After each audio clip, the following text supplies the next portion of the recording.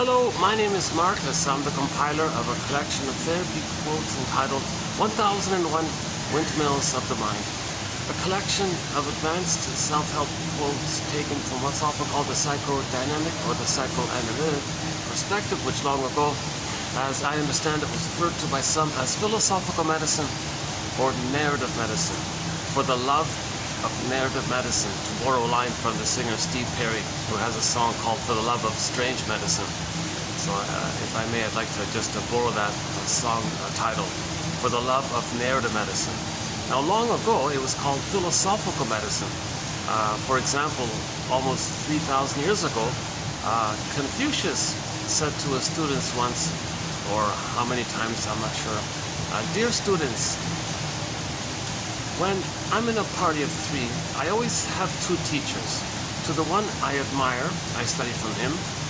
To the other in whom I see traits that I don't like, I search for those very same traits in myself. That's medicinal. That little philosophy is medicinal. Because if you search for those traits in yourself, you're going to be more whole, more connected to yourself. Okay? You'll have more of yourself. You'll feel more whole, hence healed. When you project something about you onto others, you're disconnected from that quality in yourself. That means you're missing a part of yourself. So healing and wholeness, when you own, reclaim, accept something about yourself, that's hard to do, but it is yours. And then you feel better by that because you're more connected. You have more of a sense of your inner home, your connection to yourself. And what you're projecting outwardly is actually your authentic self, your real self. It's damaged, there's pain around it, and you don't want to know about that. There's too much pain that took place. So you might say these things about other people, called projection. Okay, so you assign, attribute, believe, think, say, just make up that someone else possesses something about you that is yours, but you feel too embarrassed to know it or it's too painful to know it. So as a defense, to protect yourself from that pain, the mechanism of the mind, they call it projection, you say someone else has it. Okay, so that's what Confucius meant. He was talking about projection. Like now we have a sort of a common phrase for projection. But back then, we had these little stories like that. But it's the same message. So in other words, Confucius was teaching about projection almost 3,000 years ago. And Lao Tzu, before him, was talking about the yin and the yang, okay, inside out. If you have your beingness, your feminine element, your sense of self, your ontological self, your connection to yourself, that's called the yin. Okay, your beingness, your sense of self, that's called the yin. And when you have your yin, your connection to yourself, your embodiment, then you're doing, the yang is normal. So you want to come from inside out. Okay, you want that connection to yourself, and the condition of your yin, or the feminine, or your beingness, or your sense of self, okay, your authentic self, having your authentic self, being connected to your authentic self, and welcoming your authentic self, that's that whole element of beingness is called the yin. To the degree you have that, okay, your doing is going to reflect based on the inner. So inside out means you want to come from this sense of beingness, and then your feelings are there, your golden ball is there, your authentic self is there, okay, the quote-unquote more human side of being human is there, and then you know, it's the joy is there, you can a wide range of feelings, needed feelings, appropriate feelings, aliveness of feelings, the golden sun. So then your doing is going to be kind of normal. Your doing is going to be an expression of your uniqueness. When you have your authentic self, you're conscious of how each person is unique. So you're unique. The Great Spirit made everybody unique. So when your beingness is there, you'll have access to that uniqueness of yours. And then that conscious access of your beingness, and when you express that, that's the doing, that's the yang. Okay, that's pleasure, loving life, a path of heart, meaning, okay, and that's the normal state of affairs, the inside out. And your doing is going to come from the being, the feeling. And when you have that feeling and feeling, it's naturally ethical. It's naturally moral and filled with virtues. It's naturally normal. It's kind, it's embodied, it's caring, it's have empathy for self and others. It's the recognition of three-dimensionality, that we're all one family. It's kind of normal like that. So our doing is helpful, and everyone's better off for it, kind of thing. It's not at somebody's expense. Okay, when you express your uniqueness, everyone's encouraged by it, you know.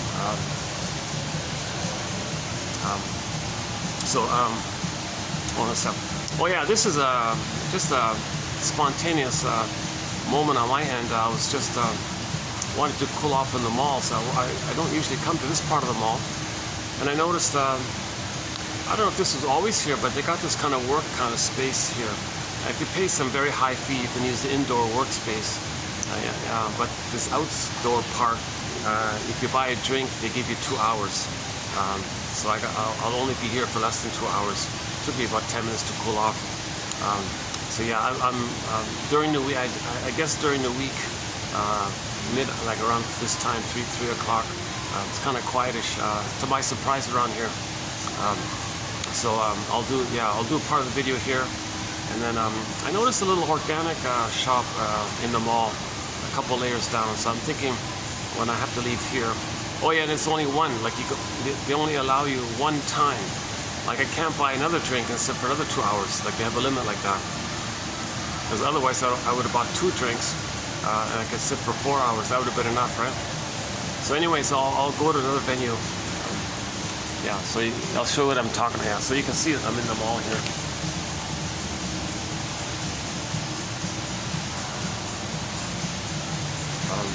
My second time doing this in a mall. Oh my God!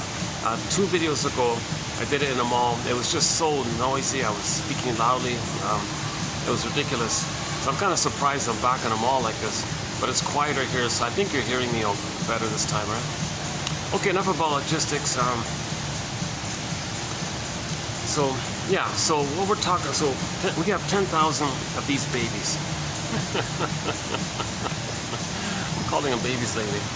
We have 10,000 of these beautiful, wonderful quotes. These are clear, like this. On average, there's 10 per video. Like there's 10 right here, actually. On average, there are 10 quotes per video, and they're clear, educational, informative. And my hope is that 1 out of 10 you'll find connects you to yourself, helps you to reunite with yourself, a little bit like that. So if 1 out of 10 can do it, oh boy, that's sort of the goal, to find, to get those odds. So if I'm picking the best of the best quotes that I can find, and out of that distillation, and if anybody reads those 10, I'm hoping 1 out of 10 somebody will like. So we have 1,000 videos on this channel, so 10 quotes per video, 10,000 babies here. If one excellent gem of a quotes, I think. So let's do my disclaimer. The reason I'm excited about these quotes is because they're clear. There's no convoluted jargon here. When jargon is used, it's clear, so we're not bogged down with the convoluted translations of what Mr. Freud said long ago. We don't even have any Freud quotes. Now, on occasion, when a German speaker says Freud said such and such, like yesterday we had that fine, I'll include it. Or if Laplanche and Pontalis, the French authors of the dictionary called The Language of Psychoanalysis, they have some very good definitions of what Freud said. That's good, like that. Edmund Bergler, if he says it, Karen Horney, okay, and so on. Melanie Klein. Okay. If a German speaker or those 2 French guys, if they say Freud said such and such, fine, I'll include it when I find them. So we're not bothering with that convoluted mess with the English translation. A very good, I think a very good launching pad out of that Freud mess is Karen Horney's book called New Ways in Psychoanalysis. That's the definitive, clear, compassionate, intelligent, reasonable. Oh my God, I get it now. It's called New Ways in Psychoanalysis, and she focuses on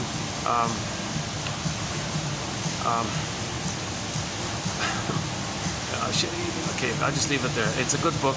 I highly recommend her other book called Our Inner Conflicts. That book of hers has won a Golden Windmills of the Mind Award, Our Inner Conflicts.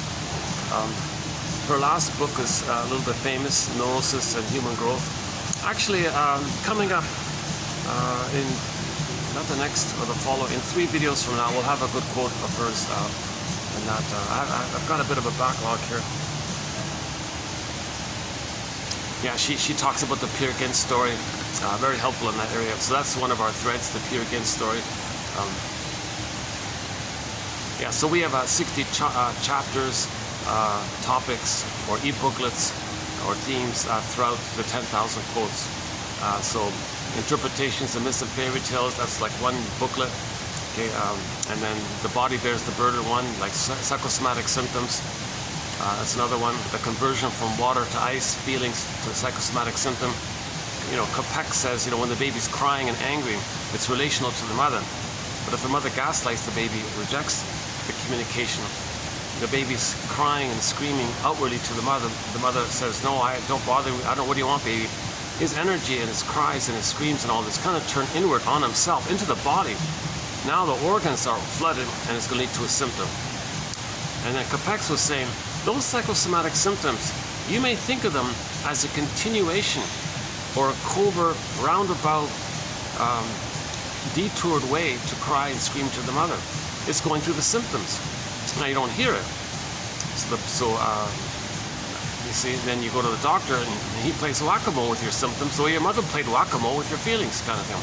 I'm kind of exaggerating here a little bit, but that's why the psychosomatic symptom is kind of interesting. That your psychosomatic symptoms, whatever it may be, any place in the body, it's considered by the shrinks an emotional communication. It's an ongoing emotional communication to your mother that your needs weren't met, that you were scared, you were angry, like that. For example, John E. Sarno wrote 4 books on one point, that tension, like stress, tension in the body, hypertension in the body, like your muscles are too tense, that kind of thing. He thinks, and he took him 4 books to run through it, that is rage at your mother. So the baby was enraged at his mother. Okay, so when the baby's shamed by his mother, when the mother doesn't meet his needs, he's going to be enraged, kind of linked like that, the shame and the rage. So he'll be enraged at the mother. So if he's screaming or colicky at the mother, let's say, the mother, gaslights him, don't bother me, what do you want, baby, or bother me, whatever she's doing, that maybe she's uncomfortable, doesn't know what she's doing. She didn't establish a connection with the baby, so she doesn't understand the signals. So she's going to try things, and it's always misattuned, malattuned. Baby's enraged like this. Finally, the mother's not responding. Baby thinks the mother's gaslighting him or something. So finally that energy turns inward to the body, turns to the muscles, then the muscles tense up, and there's your muscle tension. And that goes to the back ache, shoulder ache, arm, whatever, and somewhere in the, usually it's shoulder and back, right? So Sarno was saying that if shall I compare thee to an onion, if you layer it all down, as a baby, the person was enraged at the mother, the energy turned inward, and you're expressing your rage at your mother through your symptom, through your hypertension and the body tension. That's rage at the mother. So you had a need with the mother said no, and that rage is communicating it through the symptom. First it was directly, vocally to the mother, normally. Then the mother squelched it, it went inward like that. So this is called conversion. Okay, the metaphor is water to ice. The baby's feelings that couldn't be accepted or seen or validated, okay, and mother responded, and she didn't do that. So it converted inward to a bodily symptom, psychosomatic symptoms.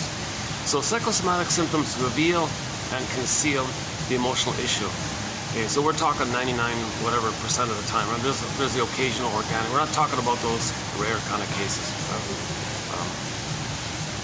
So Sarno was making a big deal. We should teach doctors this stuff.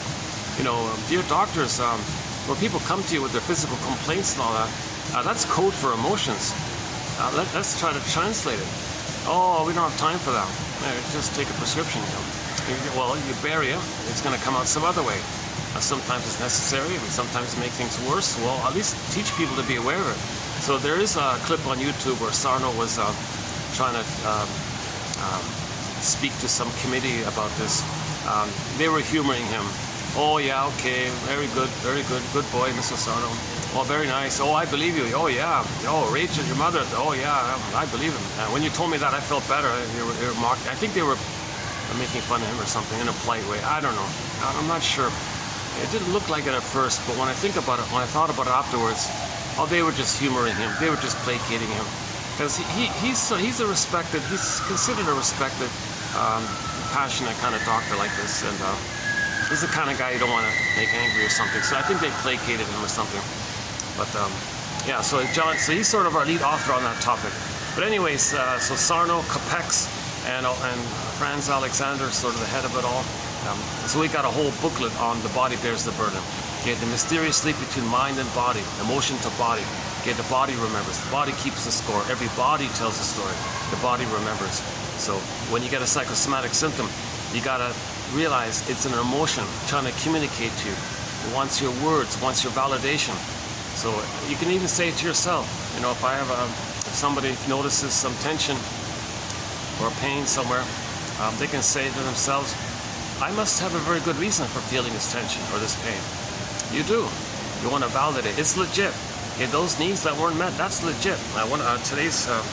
Yesterday we did that quote about feelings being legitimate by Anna Ornstein, and it's all reviewed here as well. Yeah.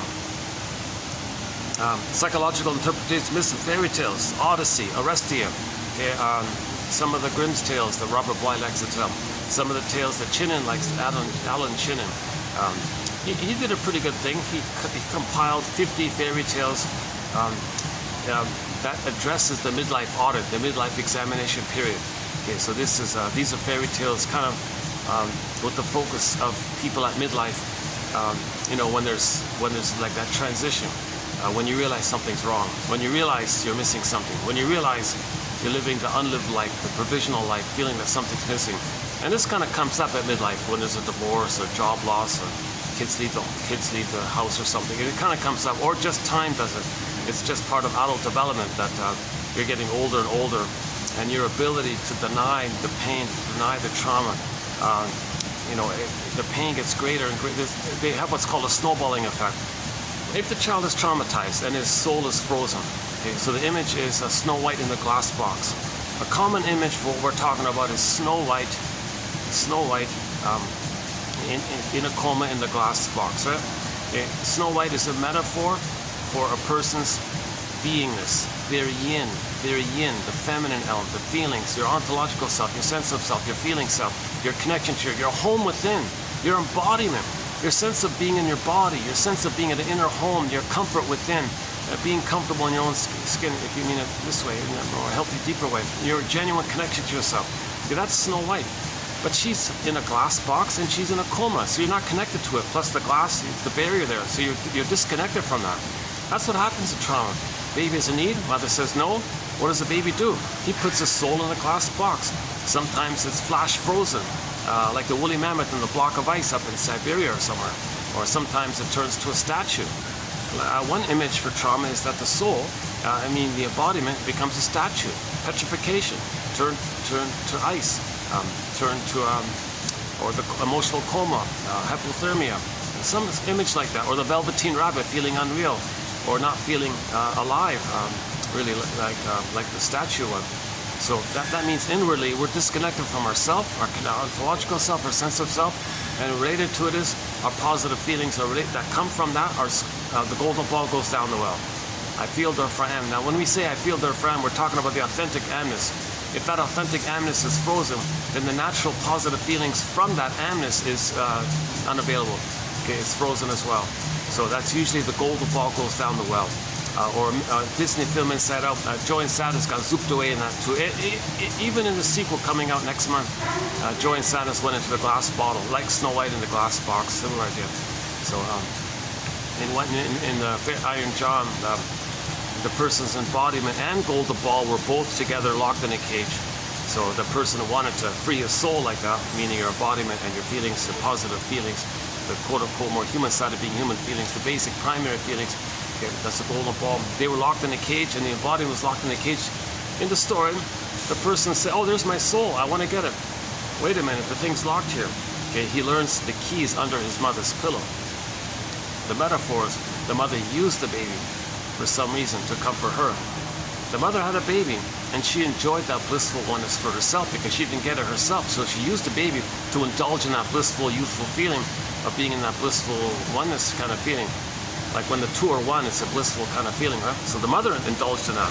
She's not supposed to do that. She's supposed to allow the baby to indulge that. But some mothers do that, so she uses the baby. What does the baby do if the mother's using the baby's soul like that? Okay, as a desperation, the baby takes his soul and puts it into cold storage, okay? or freezes, or down a tunnel, down a cavern where the light is never shown. So it's lost, far away. It's called repression. It's there, but we don't know where it is. Okay, one fairy tale is entitled, Go I know not whither, and bring back I know not what. We don't remember it.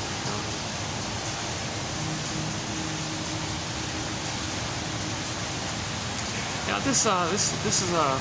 I don't know if this is just a fluke, if it's quiet like this, or if this can be regulated like this. If this can be regular, I don't mind just spending 2 hours here, and then maybe finishing up somewhere else. What's the thought? Yeah. There's some construction. Maybe there's some construction. Maybe that's what it is. My God, this is like the. I almost never come up to this end here. It's interesting. It's not about. It's a fun little kind of setup. I'm in a mall, but the floors spiral up. Like when you walk around, you go up like that.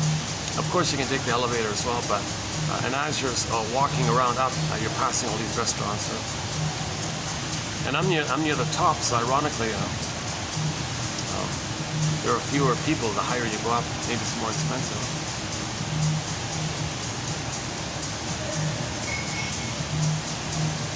Yeah, maybe this is new. It doesn't look new. I must have missed it the last time I was here. It's my first time.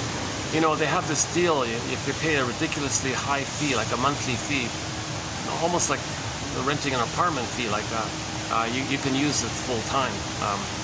The workspace inside. I'm sort of in the hallway, the lobby. I'm in the public outside area, but they got this whole inside area. If you pay a ridiculously high fee, they even have like a soundproof room. Oh my God, that's awesome! I could bring in the music. I can play the music. I'm enclosed in a soundproof. We even have a soundproof room. Can you believe it? But I can't. It's too much. Even the daily fee is ridiculous. You know? That's too bad, though. Yeah, that's too bad.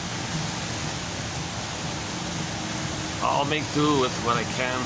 So a lot of these videos are a little awkward sometimes. I'm doing them in parks now. Now I'm in malls, okay, various coffee shops, hotel lobbies, outdoors, parts of restaurants. You know, wherever I can more or less do the video. So I'd love to do. I did some on the shoreline a couple of years ago, outdoors. So I've done these videos on 3 continents now, my 3rd continent.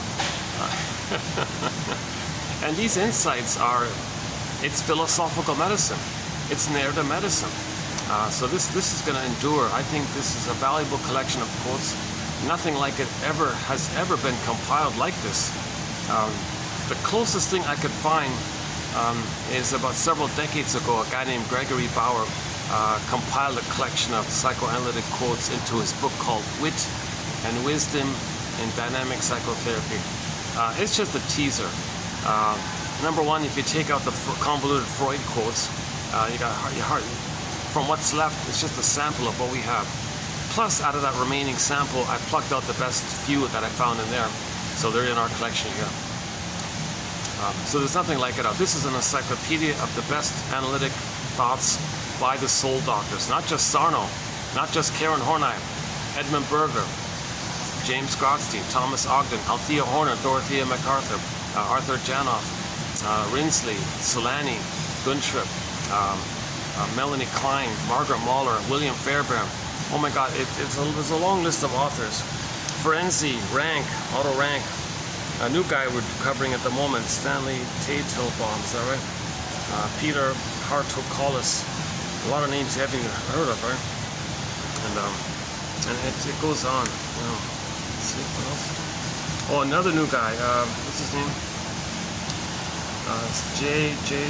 Newrith. Got 2 of his quotes coming up. What's his first name again? J. I forgot his first name. Oh, Joseph, I think. Yeah, Joseph.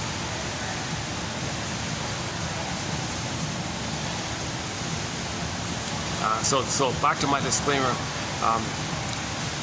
I'm not a shrink. I'm not a professor. I'm not a midwife, doula, nutritionist, gynecologist. So keep that in mind. I don't have a master's. I'm not a counselor. I've never been a counselor.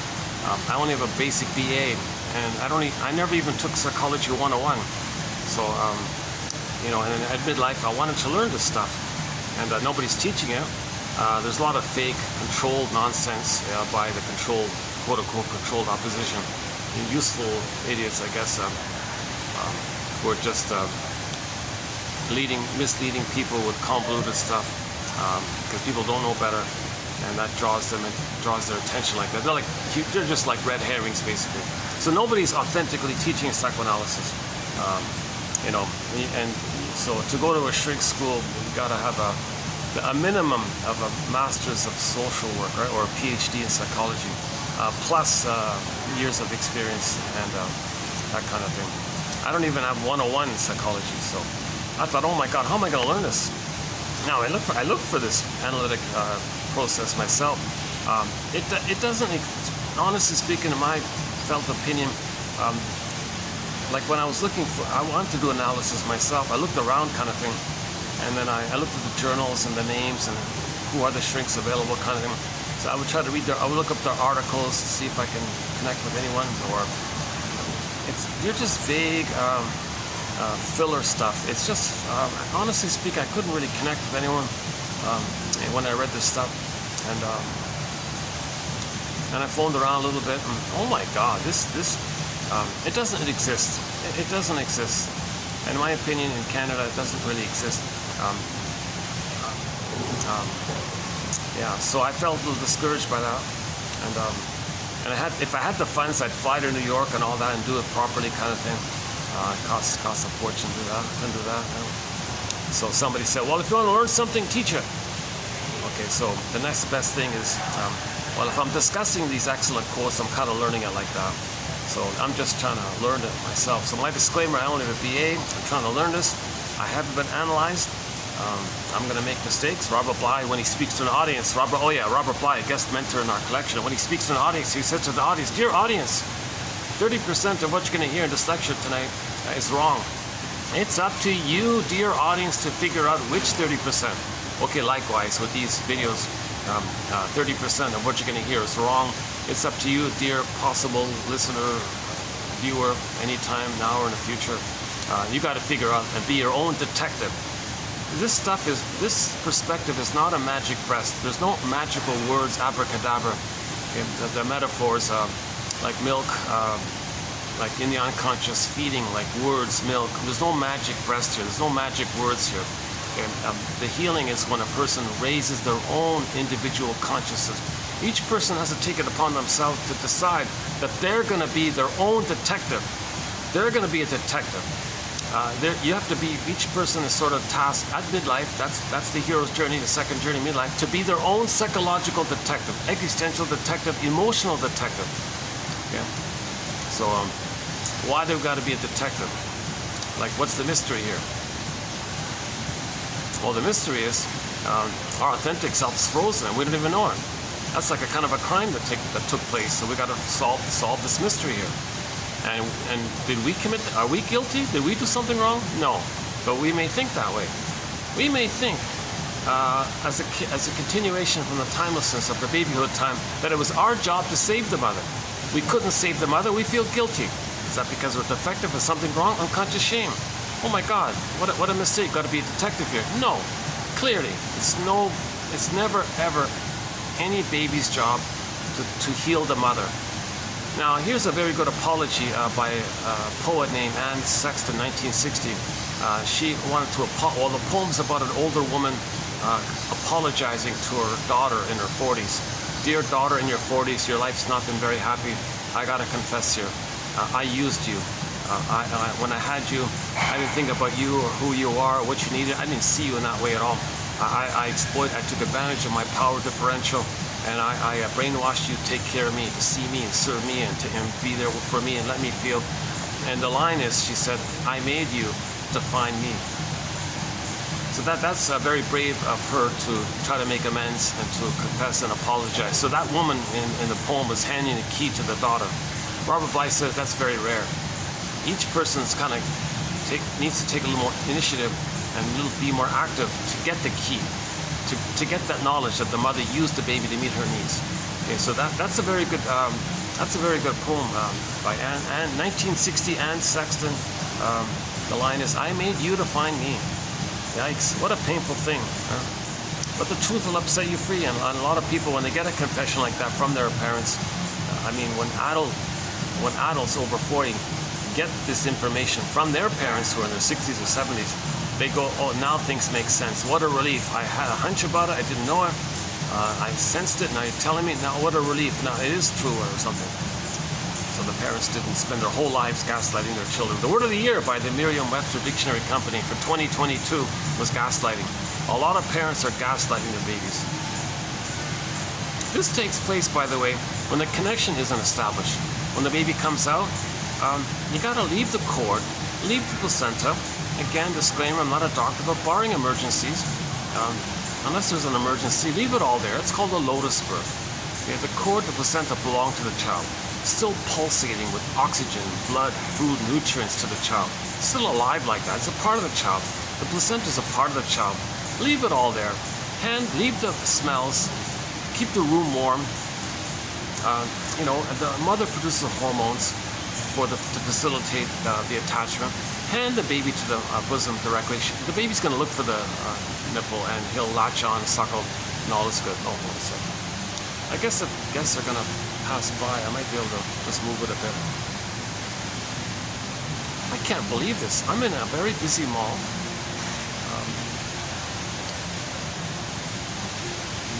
Last time I was here, it was just chaos. It was like madness all over the place. You can barely walk. It's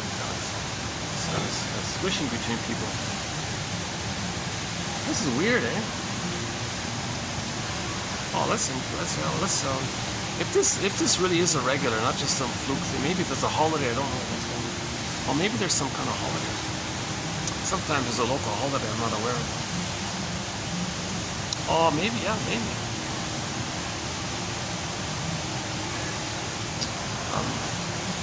So let's see. What is it? Now it's 4:08, yeah. I figure I'll go to 5:20, my 2 hours will be up. They'll kick me out. I told them, please remind me when the 2 hours is up. Don't charge me if I sit here over 2 hours. Oh no, right there, yeah, okay.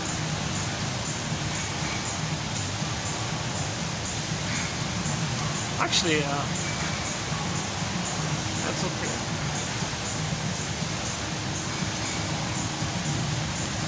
Okay, let's get back on track. I got used to this.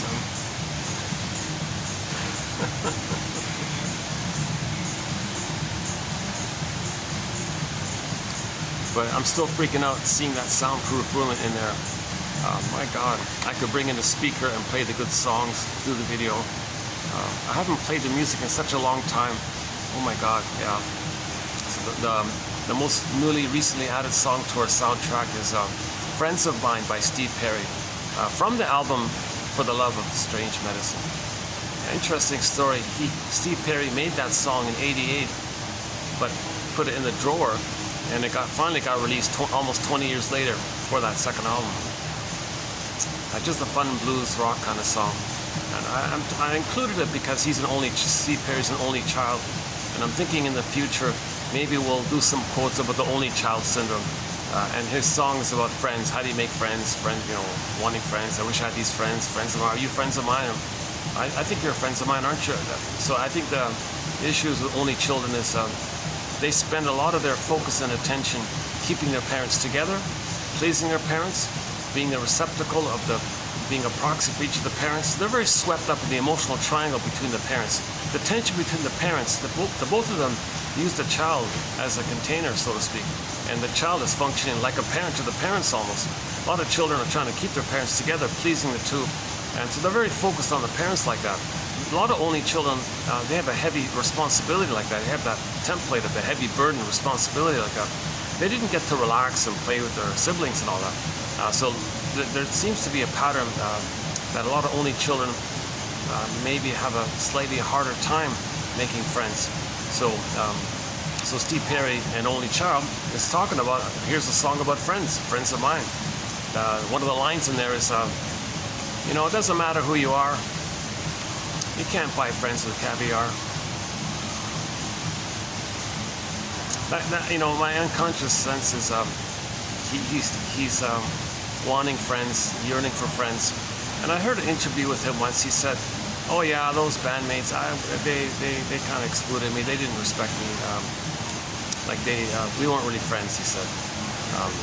And he sort of left like that. And yeah, they were kind of selfish because he got ill or something, and they said, "Come on, hurry up, get back." So they booted him out of the band, which he made. That band wouldn't have existed without Steve Perry. No way, not a chance, not a snowball's chance. That band wouldn't have existed without Steve Perry. And so they booted him out, got some other replacement singers and all this. Kind of pathetic like that. But he really, one of the greatest classic rock singers, right, Steve Perry. I recommend the 1994 Toronto Steve Perry. That's a pretty good concert of his, I think. Like a bootleg kind of thing. Huh?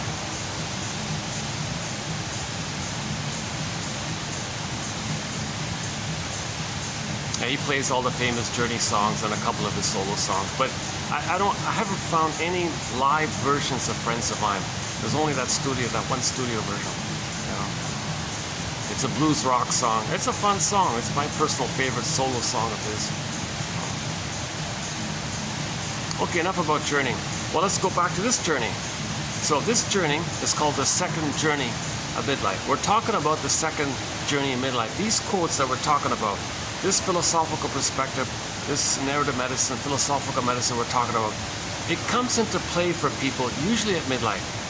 See, usually at midlife, the gap between our mask that we're living through, a scaffolding of defense mechanisms called the false self, the adaptive self, the unreal self, and we live through that kind of thing. That false self is there to get us through life and all that, but we're missing our authentic self, our beingness, the Snow White's in the coma. And roughly at midlife, it comes up. Somehow it comes up. The pain of denying our authentic self, the pain of losing our soul and our golden ball or embodiment. Kristen Wilson says, yeah, if you don't have that embodiment, if you don't feel embodied, you're not making sense anymore. Literally, you don't have your sense of self, you're not making sense. Plus, you're not making sense, cognitive sense. Because you only make cognitive sense when you're not in extreme survival anxiety around the pain of losing your soul. Like if you're not in your, you're not making sense because when you lose your soul, when you're frozen inside emotionally, emotional hypothermia, emotional coma, emotional illiteracy, low EQ, low emotional intelligence, affect phobia, alexithymia, apathy, moalexia, no feelings for your words, no words for your feelings, everything's numb, frozen, unreal, petrified, turned to stone. Okay, when it's like that, okay, then you have a false self to keep you aware, to keep you unaware of the trauma, to keep you unaware of the pain. So you're going through life like that. Now, to keep you unaware of the pain, you got to keep on seeing the present in terms of the past, and in a process known as repetition compulsion, that if you see the present in terms of the past, maybe you can change the past, undo the past, correct the past, get the love that was needed in the past. We're not making sense like that. We're not enjoying the present if we're still bogged down in the past. So everything's love or a cry for love, one self-help line is. Everything's love or a cry for love. If the baby's loved, he gets to age 3 in his development, he's got his consciousness of his unique self, which he expresses through the consciousness of his unique traits. That's loving life, a pleasure, a path of heart, meaningful, delight, joy runs the console. He's in a natural state of affairs, and he loves life and is a natural pleasure. He's got the serene, inexhaustible fullness of being. Okay? He can do the inside out. We're meant to live sort of like from an inside out kind of way. Now, if you don't have that inside out, that leads to pleasure and loving life when you go inside out, like you're from your inside. When you do your things in harmony with your feelings, that's ethical and moral, and it's the humanness. Like we're people, like we're all one family. It's normal. We're not something other than that, right? So everything's love for a cry for love. So if the child didn't get that, so either the child gets it by having been loved by the mother, or we get it back at midlife when we do the midlife audit, the midlife examination period, the second journey, back to journey, the second journey in midlife. It's an inner journey. The hero's journey or the second journey is an inner journey where we look within, look for patterns, look for inferences, look for these hunches. What's going on? What are your patterns? What are you communicating? Why are you not mourning? Why are you not feeling pleasure? Why are you doing the same thing over and over again, trying to change the past? Do you have neurotic pride? Is your humor kind of dark like that? Why is your humor always at someone's expense or something? Why is there shadow for that? These are aberrations or problems, angers of the console. Now, when angers of the console, that's because our needs for our embodiment weren't met. So the pleasant feelings swoop away, angers of the console. So anger means we didn't get our needs met, and that's why we're angry. And when we're angry, that's survival mode, the survival anxiety. So you could interpret that anger as a cry for love. Because in your anger, you're screaming to the mother, I'm enraged here, please meet my needs. And your anger is kind of related to that. If the baby's loved, anger's not there. The amygdala is in a normal state. We're not meant to live with a permanently flared up amygdala all the time. But the survival plane is too enlarged or something. EAS, enlarged amygdala syndrome. In normal development, so we have, back to Jana, we have 3 brains. The triune brain, the 3-in-1 brain, the brain with 3 parts. We have 3 brains, 3 minds, 3 memory systems, 3 lines of consciousness. The first brain, the oldest primitive, so you think in evolution, 1, 2, 3, like we evolved up to the 3rd one. We got the 3rd one, the human one.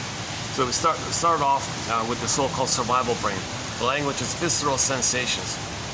The language of this brain, this consciousness, is anxiety, psychosomatic symptoms, it's nonverbal, it's stress hormones, adrenaline, tension in the body, not pain because you're not feeling, and there's no sense of relating. It's just survival. It only thinks about survival. Like a crocodile, only eats and wants to reproduce, only thinks about survival. There's no feelings like that. There's no feelings in the survival brain. So we're mainly from the middle one, the mammal brain, the chimpanzee brain, the mammal brain, the monkey brain, or whatever you want to call it. That middle brain of ours, that's the main one. That's our humanness, that's our embodiment, our sense of self, our feelings are from there. So we're meant to come from there, right? And then our consciousness, our 3rd brain, the human brain, that's the neocortex. It makes us aware of our 2nd brain. And in normal development, the 3rd brain is used to recognize our uniqueness in the 2nd brain, which we express. And the survival brain is just resting all the time. It might flare up, on a highway you're driving or something. There's a drunk driver on the highway or something, or there's an earthquake. It's just meant to be like a momentary thing. It's not meant to be permanently flared up in permanent hypervigilant mode. That's the issue, right? So in normal development, you got your consciousness of your uniqueness and your feelings, and you get joy and empathy and affection, tenderness, kindness, and the quote-unquote more human side of being human. If there's a mistake, if you're badly, you want to make amends, repair. So there's and people become elders. They're generative. There's a loving generative kind of the joy of I think elders, they enjoy passing on to the next generation and helping others. Okay, so now if that middle brain is frozen, if the embodiment is frozen, the echo becomes a statue, Faithful John becomes a statue. When a myth or fairy tale has a character that's a personification of our authentic self, like Snow White in the glass box, okay, so that's frozen like that, emotional coma, okay, and the golden ball goes down the well. What's left? Okay, if the person doesn't have their authentic self, the system thinks there's a huge danger here. Mother's very abusive, mother's very shaming, and the child copes with it by freezing his authentic human. What's left of the person? You go back to that primitive, archaic survival brain called the survival brain. Okay, so that's flared up to it's way too flared up, and that's only survival anxiety. And when a person is living with a too enlarged amygdala or too flared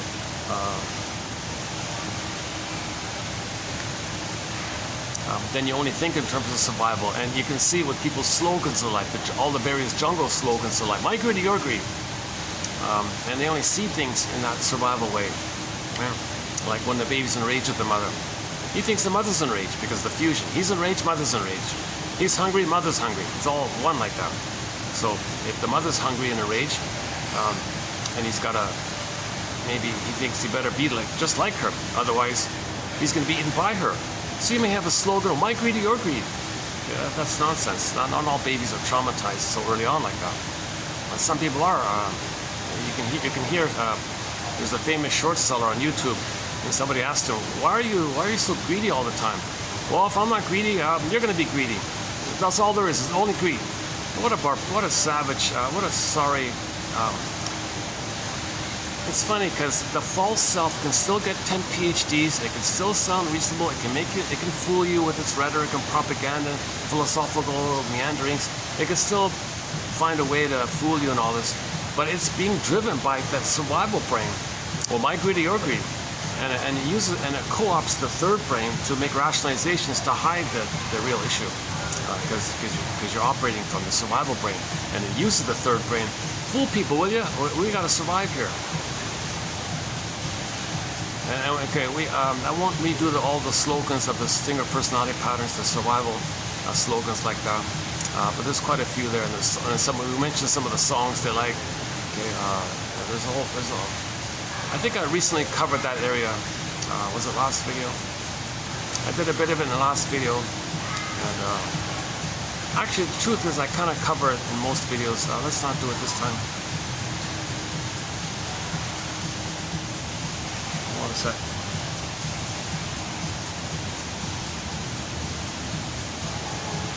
Should we show the wall here?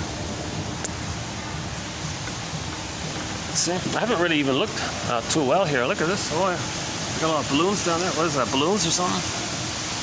Oh no, just some like paper lantern kind of things. Yeah, it's a nice little mall. Yeah, got the water fountain there. Oh yeah, there's that organic place I was gonna go to. Yeah. Yeah, just below me here, 2 floors below. Yeah, somebody's there now. Okay.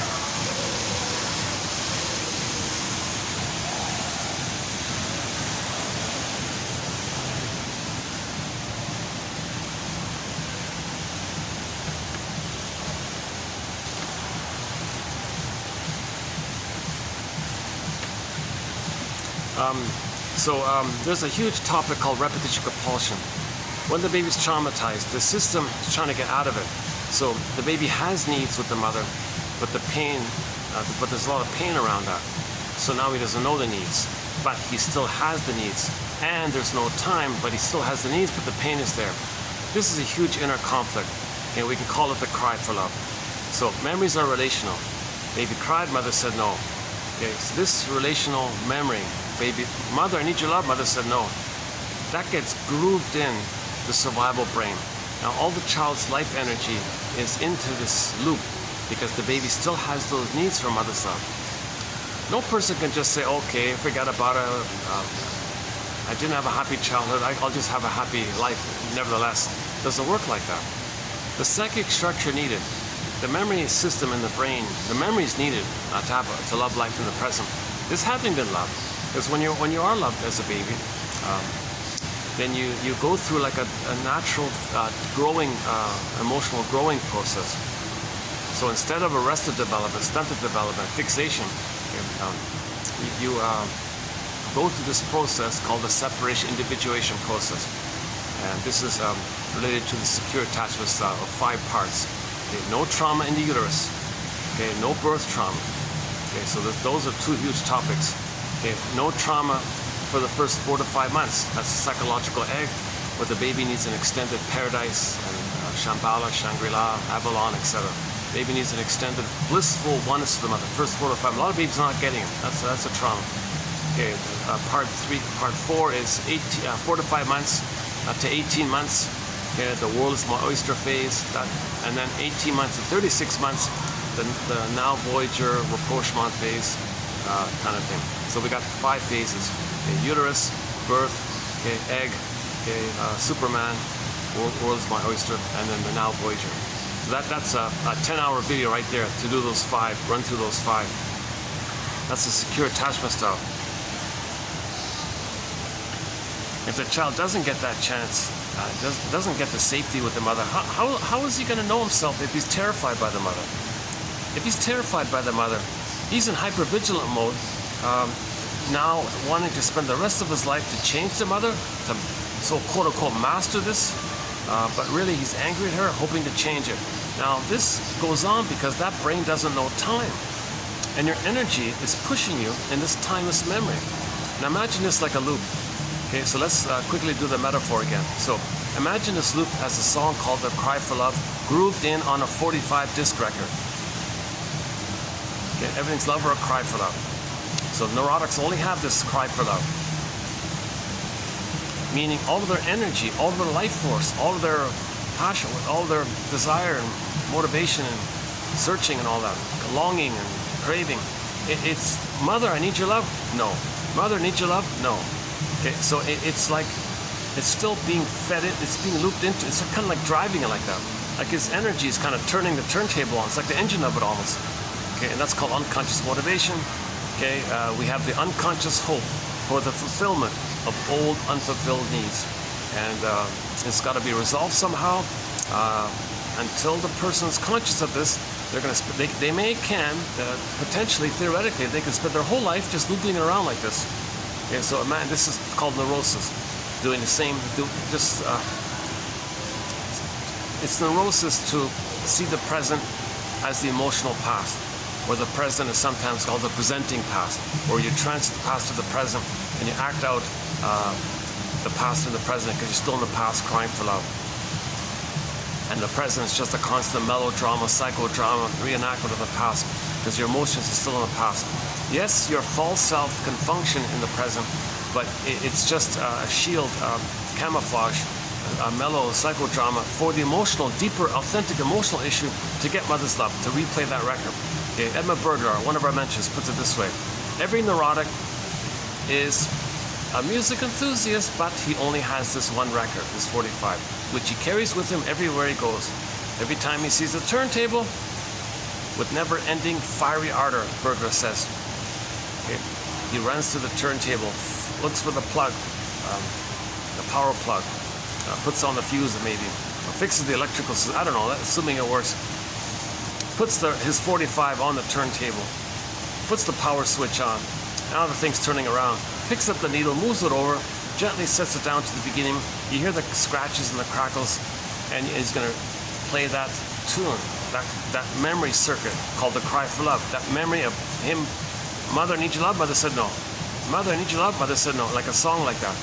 That's not just a metaphor, meaning that in the present, they're going to create that scene that's on the record. That memory is going to be reenacted, replayed symbolically, metaphorically. People are going to be cast in roles.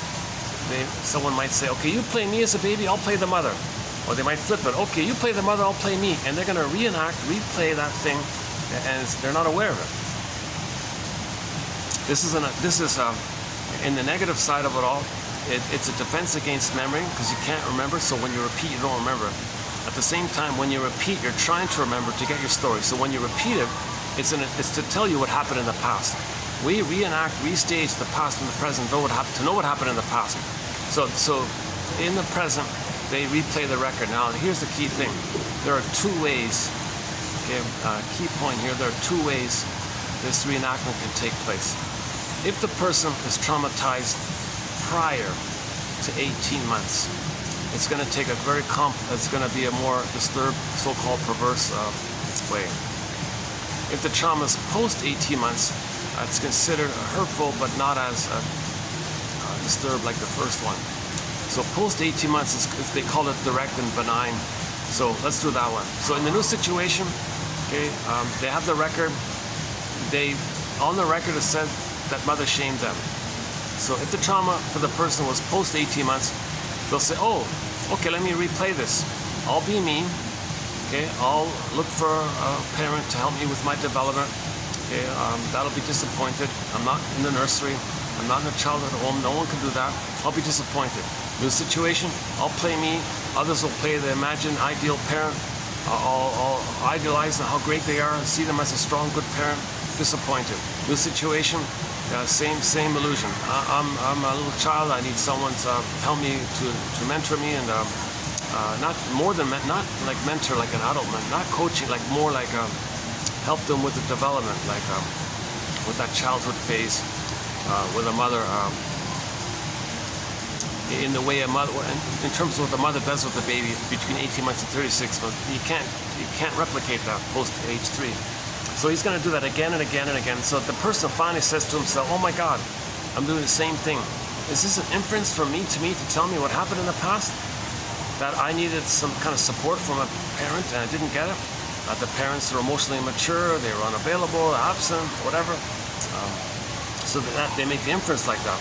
So that's an attempt to get memory, an attempt to get the story. Once you get the story, once you get the memory, once you get the inference, oh my God, you synthesize, you reintegrate, you understand, you can make new choices, and you can learn to live and love and all that.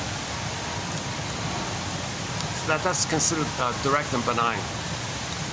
Okay. Now, yes, it looks childlike. Yes, they're psychological, quote-unquote psychological children still, and they're looking for others to be the adult to help them in that development between 18 months and 36 months. Okay, and I didn't cover it in this video here, but there's a whole topic on that phase called the Now Voyager Seek Thou Forth phase. Okay, so there's a whole topic there between 18 months and 36 months. Post 18 months, the infantile megalomania, the grandiosity, the glorified self, the omnipotence, all this magical, all that stuff kind of dissipates. So you're more in, now you're more in like in the human area, but you're sort of, you're just starting it like that. But you're traumatized post 18 months. If the trauma is prior to 18 months, that infantile megalomania is still there. All babies think they're little gods and kings in the uterus. Okay? This attitude, psychologically, the theory is it's pretty much there up until 18 months.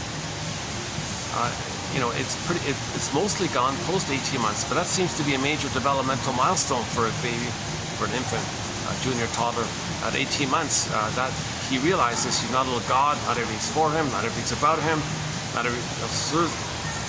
he doesn't see the baby has what they call part object relating. He's mainly relating to the breast mother. For example, if the baby's angry and bites the nipple and the mother's in pain, he doesn't register for him that the mother's a person in pain. He's still in a utilitarian, everything's for him, everything's about him, everything should feed him, he can't like give back and have empathy or vision or understanding that the mother's a person with feelings and he's a person with feelings. He's just an infantile god, everything takes care of him. It's a delusionary kind of thing the baby's in. So this kind of selfish, quote-unquote selfishness, I guess, it goes up until 18 months. But he's meant to allow to have that. That's the issue. We're meant to allow that to happen. He's meant to think that the world is his oyster up until 18 months, that he rules the world, that he owns the world up until 18 months. Let him have that kind of thing. Okay, so in the uterus, he has it. He owns it all. He thinks he's the whole universe. He thinks he's the whole universe. Like the power of the mother taking care of him, that whole power of the mother, that's him. Or maybe theory can be, well, he's the center of the universe, and the universe is there to serve him. Everything's for him. Everything's about him. Sound familiar with narcissism, right? So that attitude. So the baby's considered to be in a blissful oneness with the mother, at the same time not knowing that there's differentiation between him and the mother. There's no self and other yet. It's just fusion, symbiosis, merging, unico mystica, blissful oneness. This is static, blissful, dreamy, no boundaries, no ego boundaries, no time, no space, infinity, spaceless, no space, no time. This kind of ooey, I don't know what it is. Robert Bly jokes he's in ecstasy or something. So he's in a, the jargon, I'm just sticking with blissful oneness. He's in a blissful oneness with the mother. So he's a little king, a little god. Jeanette Paris says he's on the throne, he's a little king. Everything serves him like that. Yeah, this goes on until 18 months. He has it in the uterus. Okay. In the first 4 to 5 months, it continues in the extended uterus, in the extended social interpersonal womb. For the first 4 to 5 months, the baby has an extended social interpersonal womb. Well, how's the timing? Oh, now, okay. I got about 40 minutes before I move here. They're sticklers. They're gonna follow the book. They're gonna kick me out in 2 hours, even though it's kind of quieter on here. They gotta do their job. Yeah. I don't want to take advantage of it. If that's the rule, fine. I'll leave it 2 hours. I jokingly said, well, maybe 2.5.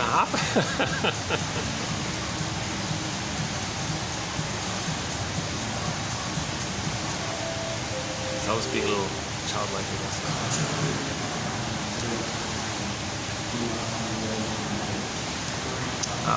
Let me just take a half a minute break here. Hold on a second.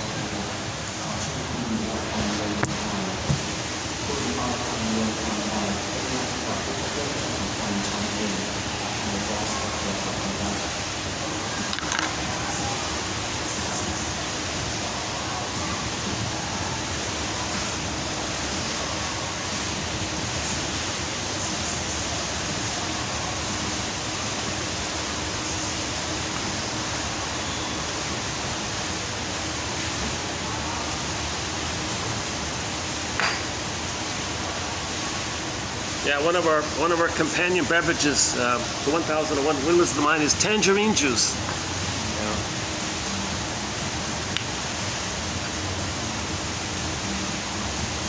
The guava juice is getting harder to find. It's a little expensive.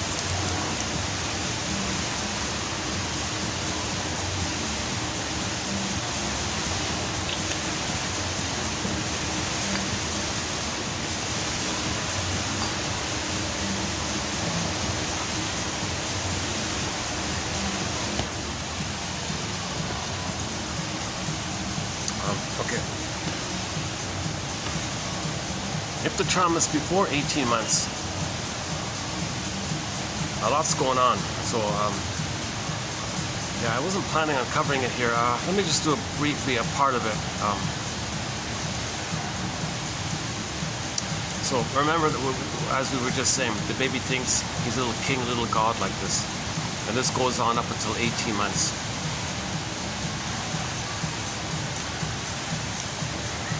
So the mother's not meant to rebuff the baby for it. Like when he hatches out of the egg at 4 to 5 months, and he starts to run around with these new superpowers. He can walk, he can crawl, he can run. He feels omnipotent, and he's got these new powers. He's got motor skills. Like he feels like Superman or Spider-Man. You know, he's got these new powers like this. He thinks he owns everything, and he's got these new powers. So we can call that the Superman phase or something. The world's my oyster. Like Spider-Man was swinging around, he felt like maybe he owned the city. I own the city, it's my city, or maybe that kind of thing. The mother's not meant to rebuff him for it. The mother's meant to say, how wonderful you are. I see you. Look at you, look at that, that's amazing, look at you. That's awesome, that's incredible, how wonderful. She's meant to kind of like, allow that kind of thing. Delight in the child having that natural phase of development. But included in that delight, the mother's got to see that not only is this baby Superman, but a unique Superman. Never in all of history, Augmandino says, was there ever any Superman like this super baby. Never in the future will there ever be another Superman like this Superman baby.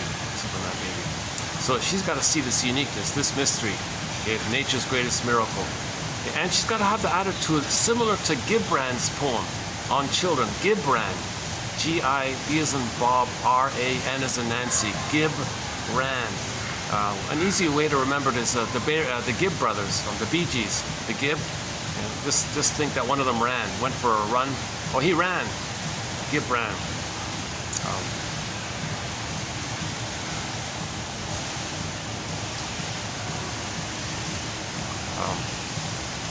So Gibb ran.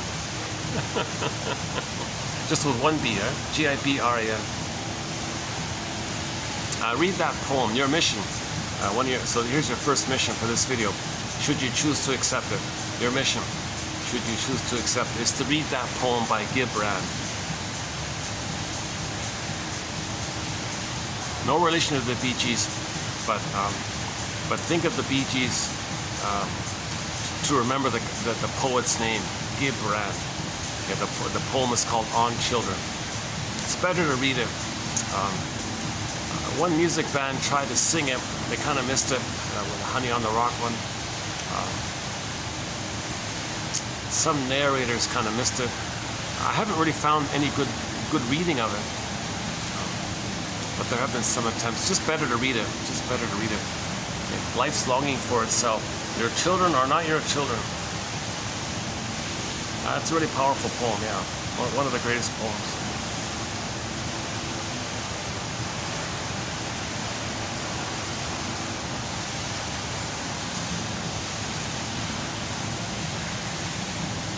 It reminds parents the reality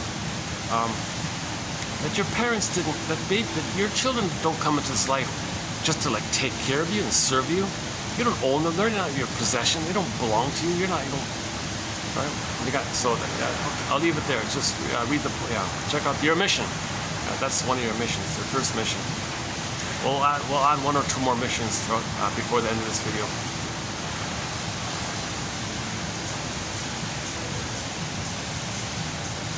Yeah, so the mother doesn't rebuff the baby during that time where he thinks he's a little Superman and all this. Then in 18 months, it'll drop on its own accord. The child will realize his ego will develop.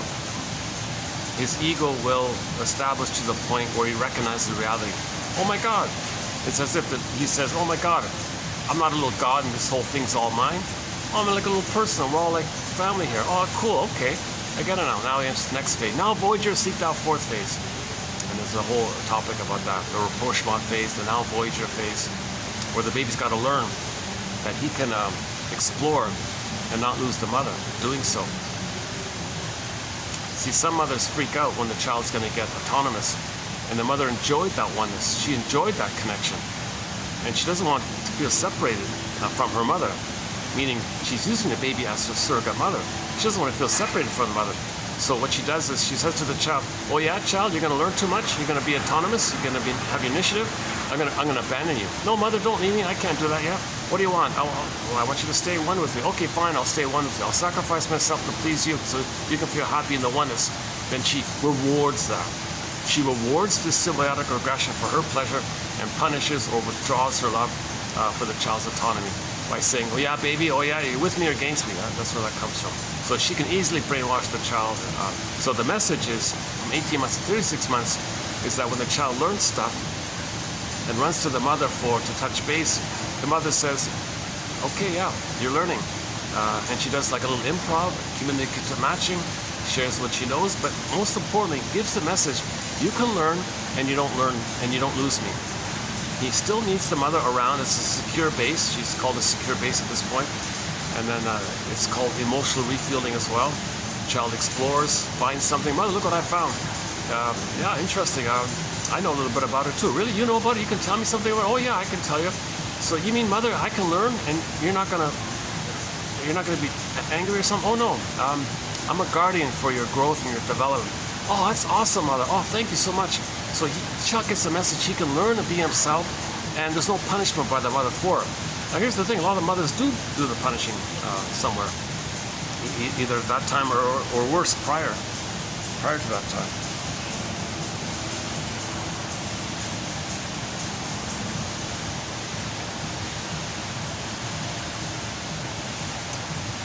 Oh, this might be the autograph. I'm thinking if this might be the autograph plant tree or something. Yeah, there's no name for it. But I saw a tree once. There was a sign that said autograph tree. Oh, autograph tree. But it wouldn't give me its autograph. I'm wondering if that's the same one.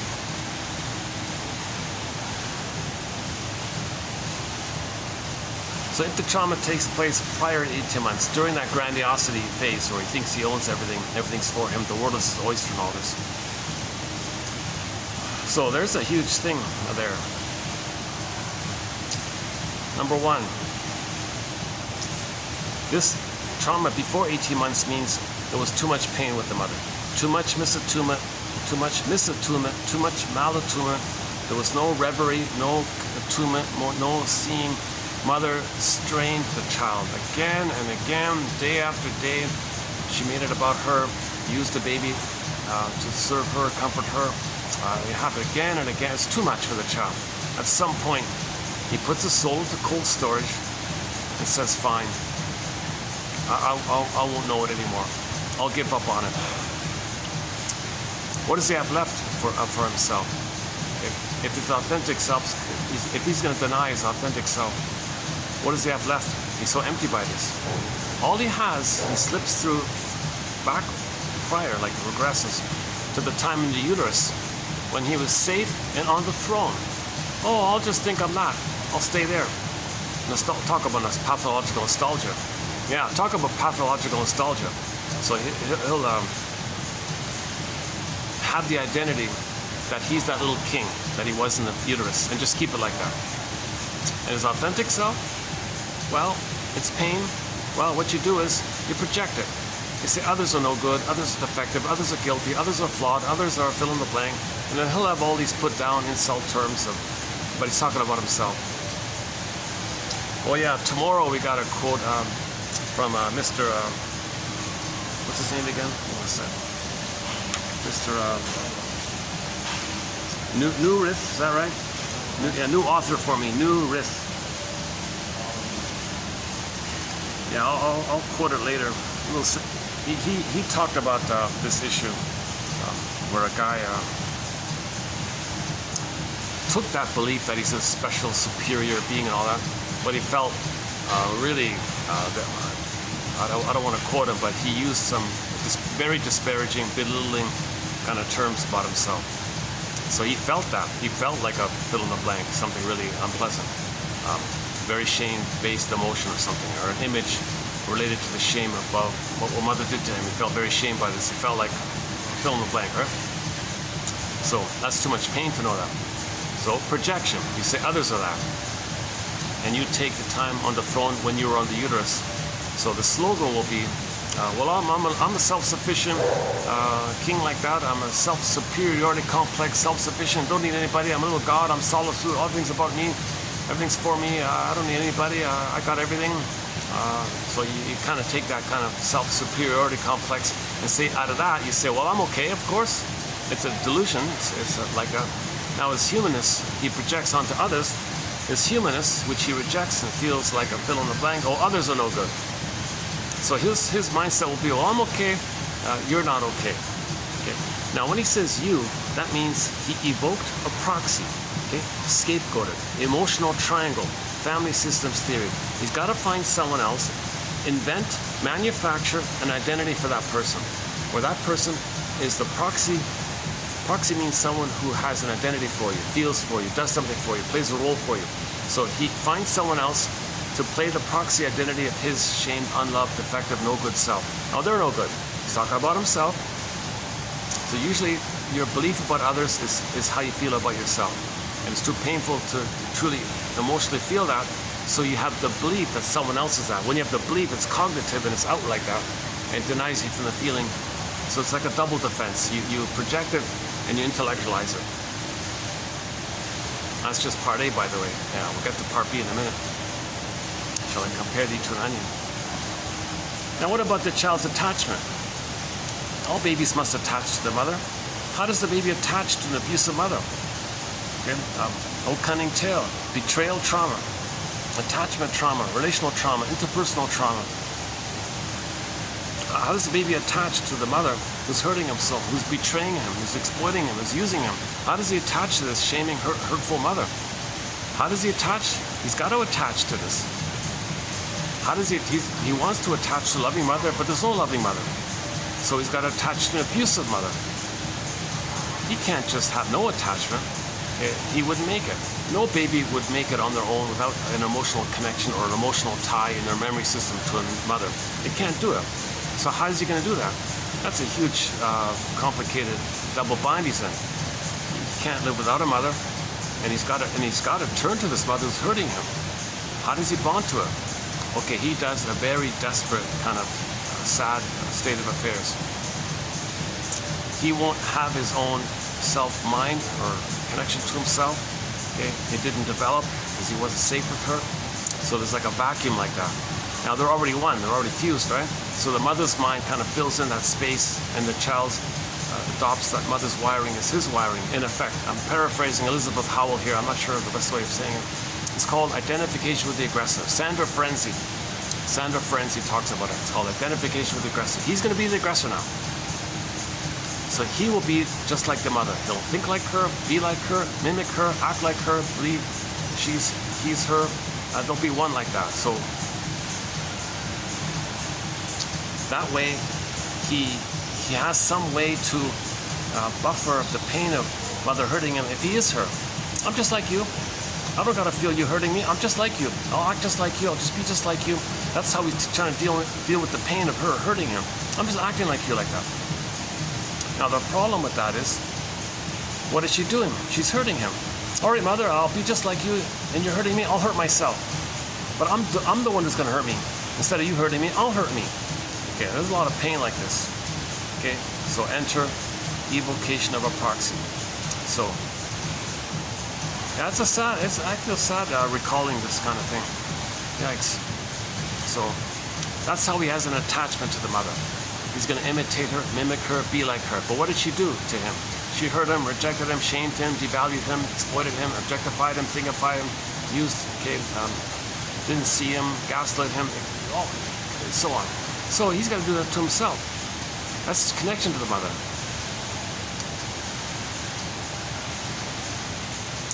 So now you're fusing in his infantile megalomania that is on the throne, the first part. He's the aggressor now. So imagine that. He thinks he's a little god that way, and he identifies with the bigger god. The mother's a bigger god, he was a little god. Now he's got both. The identifying with the bigger god is going to fuel his little god feeling. So he's got like a double god thing going on. It's very addictive now. That's why narcissism is named after that little white flower. It gives people illusions and addictions and all this. So narcissism is named after the little white flower.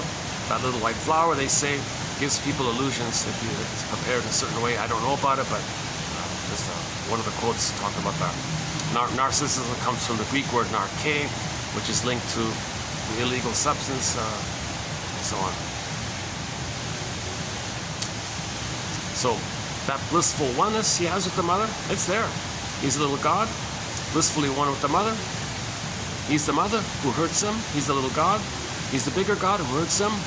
Now his soul, his feelings, his humanness, it'll be on the scapegoat. It'll be on the proxy. It'll be outward like that. Evocation of a proxy. So when he plays the record, that record we're talking about, when mother shamed him, new situation, new place, new job, new relationship, new project, whatever, new dealings. Usually it's something important. Sometimes we do it with everybody, basically. Anyways, new situation. The memory is mother hurt him, mother shamed him. But he is her now. He's going to hurt himself. Now, to deal with the pain of that,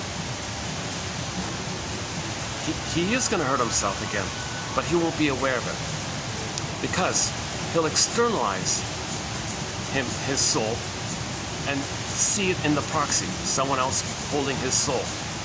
So it's as if he says to someone else, okay, someone else, I'm going to cast you in the role of me crying for love in the nursery. You're me as a baby crying for love. Now, there's no time. So that's what's going on. Okay, you're me crying for love. I'm not going to play me crying for love. He is crying for love, but he doesn't want to know it, doesn't want to feel it, doesn't want to experience it, because he's the aggressor who says no to him. So to distract the pain of that, to distract him from the pain of that, what the mother did to him was already so painful. That's why he identified with her. So he's got to do something else to hurt himself anymore. So proxy, you play me. I'm going to see you as me as a baby crying for love. I'm the mother who says no to me. Now since you're playing me, I'm saying no to you, and you're me. You're playing me. So he replays the record where he shames himself, but the sleight of hand is he sees himself into the proxy of the non-threatening other, some other person there. Okay, so he'll say, oh, you're no good, you're this, you're that, fill in a blank, some insult terms, some put-down terms, some shaming terms, he's got a dictionary of put-down terms. He's memorized every insult put-down term ever made, or he'll make it up. So that's replaying the experience that took place originally with him and the mother, where he felt like a no good, fill in the blank, when the mother misattuned, malattuned, mother didn't see him. He felt rejected. He felt shame. Okay, now when you feel shame, you can have 10,000 terms, metaphorical terms, to describe that emotion of shame. So he felt like a fill in the blank. He felt like a fill in the blank.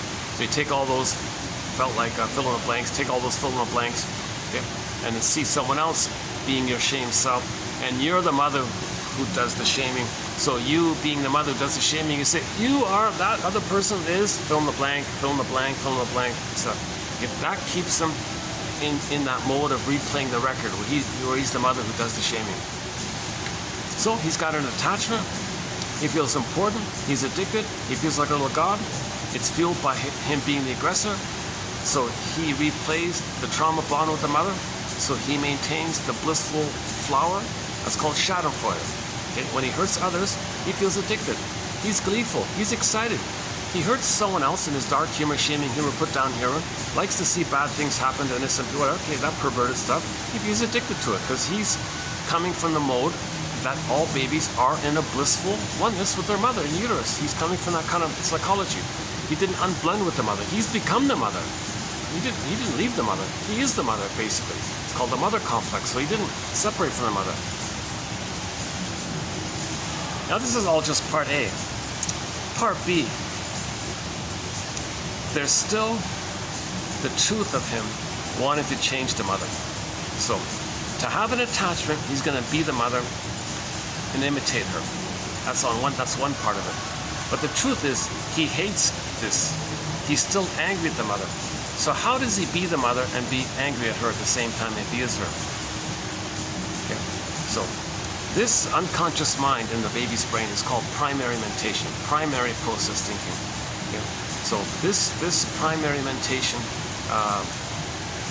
it's different in there. It's a different world in there. Alice says up is down, left is right, here is there. There's no time, no space, no things can flip and flop and topsy-turvy. There's no logic, there's no conscience. The cat says it's mad in there.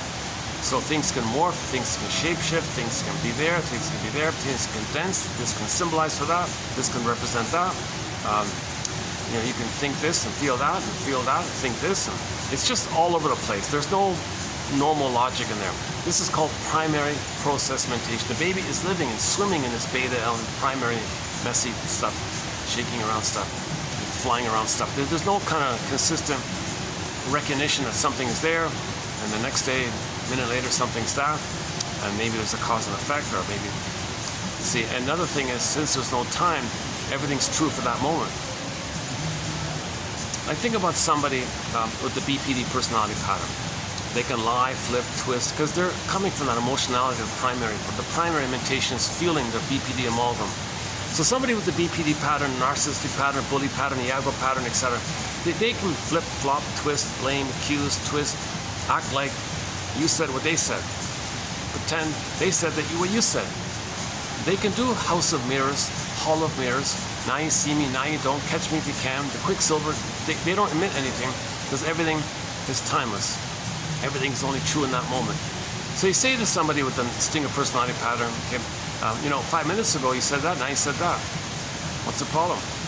That was true for that time. It helped me to survive in that time. Now, in this moment, there's only now. I got to survive in this now. I don't see any contradiction. I'm always in survival mode. It's timeless survival mode, no time.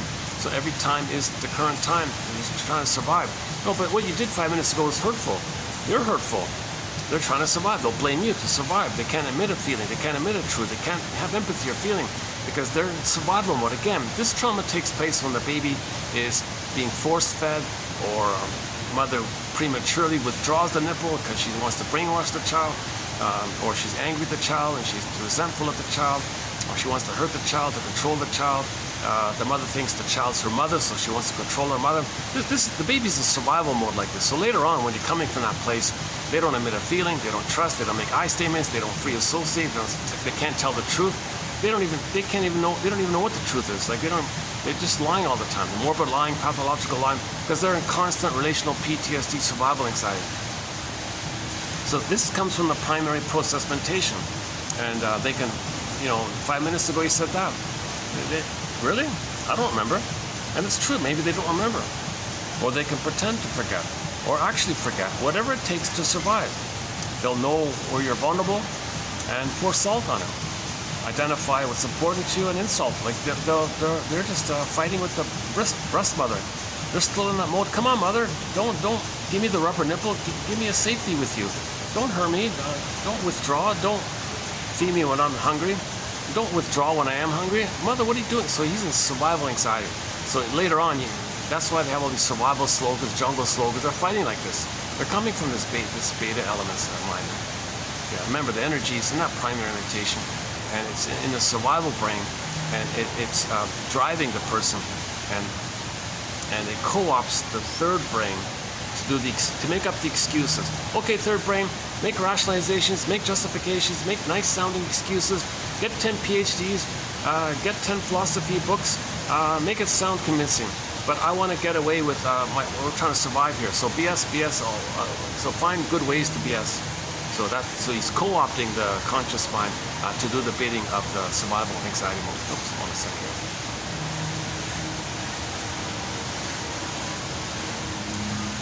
So I got these people on the camera here. That's been pretty good here, actually. Oh, this is a, you know, if I'm feeling a little more refreshed, this might work out well. I totally gave up on the idea of coming to a mall. Well, let's not celebrate too early. This could just be a fluke. Maybe there is a holiday. This is eerie. This is too eerie. There must be a holiday that I don't know about. What is it? Whatever. May something. Huh?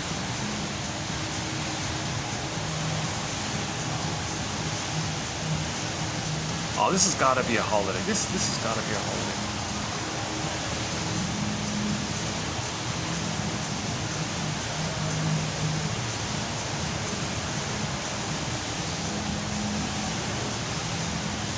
Oh, okay.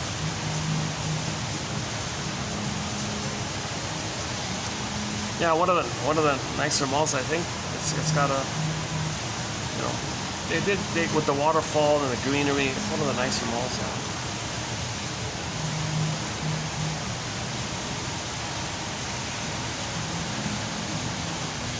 Oh, especially with this little venue here. Yeah.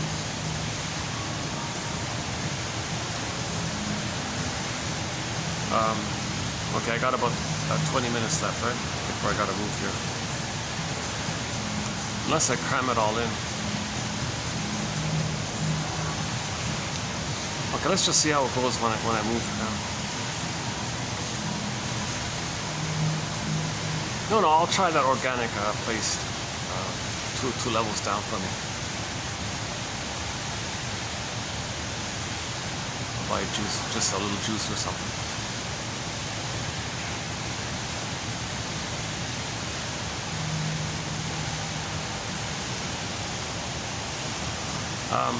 Yeah, so the baby complies and is trying to have a harmony with the mother. Mother, I'll save you, I'll be just like you. Now, part of this identification with the aggressor is not only does he protect himself by imitating the mother to minimize the pain if he is her, it's also an attempt to have the mother. So he's got to have a mother. Now, embedded in this, he's going to be loyal to this because during this time, he believes he can save her. So everything's love or a cry for love. So when the baby comes up, mother, I need your love. Mother says, sorry, I can't love you. Oh, you're in pain, you're angry, you're hurt, you're wounded, you're angry. Oh, I'll interpret that as a cry for love. Don't worry, mother. I'll save you, I'll cure you, I'll heal you. Because he's a magic god, right? He'll save, he needs a good mother, number one. So he thinks, just relational. Oh, you're in pain, mother. You're my mother. I want to save you. You're in trouble. I'll save you. I'll heal you. I'll be your super baby. I'll be your superman, super god baby. I'll fix you. I'll cure you. And it says, and the mother, let's say the mother says, sorry, baby, I don't think it works like that. Well, mother, I need a good mother for myself, so let me save you. You're wounded. You're not loving me, so let me fix you. Let me save you. Jeez, baby, how are you going to do that?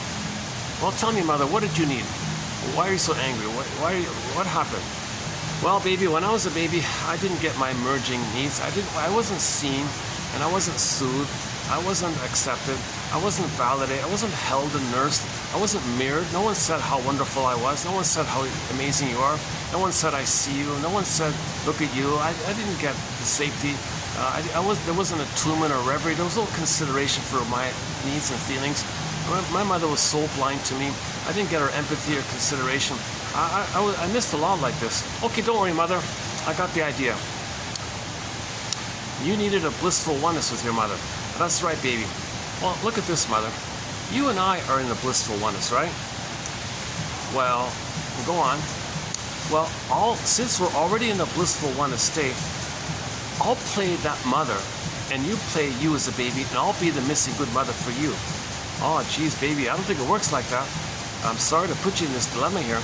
Well, I gotta try. I gotta fix you because I need a loving mother so I can be myself. Oh, geez, baby. I'm really sorry about this. Well, I need to get along with you, so I need harmony with you. I gotta fix you. That's my attempt to fix you. Of course, I'm angry at this on another level. Of course, I'm very angry by this.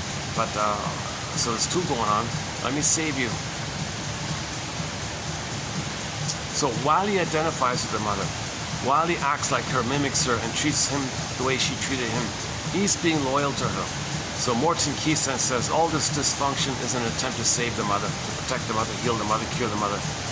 For more on this topic, go to 2291 and 2. TQ's 2291 and 2 by Morton Keysen. Two important quotes there by Morton Keysen on this topic.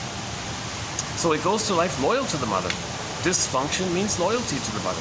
If he's loyal, it's his ongoing attempt to have that agenda, to save her, to correct her, to heal her, so he can have a loving mother, so she'll turn around and love him, so he can be himself, so he'll be loyal to that end. Plus, he needs an attachment, he needs a mother. And the only way to have a mother is to hurt himself. That's loyalty to her. So he finds proxies to play him and hurt the proxies. That distracts him how he's hurting himself. That's how he's, okay, so there's a lot going on, like a little labyrinth like this, right? Okay, so we mentioned the truth that the baby is angry at the mother. So while this is going on, he still is angry at the mother. Come on, mother, change your ways. So on one level, he's trying to loyal to her, to save her. On another level, he's still fighting with her. He has a struggle with her. Come on, mother, don't use me, don't hurt me. Be a loving mother. So he thinks he wants to control her. The baby thinks, oh my God, maybe I gotta control my mother. Oh my God, the baby reached the desperate point where he thought he's gotta control the mother. Now, how does a baby control the mother? Well, all he has is the fantasy. Okay, now, what fantasy can he have? What fantasy can a baby have when he's only in the oral phase of development? Oral, incorporation, taking in. So he's kind of like not just taking in food, but taking in the experience, taking in the memories. He's sort of in that incorporating, interjecting, internalizing kind of mode. It's called the oral phase. Not just taking in milk like that, but taking in emotional experiences, psychological experience, memorial experience. He's in the so-called oral phase. So with that, since he's in the oral phase, and since he's now enraged and wants to control the mother, he feels like a hungry wolf. Now at the same time, it's fusion. The mother's a hungry wolf. So now I got a baby hungry wolf fighting with the monster hungry wolf. Now that hungry wolf is just him. He's fighting with himself. Like he morphs the image of the mother into a monster who wants to eat him. Like devouring, like the Cyclops in the Odyssey, like the Boar Queen in White Bear King Balaam, like the witch in Hansel and Gretel, or like the witch, evil witch in the Wizard of any kind of frightening witch, monster, creature, character, half human, half witch, half monster, half this, any kind of twisted, violent, aggressive, rageful, and greedy, and envious, and vindictive. Okay, it wants to eat. It has an oral kind of quality to it. That's just a metaphor for how the baby feels. So these images are just projected, morphed images of the baby's projected psychological elements of rage and oral greed. Sees the mother imago like that because he feels like the mother's like that. Because again, fusion, they're one. So whatever he is, the mother is, but the mother's bigger, so it's bigger than him. But it's just an image, it's not real. The mother is not a monster. The mother doesn't want to eat him. Nonsense. But he makes an image of her like that, and he's relating to that image. That's the thing. He's dealing with the image. He's dealing with his experience of the mother. The mother's mild misattunements, misunderstandings. For him, it's a matter of life and death, and now she's a monster. He's enraged, makes her a monster like that. He thinks that's Alice in Wonderland. It's mad in there. That's what we mean. So, he's still got that going on, okay? They call it, Brody calls it unfinished business with the mother. Okay, Martha Starr calls it this relentless demand, relentless hope, relentless demand, unreal hope. It's a struggle. Let's just stick with the struggle. Yeah, Janoff's the struggle. So he's got this struggle with the mother. So how does he be the mother, be loyal to the mother, and fight with her and struggle with her at the same time? Okay, well, we talked about part A, where he was loyal to the mother and treated himself the way his mother treated him. So to deal with that, he found a proxy to play him, and he shamed the proxy who was him. Okay, hocus pocus, auto-hypnosis, double focus, morphing, shape-shifting. The proxy he used for him, he'll use that same proxy and project or see or think or believe or attribute that one he just heard is now suddenly poof, the mother who heard him back in the nursery.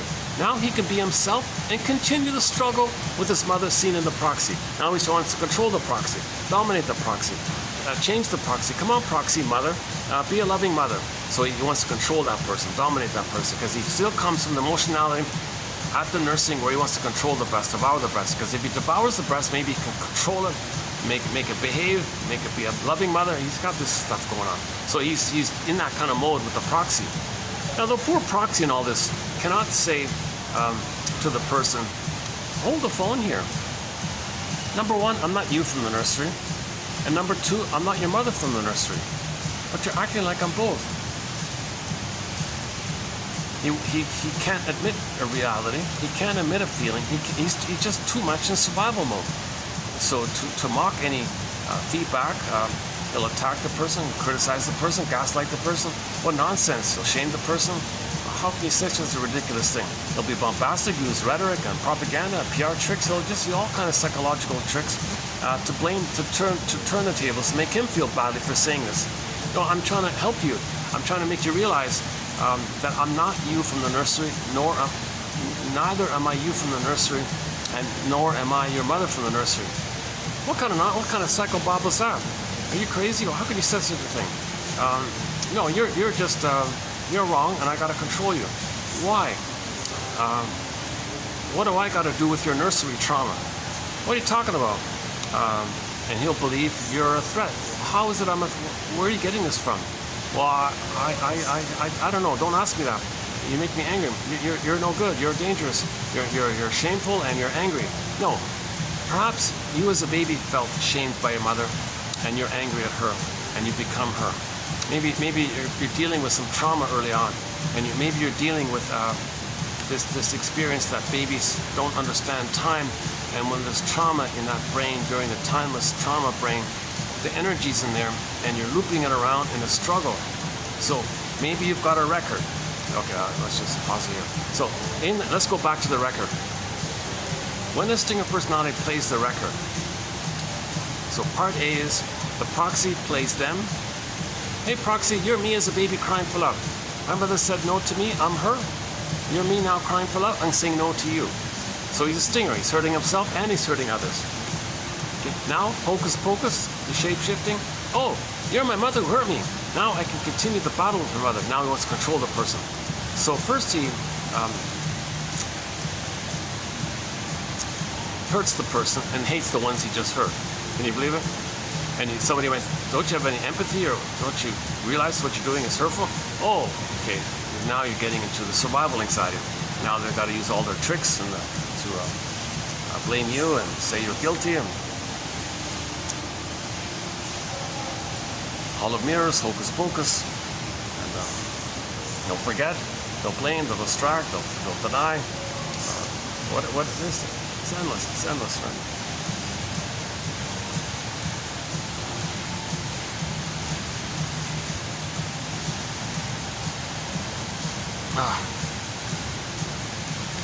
Yeah, I'm not used to these kind of chairs. They're not too.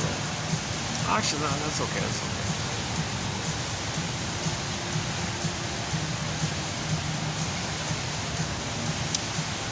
What do we got here? 140. I got about 10 minutes left, eh? Jeez. That would be a good. Yeah, that would be a good deal if I could buy 2 coffees and sit for 4 hours.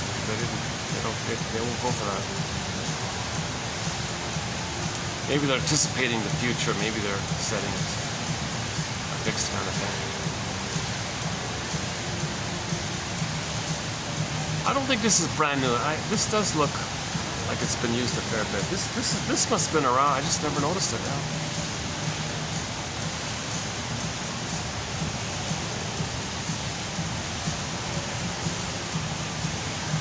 Okay, I'm pretty sure this is a holiday. This is really.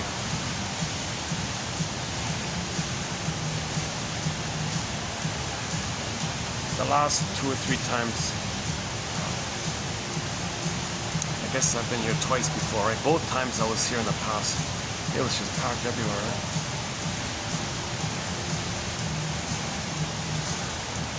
Well, let's listen to the water for a minute. That's nice. See, when you hear water or see water, idyllic watery scenes, fountains and ponds and lakes and oceans and waterfront. When you see one, when you're near the water like that, somebody said, at an unconscious level, you're going to remember the time when you were floating around in the oceanic feeling in the water world, where you're in a blissful state, where you were in the Garden of Eden. So listening to water reminds you of when you had paradise, Garden of Eden, you're a little god, little king, relaxed, floating around, everything's for you, safe, paradise. So listening to water reminds you of when you were in Avalon, Shangri-La, Shambhala, what's the other one? Nirvana. Those are the only paradise ones I know. I'm sure there are hundreds. I'm sure there are. Every language probably has a term for paradise, or some image in a novel, or some image in literature, or some image in a story of some kind that talks about paradise, where you go there, no problems, everybody's happy, no emotional, no anxiety, no neurotic confusions, or everyone's enjoying who they are. Well, that's the security guy.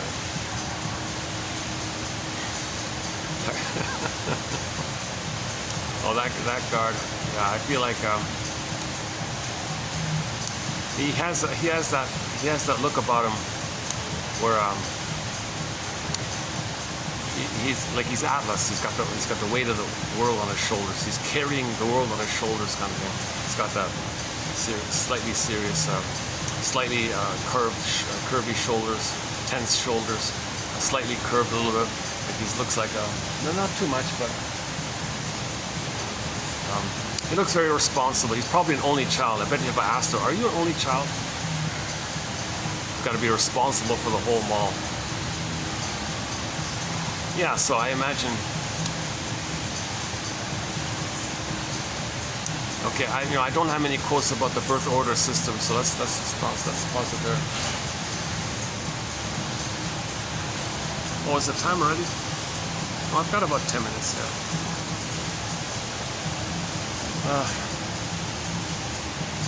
Okay, there's a whole body material about the stingers.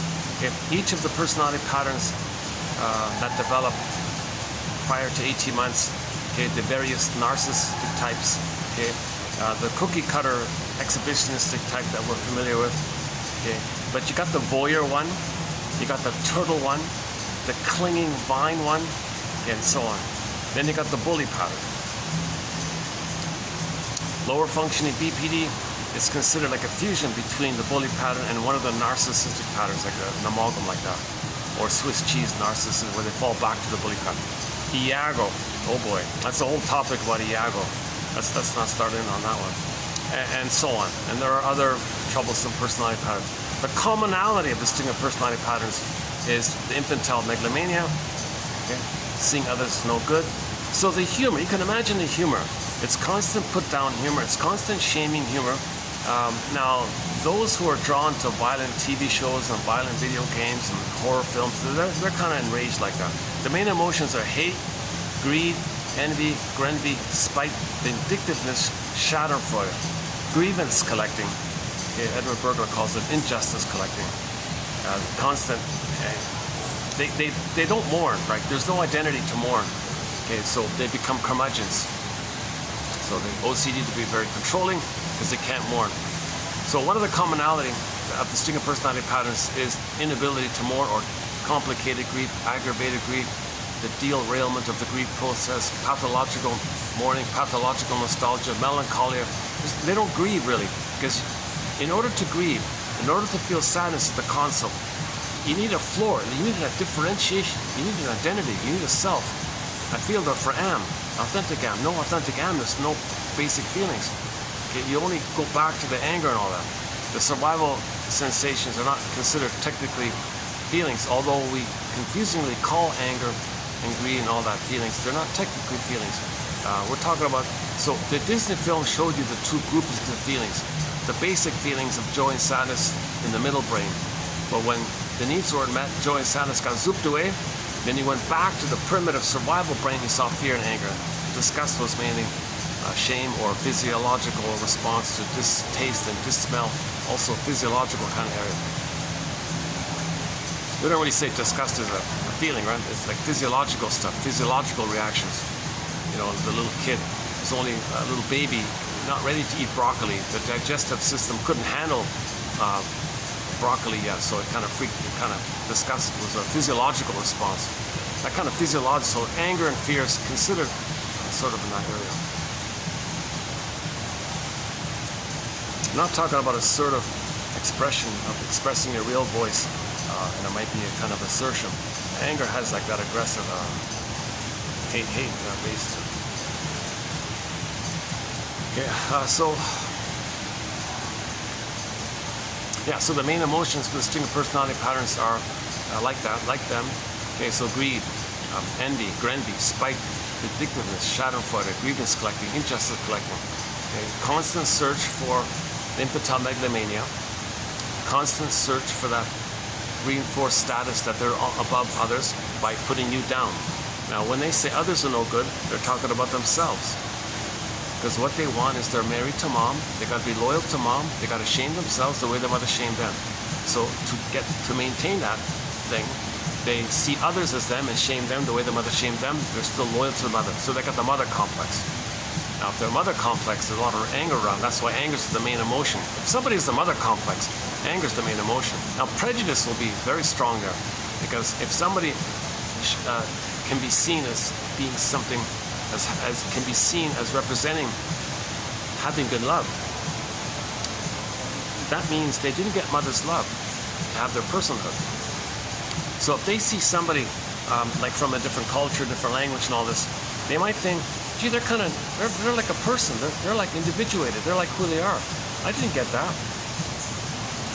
So they tend to hate the other because other dash M mother. You put a dash between the M and the O in the word mother. If the mother didn't give the person enough love to have their selfhood, to get to self and other, now you got differentiation. Mother's a person, she's an other. Mother becomes the other. Mother then becomes the other. Now, when that happens, you have a person, you have a self. Now you can accept self and other. If you don't have the self, because the mother hurt you, and you don't have the self, if you see someone else who represents other, that reminds you of the mother who hurt you, who took away your self, personhood. So you see someone who represents other, means represents mother, and you hate that, and you don't want, and you look for others who have the same problem, and then a group of them will have prejudice against someone from another, seen as having a personhood. Maybe they have the mother complex. That's not an issue. They have different dress, different scarf, different language. They can just pick any little thing. So we had a quote recently. Yeah, this is a tough one. Oh boy, we're getting tough material. So we had a quote recently where some agent of hate was on TV recently, and he was doing this crude kind of hate, blaming immigrants and all this. So he was looking for like-minded, psychologically traumatized people who didn't get love from the mother to have their personhood. So when they make up an other, then they can say, we don't want to see the other because it reminds us of the pain of not getting mother's love. So that's why we don't want to see that. So that's why they say they hate someone who reminds them of mother, because they still want to go back to the union with their mother. So they want to find others in that same boat. So that's why the group of them might hate people, newcomers, etc. So he was called a fascist, right? Not all to paraphrase Alice Miller, not all mama boys are F-A-S-C-I-L, but all F-A-S-C-I, fill in the blank, are mama boys. So he was a clear-cut mama boy who didn't get his personhood, didn't get his selfhood, because the mother didn't give it. So somebody reminds you of mother. The other reminds you of the mother. Other triggers the prototype memory of the mother. Your experience of the other reminds you of mother. Put it that way. So the mother hurt you, so you didn't get your selfhood. You don't accept the selfhood or otherness of people because you don't have yourself and other experience. You're still left with unresolved, missing symbiosis. So you look for other people with missing symbiosis. Okay, he's got missing symbiosis, his buddy's got missing symbiosis, and so on like that. And they can all collectively say, yeah, we're looking for the oneness where we first need to get an imaginary reunion with the ideal breast before we can accept self and other. We didn't get that, so we're not ready to see that kind of thing.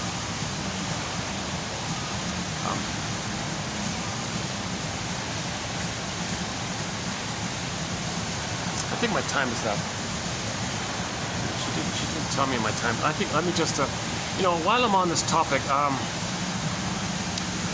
oh boy, this morning we don't have a thread on the LGB stuff and all this. I kind of briefly mentioned it because I thought maybe Riley in the Disney film, I said maybe it's possible it could go that way. I'm just saying it's possible it can go. There are some clues whereby it could go in that direction, but we don't know. So I was mentioning, and as a side comment, I was saying it could be because of all the LGB propaganda. You see, I see it just nonstop everywhere you go. Every second step there's I don't want to repeat it. There's some suggestive imagery in that area. It's pretty blatant. It's pretty blunt. And here's the thing: we don't have a thread on that. But I did have that one quote about a little while ago about this issue of that agent of hate of wanting to be reunited with the mother. And he was FASC and all this. And here's the confusing thing. This is a big question mark. I haven't thought about it much, but I heard something this morning. I thought, oh, come on, at least bridge it a little bit. Like he's way off the mark. I don't know if I'm closer than him, but here's maybe the idea. Someone who was interviewed, why is there all this LGB propaganda everywhere? Everywhere you look, this image of this image. And at the time I was saying, well, Lucy Holmes says, in answer to what women want a woman in a man's body or something. They still want the symbiosis of the mother, but they want the man, but they want the what's the confusion like that. I was thinking just by Lucy Holmes's quote in that area. It's on YouTube. She says that. There's a little more to it, but it's not a complete story. But maybe she was emphasizing something to make a point. She wasn't trying to make it a sweeping statement. I think she was trying to make a point about a certain case. Yeah, well, what do women want? Women want another woman. They want a woman in a man's. So I thought maybe maybe it's LGBs to promote this, to appeal to women or something. But no, I'm gonna put that aside. So okay, let's. I need to move. Yeah, let's see. I think my time is up here. Let's. Are they? Is that available? Yeah, it's. Oh no, there's people down there. Oh, that's too bad.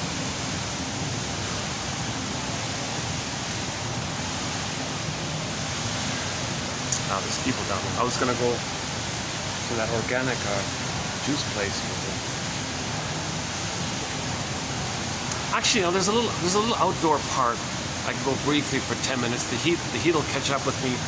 Maybe I'll come back in. Maybe it'll be gone by then. So let's try that. And I want to just put a huge question mark coming up. So stay tuned.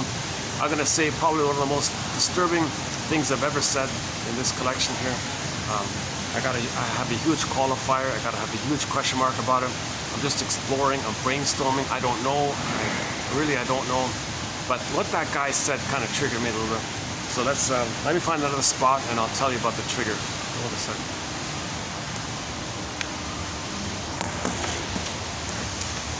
And then afterwards we'll get into the quotes here. It's too bad I couldn't just stay there. Yeah.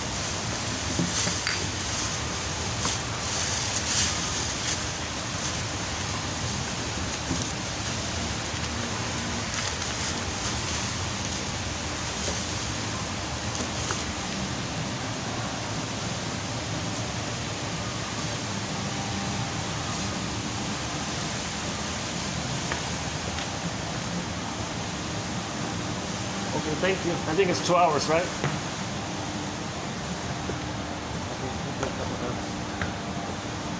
So I can't. Can I buy another drink and stay another 2 hours? I can.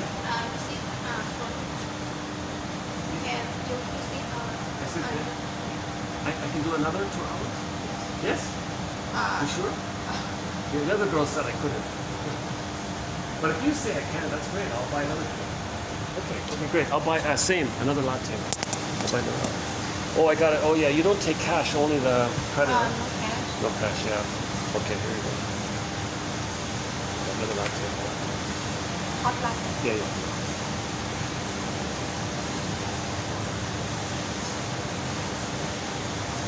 Yeah, not many people, so why not, right? Let me say, right?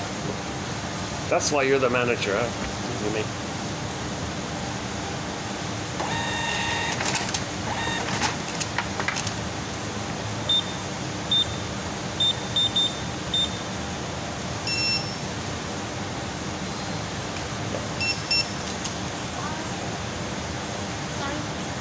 Again? Missed it? Alright, let's do it again.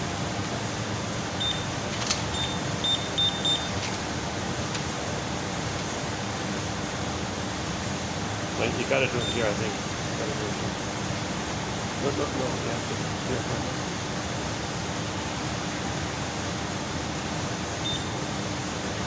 Last time I just tapped it here, yeah.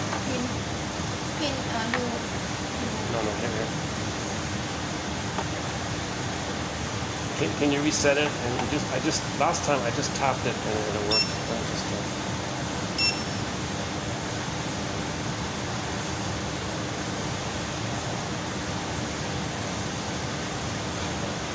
Oh, you broke my chip. Huh? Oh, your thing broke my chip. Oh, Jesus. Okay, let's reset it. Let's just do the top.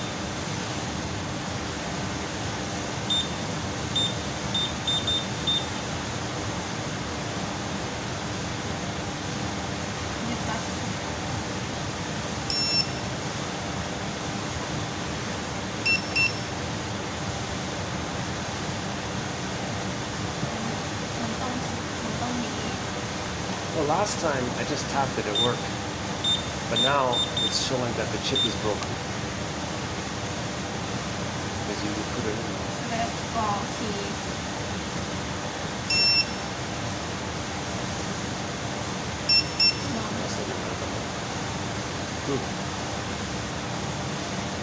Well, last time I just waved it and it worked, right? See, I think cash is better, yo. You want to try it again?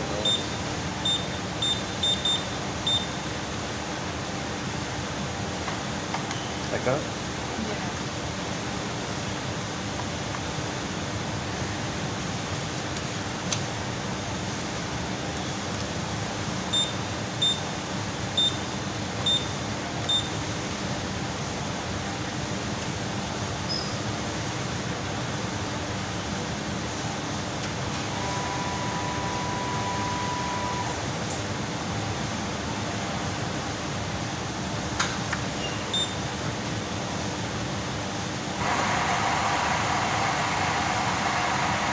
Maybe it's just a slow connection or something.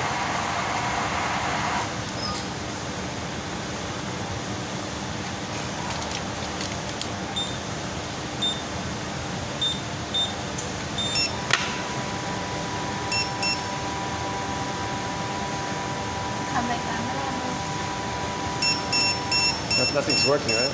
The pin, the swipe, the wave, nothing's working. But last time I did it, it worked. The first time easily. I paid cash. Oh no, I paid like that.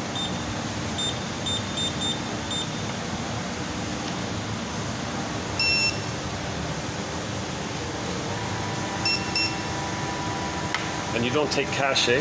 Jesus Christ. So can I pay you cash then? Now you can pay cash. So how? You don't. Your card, your machine doesn't. You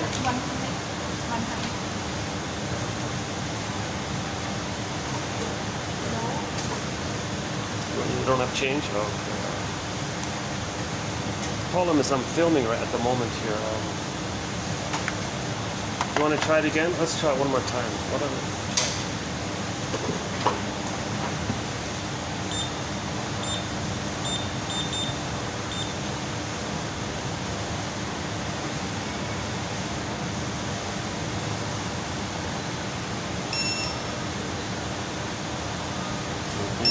Same thing. Nothing's working, eh?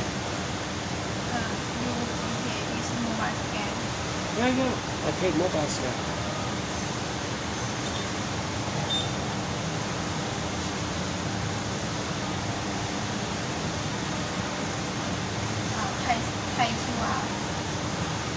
Visa. Oh, yeah. You gotta put Visa. Yeah. Alipay. Visa.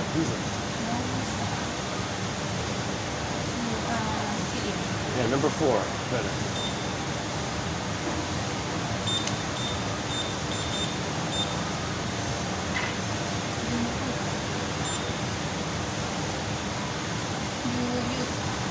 No, it's not like that. It's just a wave thing. I just waved it last time. But I'll show you the receipt from last time. See? Payback.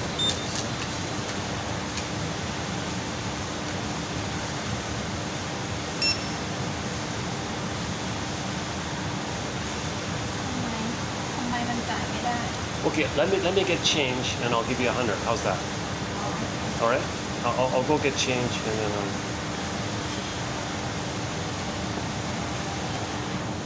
Okay, hang on a second.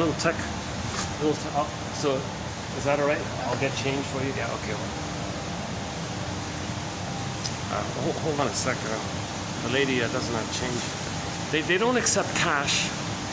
And the first time I bought a coffee, I just swiped it. It worked fine. This time, nothing's working. And then she said, "Okay, fine, I'll take cash, but I don't have change."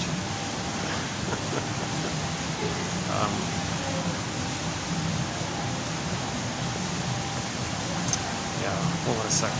Let me just hit the pause button here, and let's just deal with this cash issue, and I'll be right back. Hold on a second. Okay, so let's continue. Yeah, so I got that sorted out. I got some change. Yeah, and more shops are going cashless. It's kind of annoying. I'm kind of avoiding them, to tell you the truth. But these guys here, but I want to use the venue, so okay, fine, I'll use the credit card. So when I bought the first coffee, I swiped it, no problem. And just now, I tried to do it a second time. It stopped all the time. And then now it says chip malfunction. Jesus Christ. And it won't take the pin, it won't take the swipe, it won't take the chip. I don't know what happened in between the first swipe. Like when I arrived, I bought a coffee, everything's fine, and then I tried to buy a second one, because she said, okay, I'll give you another 2 hours. We're not supposed to, but I'll give you another 2 hours. And suddenly everything crashed on me. So I don't know, I had to get change for her. So I don't know what happened there.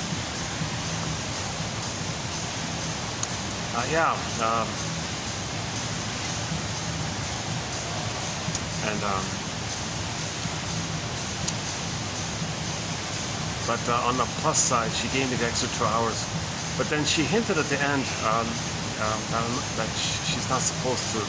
So she said maybe next time I can't give you the extra 2 hours.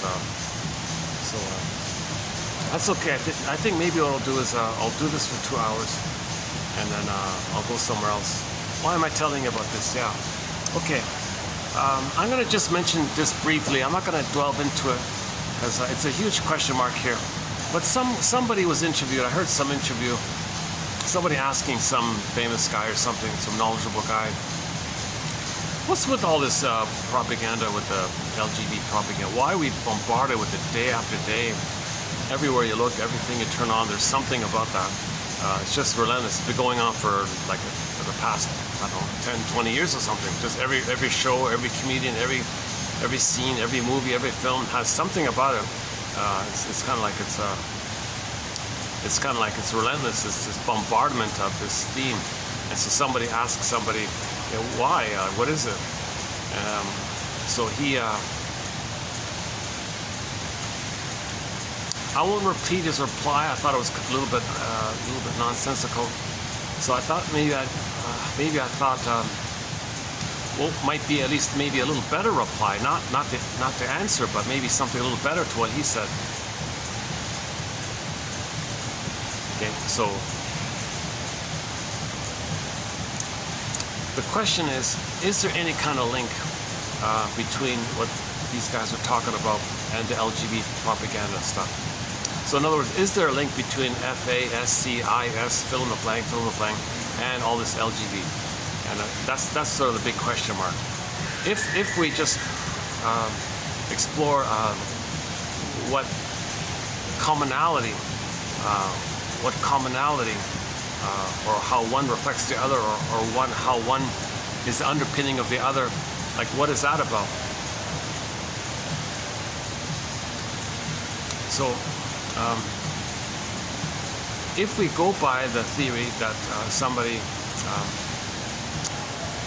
so here, okay, here's the big question mark.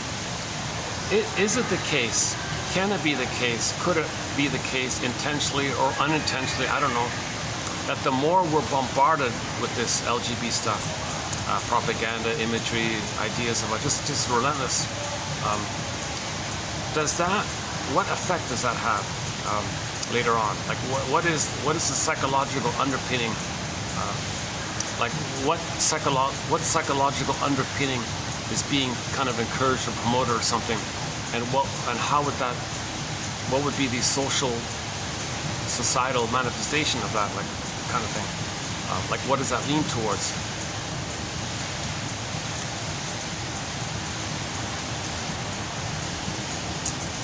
Okay, so one theory about, we don't have a thread on this topic, but I'm going by Lucy Holmes's quote mentioned earlier before the pause button, where Lucy Holmes said, women want another woman in a man's body. So you got this fusion like this.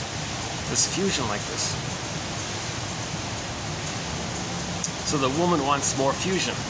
Maybe some women didn't get the fusional needs with their mother, so they want to get it with, emotionally, they still want to get it with the fellow.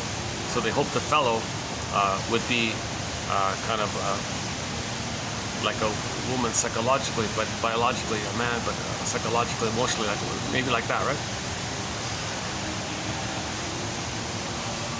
So that implies this unmet need for fusion.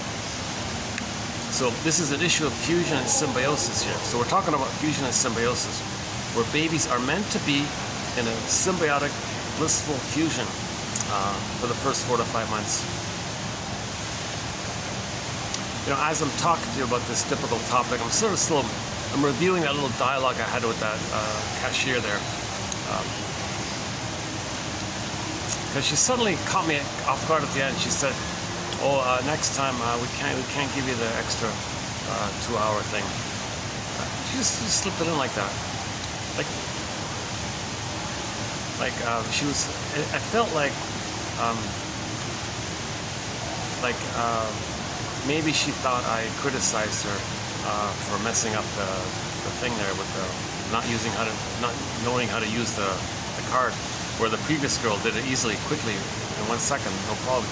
And she was stumbling and fumbling and twisting, and then I don't know if she may have accidentally rough-handled my card, and now the chip says, would the chip malfunction if you push it in kind of in the thing too quickly or something, or too on an angle, in the wrong angle or something? Because she did kind of I can't say fully, but does that happen if somebody can a chip malfunction if the card is put into the reader at the wrong angle or something? Because suddenly now it says that. And then when I tried it with the pin, it didn't work. And then the swipe both times on both ends didn't work. So like my whole card's all messed up now.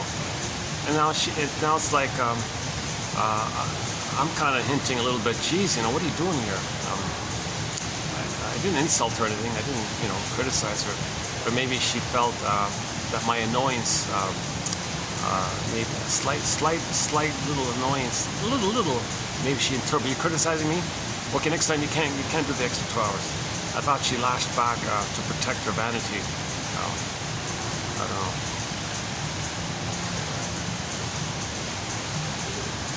Such a little thing, eh? Such a little thing. I don't want to go through the hassle of reordering a whole new card and all this just because that happened. I gotta phone the bank and figure out what company. Yeah, they'll know on their end, right? Why it didn't work, why the reader didn't work. They can tell me, right?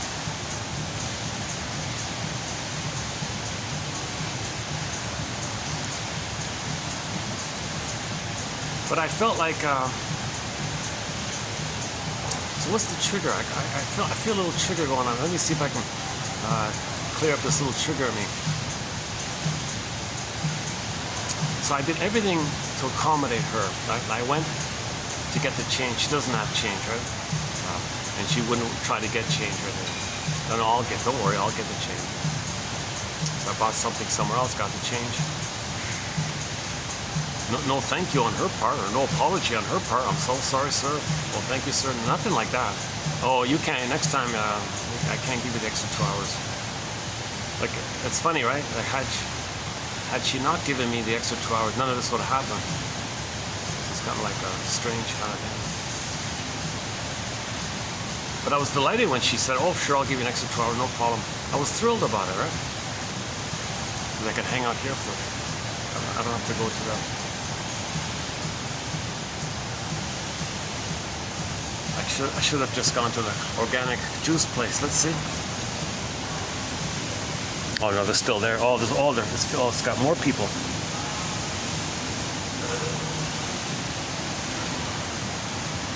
I got a nicer chair. No, it's better here. Let's just stay here.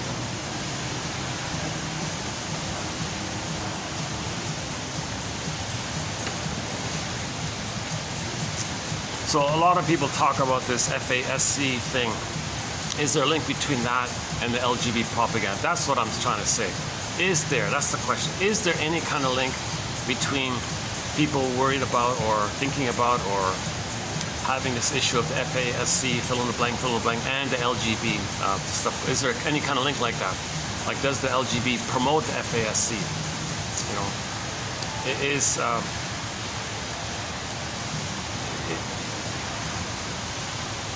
If there's more and more of a bombardment of lack of self and other psychology, like fusion. If there's fusion going on, unmet fusion, no support for your individuation, no support for your personhood, your individuality, no acceptance of you being unique and all this. Just promote fusion. See, a lot of women, they want another woman, right? So that's like fusion.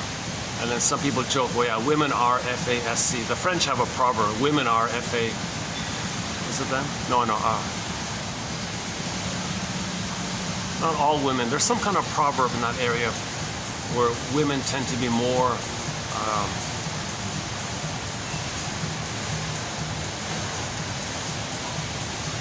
intolerant of difference. Is that right? But men are created by the women, so. That doesn't work. Okay, hold on. Let me backtrack. I'm just brainstorming here while I'm trying to finish up my thoughts about the cashier.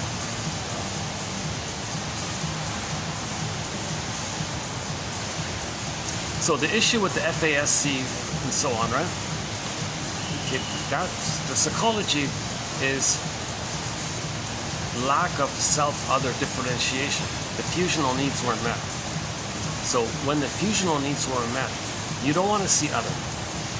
Now, not wanting to see the other, okay, that leads to the FASC issue where the self and the other are still fused, where you're looking for the fusion. So FASC means everyone wants to do everything perfectly the same and,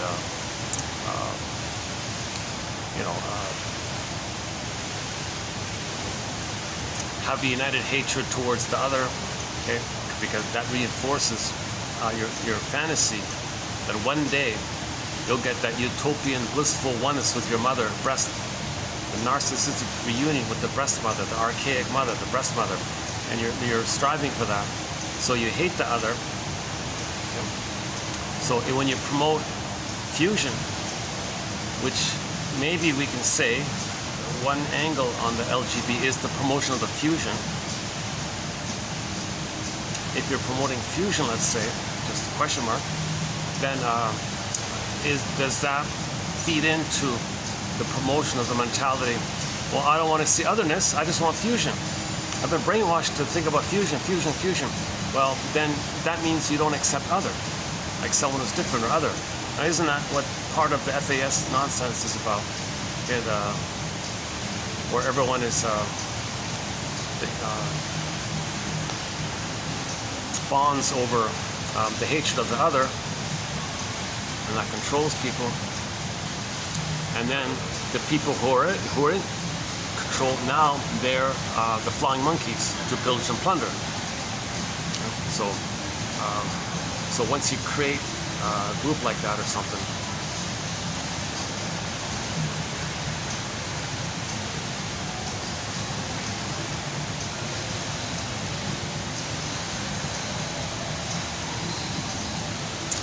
so let's say somebody wants to plunder a place. Well, find some people with the FAS mentality, and then you can say, well, that place over there, they speak a different language. That's other. We hate the other, because other reminds us of how the mother didn't give me enough love to have my personhood. I can't deal with self and other, person to person. I'm okay, you're okay. I don't have that I'm okay, you're okay. I don't have differentiation. And now people over there have an otherness. Well, then that's the anger needed to pillage a place, because we want the stuff. We want the stuff over on the other side of the lake, let's say, and they're the other. Other, I hate the other, right? Because other means mother. You hate your mother, who didn't give you enough love to be your personhood, yourself, to get to self and other. So you hate the mother for that. And so you say, oh, there's an other over there. Mother, the same. Just put a dash between the M and the O, between other and mother. So when you hear other, you've got to link it back to the emotions of the mother. The emotions of the mother are your hatred that she didn't give you enough love, and you still want to maintain that symbiosis. So you don't accept otherness because you're too angry at the mother. You can only accept your mother if she first loved you, then you can accept other. If your mother loved you, then you have the ability to accept her and other. See? I think that last point maybe is the best part of why I got off to a really rocky start here. And I think that last point maybe is, I'll leave it there on that point. And we'll pick up on it in the future.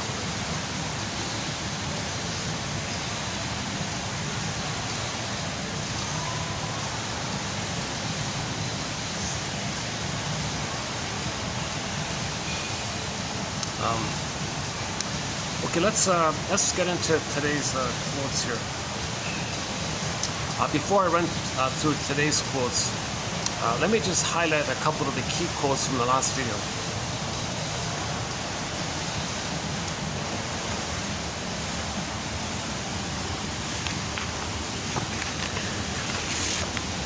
Okay.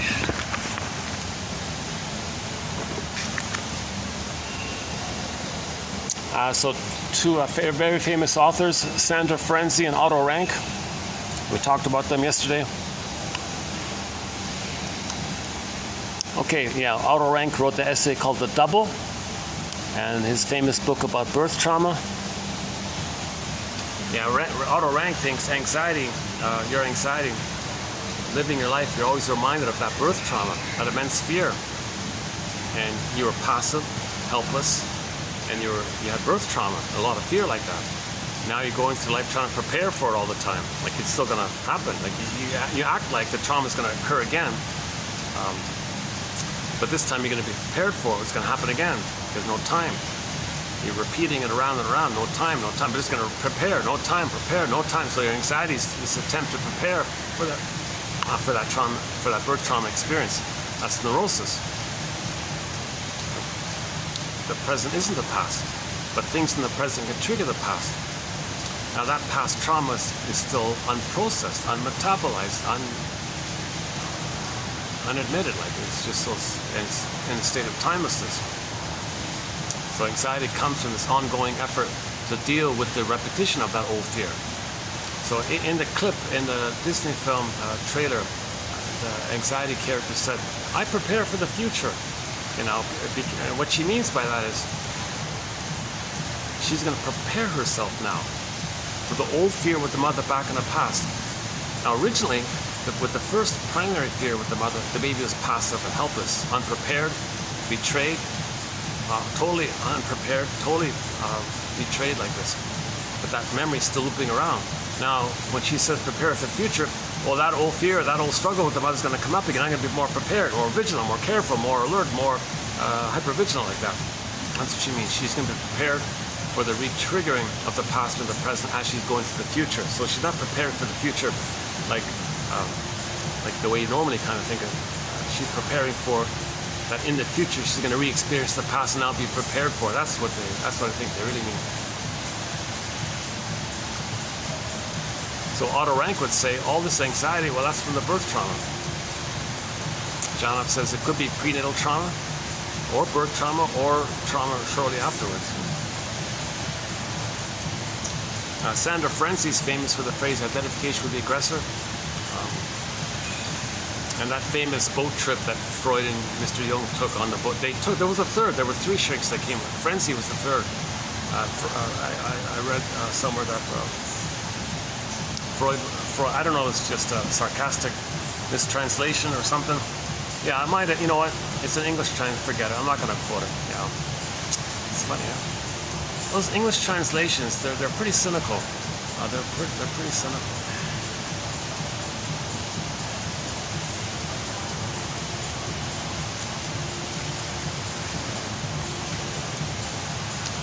Yeah, okay. Should we just quickly run through the anxiety one? So in the first film, Disney film Inside Out 2015, Pete Docter is a soul doctor. Okay. He wanted to give people emotional literacy. The basic emotional literacy was that we have the 2 groupings of feelings. The primary ones by joy and sadness, like I zooped away when the needs were met. Then you go back to the survival brain with fear and anger. That's like the 2 groupings. Now the fear and anger is mainly visceral sensations. It's about survival. It's not about thriving and living and loving. It's just surviving. The joy and sadness is about loving and caring and creativity, spontaneity, and joy and play. And, you know, being an elder, the delight, like the more regular stuff, the more regular living. So we have the more regular living feelings that joy and sadness represent, and the golden ball and the vibrancy feelings. The ability to feel joy and pleasure when you express yourself, your authentic self, because you have access to your authentic self. The ability to more losses, so sadness, that's key there with sadness. That's one of the main messages of the film, of that trailer. In the first film, joy, the ego, the mind, the attitude of the person was, oh, come on, sadness, you know, here's a circle, stand in the circle, and just stay there, keep it all to yourself. And remember, she pushed her toe into the circle like that. So she was kind of trying to bottle up sadness and not wanting to admit it. But we learned at the end of the film, the sadness is needed to get joy back. The sadness is the natural response to loss, so we gotta have sadness at the console. So in the trailer for the Disney 2, okay, you saw Joy excited and happy, saying, hey, here's sadness. Sadness is in the house, all right. Sadness is in the house. What a difference. In the first film, sadness, you stay in a circle here, don't bother us with your sad moods. And now in the second film, in the trailer, all right, we got sadness here, yes. That means that the identity's there. Okay. If sadness is there, that means your identity's there. Okay. Because if your identity's not there, sadness won't be there. So you're glad that you have the ability to more losses.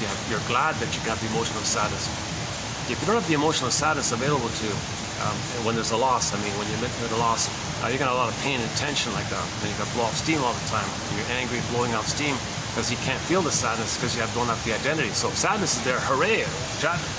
So Joy had the proper attitude. Sadness is in the house, hooray, hooray, because that means the identity's there.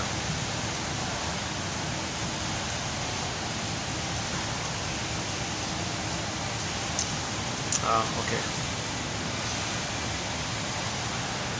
Yeah, it's still pretty quiet around here. Look at that, eh? I got lighting, enough lighting. I gotta talk to the managers, see if I can work something out with these guys.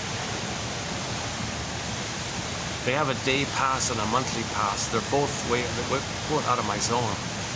Way out of my zone there. That's why that place is empty, right? Otherwise, you'd have hordes of students in there. Well, that'd be excellent for students if they got a quiet place to study.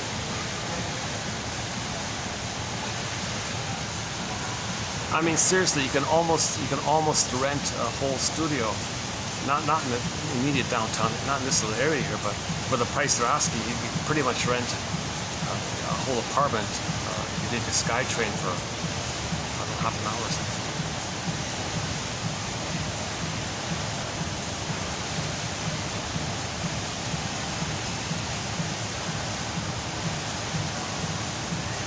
Yeah, so in the 2015, 9 years ago, the first film, Pete Docter, being a soul doctor, teaching people emotional literacy 101, that we have these 2 groupings of feelings, the importance of sadness, okay? And then at the end of the film, it was with the help of shame and rage that we got joy and sadness back to the console. So joy and sadness was there, missing, came back up. Now when joy and sadness was missing, these were meant they were missing, angers at the console. What a pitiful life for the person to go through. Spend their whole life with anger and fear and shame at the console. Really? You can spend your whole life just angry and fearful all the time? Yikes. No joy, no. That'll lead to all kind of problems if the person's just angry the whole time. Injustice collecting, grievance collecting. They'll be a bitter, grumpy, stingy, grouchy, curmudgeon late in life if that's the case. So we gotta get joy and sadness back. So sure enough, at the end of the first film, joy and sadness came back. Now how did they come back? Okay, the image was, when we feel the shame, disgust, and rage at what our mothers did to us, and then we get it back. I'll just leave it there for the first one. Now, 9 years later, next month, June 2024, I'm posting this in May of 2024. Next month, in a month from now, roughly, the sequel's coming out, Inside Out 2. Haven't seen it. Actually, I think there is a movie theater in one of these malls here, so hopefully it'll be in one of these around here. I'll report on it after I see it. So all we have is the trailer. So in the trailer, same basic motif. Okay, joy and sadness are zooped away. Now here's the unique thing about this one here. Now the protagonist Riley is 13. Okay, now she made the transition from child to teenager time, the puberty time, okay, physical changes, biological changes, entering into junior high school, middle school, from the primary school, right? So primary school now entering into the junior high school or middle school, whatever. It's like a whole new developmental stage. That's why the console was wrecked. They got a whole new console there, right? So in that film, according to the trailer, what we see is that like the same basic, common, universal issue that we're all dealing with, joy and sadness get zooped away. So we saw that in the first film. Joy and sadness got zooped away into the bottle, glass bottle. In the unconscious, joy and sadness are in the glass bottle, like Snow White in the glass cage, like that, glass box. Similar idea.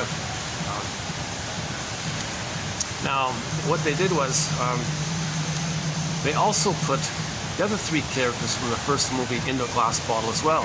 Anger, fear, and disgust. So why? Why would that be? Well, maybe at high school, you got to suppress. In the trailer, you saw, we are suppressed emotions. You know, we're all, when they were in the bottle, fear was jumping up and down, screaming, we're suppressed emotions. So maybe anger's got to be suppressed. Maybe when someone goes to school, they'd get in trouble if they show their anger at school. They'd get punished. The teacher would punish them or something. So usually, the socialization process is people bottle up their anger for social order and all this. So anger gets suppressed. Fear gets suppressed because maybe if you show fear, then others will see you as their feared child self, and others may be identified as aggressive, and when they're going to treat others who show vulnerability, like in other words, what we said before about repetition compulsion, others may use them as a proxy if they show fear. So they're going to suppress fear, can't show fear because they might use me as a proxy in shaming because the way they were shamed. So people might have the tendency to bottle up their fears. That's maybe part of it. And then this disgust was bottled up. Now disgust plays two roles: the physiological side of distaste and dissmell, and shame. That's my theory. Okay, so now if all five characters are bottled up, that's sort of the presenting issue. What's at the console? How's the person going to live? With what feelings? Like what are they aware of in terms of their inner life? Like if everything's suppressed or repressed, how are they going to go through life? What's going to drive the console, so to speak? Okay, so they put anxiety now. Anxiety, excellent choice, anxiety. So anxiety is at the console. And in the trailer it said, I prepare for the future. Okay, so the fear in the bottle. The child was immensely afraid of his mother, but you can't show it. So the fear's in the bottle. The surface leakage is going to be anxiety. So Riley's going to be reminded of the mother, meaning the world, the school, the world, the mother. So if the prototype is the mother was the world for the baby. blueprint, schema, script, working model, understanding of the world by that. So you're going to go through the world, go through the school world, you'll be reminded of the first world. Now that first world, okay, with the mother, the breast mother, archaic breast mother, was immensely persecutory anxiety, life or death type of fears for the baby, immense fears. So when you go through the world, school world, you're reminded again and again of the mother world. You're always triggering up that old immense persecutory fear with the mother. Now that fear you hide it, but it's coming up. It leaks out through anxiety. So the anxiety will be sort of physiological, you know, like sweating or stuttering or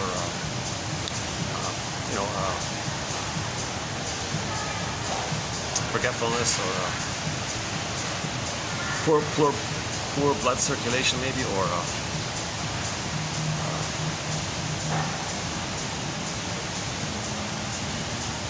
shallow breathing, I guess.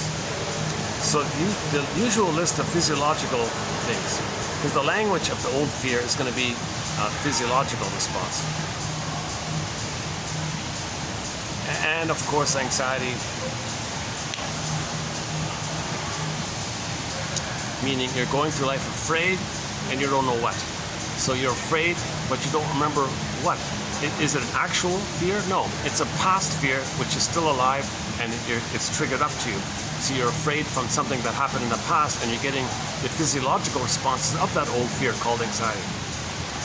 So in the beginning, the baby was afraid of the mother. It's direct. Baby, mother, it's clear, we see it. Baby, mother hurts the baby. It's fear. Baby's afraid of his mother. It's kind of clear like that. But when you're 13, it's all, you don't remember that. It comes up, but you don't remember it. So since you don't see it and don't remember it, it's called anxiety. It's the old, unprocessed fear with the mother being re-experienced in the present. And now you seem to be afraid, but what are you afraid of? Why are you so anxious? What are you afraid of? I don't know. I'm just anxious. Why? What in the present? It's not about the present. It's the past coming up. So you're preparing for the past coming up. So you're always vigilant, you're always worried what you say, anxious, nervous, apprehension, neurotic, worry, anxiety, etc. Okay. So two synonyms of anxiety can be anxious apprehension or neurotic worry, like that.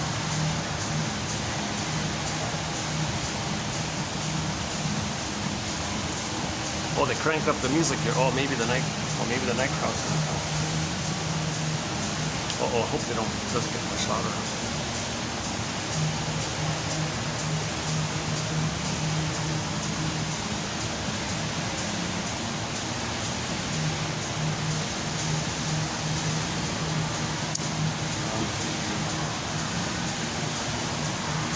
You know, I would have been better off had I drunk the juice instead of the extra coffee, because now that second coffee is making me a little sluggisher. I'm not a coffee drinker. I'm not a caffeine drinker. I can deal with one. That's enough. I drink a second one. Oh boy, I'm kind of like kind of go over the hump or something. Mini crash kind of thing.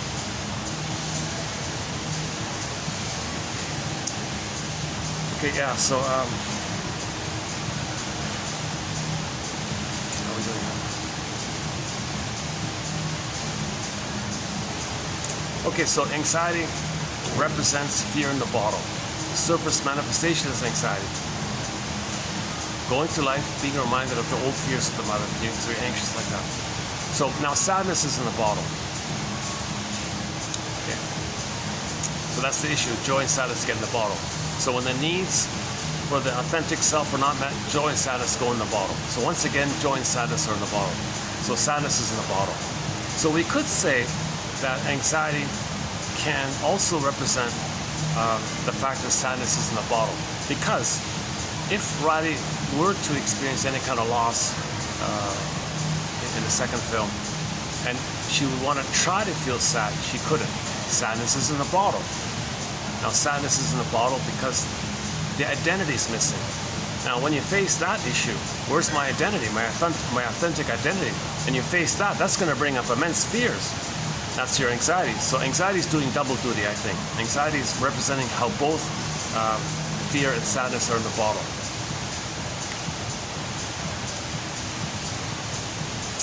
Now, somebody reported that maybe they're going to put some little old lady there called nostalgia.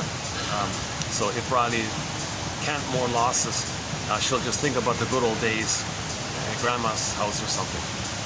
So that's benign like that, right? But I'm just sticking on the, just to stick with the trailer for the time being. Okay, so anxiety on the surface for fear and sadness in the bottle. Now, joy's in the bottle. Joy's in the bottle. So what's the leakage on the surface if joy's in a bottle? How's the person going to feel if they can't feel joy? So they put boredom, called NU. So NU means boredom, they said. So NU. So we have a good quote about boredom. What is boredom? What's the source point of boredom? So the one theory is that boredom comes from that once upon a time the baby was helpless, powerless, but hopeful. Hopeful, but powerless and helpless, but hopeful, a great hope that the breast will come, nursing will come, and never came. Now that state leads to boredom later on. So if boredom's at the console, it means the nursing didn't go well. That the powdered stuff was used, the rubber nipple was used, something went wrong there. So the person feels bored like that. Okay. Now, a clue to this issue of the breastfeeding is that when we go back to anxiety and we see the way they drew anxiety, she's got this gaping wide mouth. It's a symbol of that there's an oral issue. They're clearly, I think, trying to say there's an oral issue here with that super wide, exaggerated, elongated, horizontal mouth, like a wide cartoon like that. So that implies an oral issue, an oral trauma, and oral needs weren't met, oral rage is there. And the baby teeth in the character reflect the arrested development, the stunted development. So there was oral need, oral rage, frozen very in the first few weeks or months of life with the baby teeth. So that means the breastfeeding went wrong. That's why there's boredom at the console. That breastfeeding went wrong. Okay, that's the oral trauma, baby teeth, and boredom. So those are covered. Now, how's the person going to feel by that? Anger's supposed to be there, but anger's in a bottle. So what's the leakage of anger on the surface?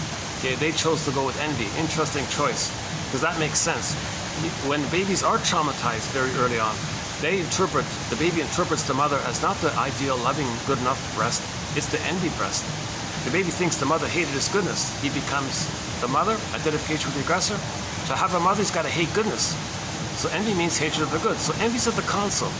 Envy being at the console is also a sign of oral trauma, which that gaping mouth represents, plus boredom being at the console, meaning no breast didn't come. So now you got envy at the console.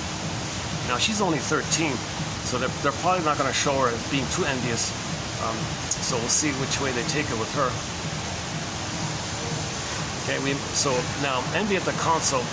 I wondered why didn't they put passive aggressiveness at the console?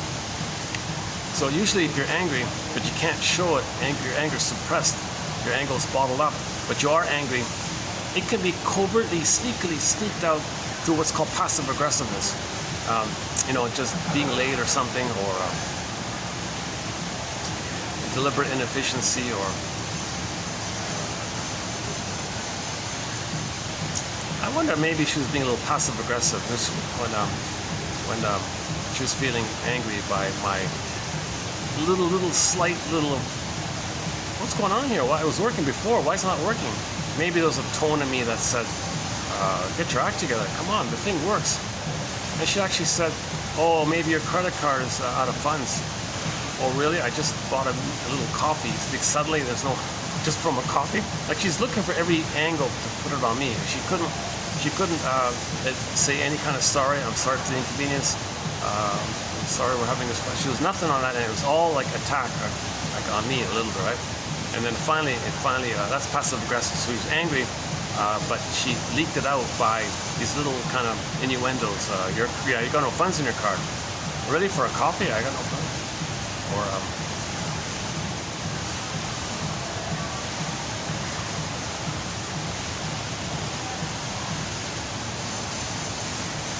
like she was putting the blame on me, like it's my fault or something. But the zinger came when she said, "Oh yeah, next time when you come, you know, I have to stick to the rule: 1 coffee, 2-hour limit per day. You can't buy 2 coffees to get 4 hours. Yeah, that's the rule." Oh, ouch.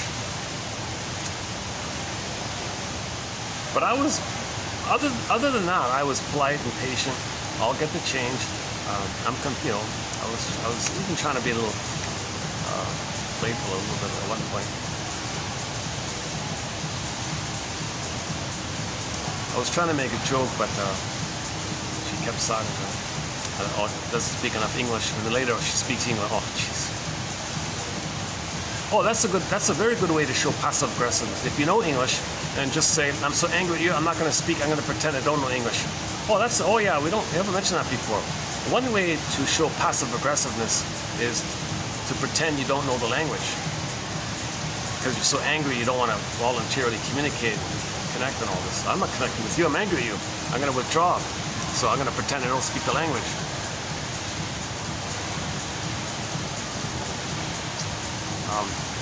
But I got to back up a second. Overall, I have very positive. I'm kind of impressed with the hospitality where I am overall. Like it's really amazing. Maybe it's the weather. I don't know. Maybe it's the long cultural traditions here. I don't know what it is, but there is a maybe a laid-back, easygoing tone or something. I don't know what it is, but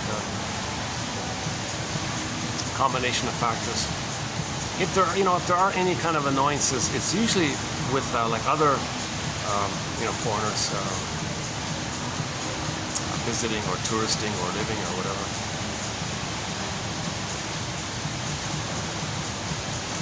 Maybe some foreigners come here and they expect they're going to find mother, and they didn't get it. They're disappointed, so they're angry. You know, maybe that's one theory.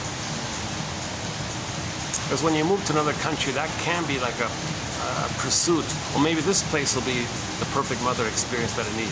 Maybe I can be reunited with the narcissistic breast mother if I go here or go there.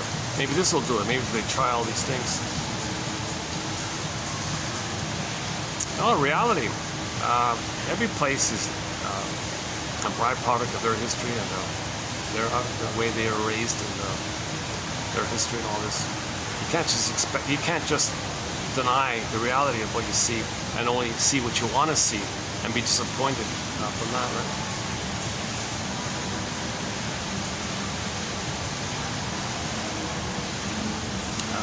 Okay, just give me another half a minute here.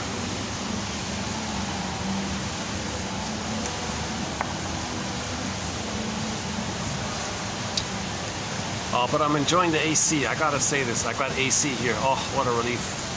I've done so many videos in the sweat and the heat and the fan and all this. It's good enough here. And the lighting's okay, right? I can't believe it. It's nighttime. I've got AC and I've got lighting. I can't believe it. Okay, I'll put up with the 2-hour limit here. And, maybe I'll get lucky and there'll be another staff who will say no problem. It seems to be discretionary. What the one lady said, "Oh no, strict limit, 1 time a day, 2 hours." The second one said, "Oh yeah, it's okay. No one's here. You can stay an extra 2 hours if you want." And then the complication with the whole no cash, give me the card. Then I don't know. Maybe not. Maybe it was already like that. I never had that before, so I can't say for sure.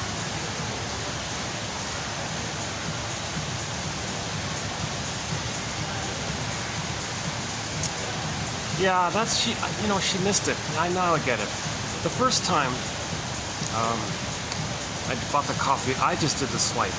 But this time she pulled the card from me. I'm gonna do it, and then she yanked it in the thing, and then it did the work kind of thing. And then I tried to swipe and it didn't work, and the pin didn't work. So why didn't I just? Oh no, it's okay. I'll hold the card. I'll do the swiping. Like, why was she so stubborn to grab the card and yank it in the thing? Like, the first lady just said, "Here it is. Do your swipe."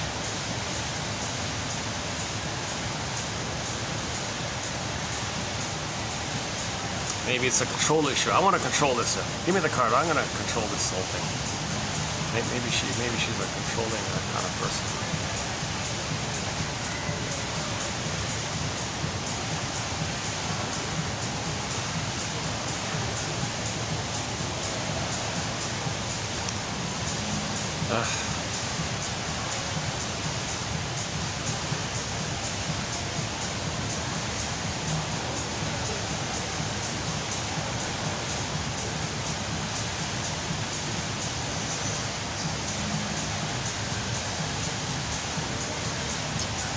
Yeah, see, I'm sure that little incident with the cashier triggers up some older fears. These little things are minor. They're relatively minor, but they can trigger older issues that you haven't processed. That's the thing. That's what you got to look for. There's where you got to be a detective. What old childhood fear comes up with some little trifle in the present? There's the work. And so it's an opportunity in a way. Like a lot of self-help authors say, well, thank the trigger because it's helping you to face something in the past. And there's this drive for healing. You know, there's this drive for healing.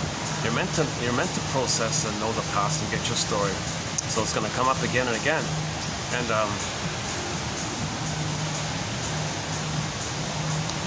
yeah, we didn't talk about the snowballing and the kindling effect. You see, when let's say sadness is in a bottle, and in another film, sadness and joy don't come up. Then in the next scene, into Inside Out 3, 4, 5, 6, 7, or whatever, when Riley's older and all this, like in his 50s or 60s, and joy and sadness are still in the bottle. Like let's say they don't get back up. Like in the first film, they got back up. In this second film, they're gonna get back up. Okay? But let's say there's a scene where we say they don't get back up. And let's say you got Inside Out 7 or something. And joy and sadness are still in the bottle, like the genie thing or whatever. It's still in the bottle. That's a different one. Okay. Joy and sadness are still in the bottle. Then on the console, it wouldn't be just basic, ordinary nostalgia. It'd be pathological nostalgia or complicated grief, aggravated grief, okay? Pathological nostalgia. So it'd be pathological nostalgia synonymous with melancholy and complicated grief. Now, when there's complicated grief, every time the person experiences a loss, it's going to trigger up, and you're going to be reminded of those old losses which you didn't process. Now you're getting older, another loss, it accumulates, snowballing effect. You're getting older, another loss, all those past losses flare up. Now you're getting more and more pain because you're getting older and you're adding to the pile, so to speak. So you're getting more and more pain of all the losses. Right? So this is the snowballing effect where as you're getting older and you experience another loss, it's going to add on to the previous losses which you didn't process. So now you got more pain and more loss and so on. So it's a snowballing effect. Now the idea at this point, I think, is that the person is going to be more OCD-like. They want to control every little thing because if something doesn't go their way, they're going to regard it as a loss, and that might trigger all those past losses, and then become enraged like this. And this may lead. This, I think, is what they mean by the kindling effect, where you're gonna become more and more of a micromanager and control micro little things, because every little thing can bring up all those past losses. So you're more urgent to kind of control every little thing. Oh, the spoon's got to be like this. The napkin's got to be like this. You're going to control every little thing. Because if one thing doesn't go your way, all that built up sadness is flared up. Now you can't mourn the sadness, so what happens? Anger's at the console. So now you're enraged like this. Okay? So that's the kindling effect. Now if this goes on until the person's in their senior years, they become a bitter, grumpy, irritable curmudgeon. Right? Like the Grinches and the Scrooges and the Grouches and all those characters, right? And everybody says they feel like they're on eggshells around them. One little thing they don't like, they flare up because some conversation they weren't right. You implied they weren't right. Like maybe that cashier thought, well, I'm right. She's not that old. Yeah. I'm sure she, I don't know, it's my first time here, I don't know. I gotta repair that relation with her. I didn't realize, now I think I got a better sense of the delicacy of that catch of the manager. Or I don't know if she's a manager. I kind of took it easy. I was kind of just being a little silly, I guess. I was being myself. I was trying to be my old pleasing, people pleasing self, which is a little bit childlike. So if I'm being a little childlike, that can trigger, oh, you're going to be childlike? Well, I was once childlike. Look what happened to me. So I was hated for my childlikeness. Now you're going to be a little childlike? Well, I've identified with the aggressor. I'm going to hate you. But I can't show anger directly, so I'm going to do it sneakily. With these little zingers. Your card's the fault. You're the fault. I'm not wrong. Your card's wrong. Oh yeah, this bending of the rule I did. No, I'm going to take that away.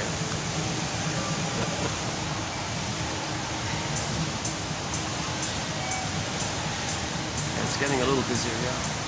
Let's see what time is it. Now it's 6:40. Huh? Today's a Wednesday, right? Let's see. Today's Wednesday. Today is Wednesday. Yeah. Okay, Wednesday.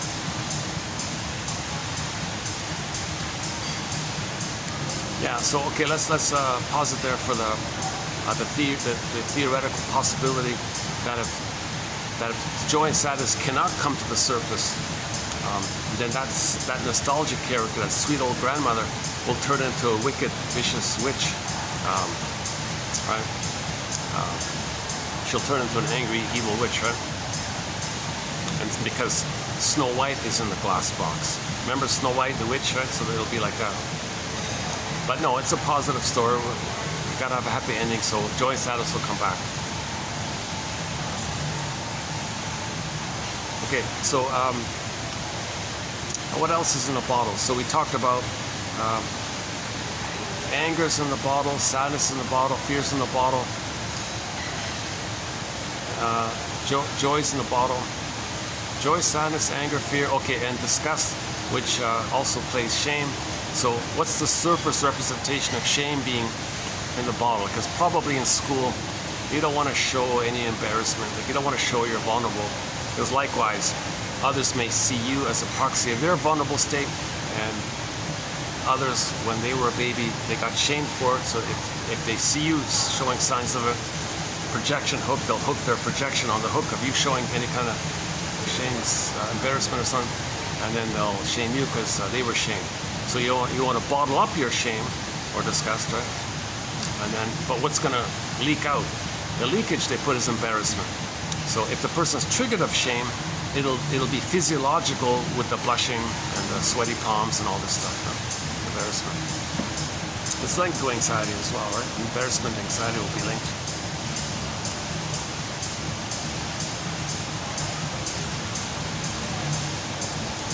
Okay, so now the ending.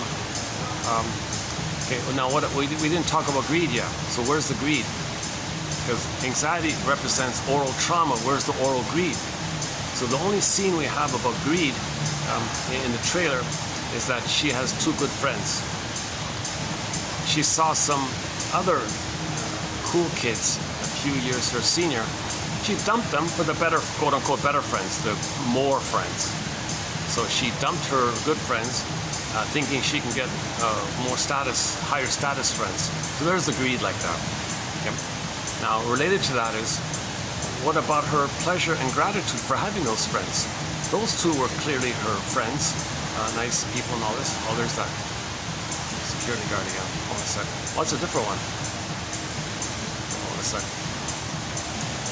Hi. Oh, nice guy. He gave me a little thumbs up thing. Don't worry, everything's okay. Everything's cool. He gave me a little thumbs up. All right. I appreciate that. Yeah.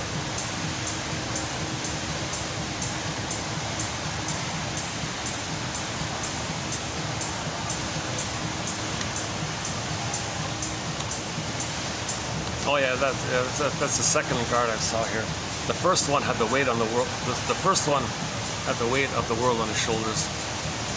This guy was vigilant, keen-eyed, checking, seeing everything, but reassuring people everything's okay.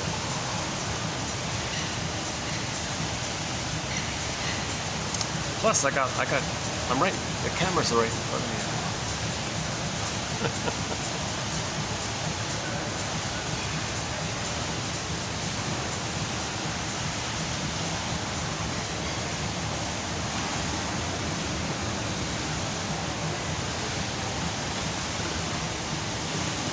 Oh, they're the balloons, huh? Oh, that organic place is busy, yeah.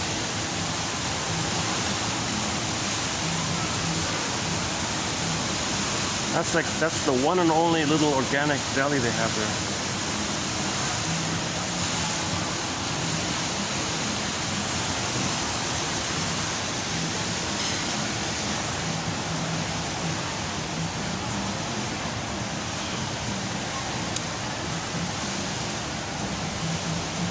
It's one of those hot pot type of things.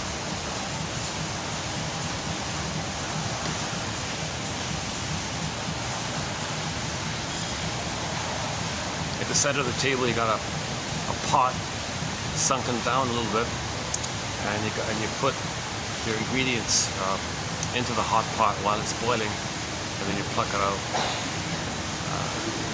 Like you self-cook it, I think.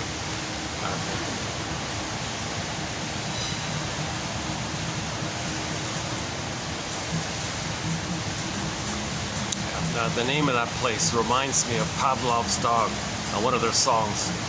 Yeah, oh yeah, on our soundtrack, Pavlov's Dog.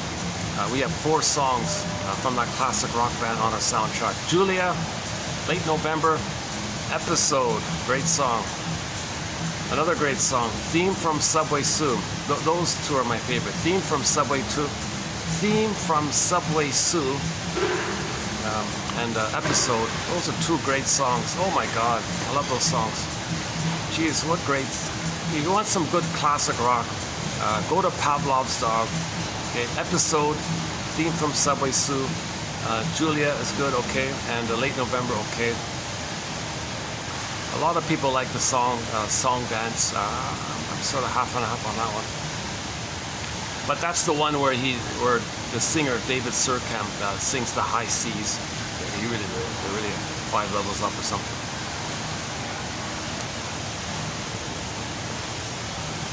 It's almost painful when he does it. Like, it's cringy and painful, but he reaches that really high C in the song Dance.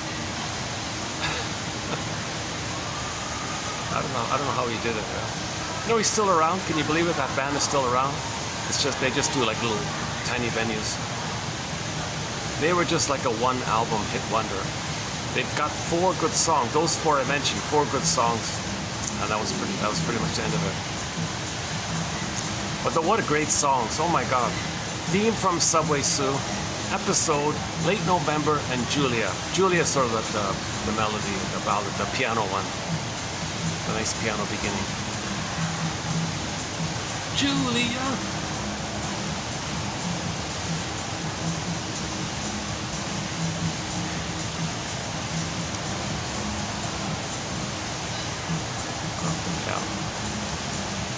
Associations.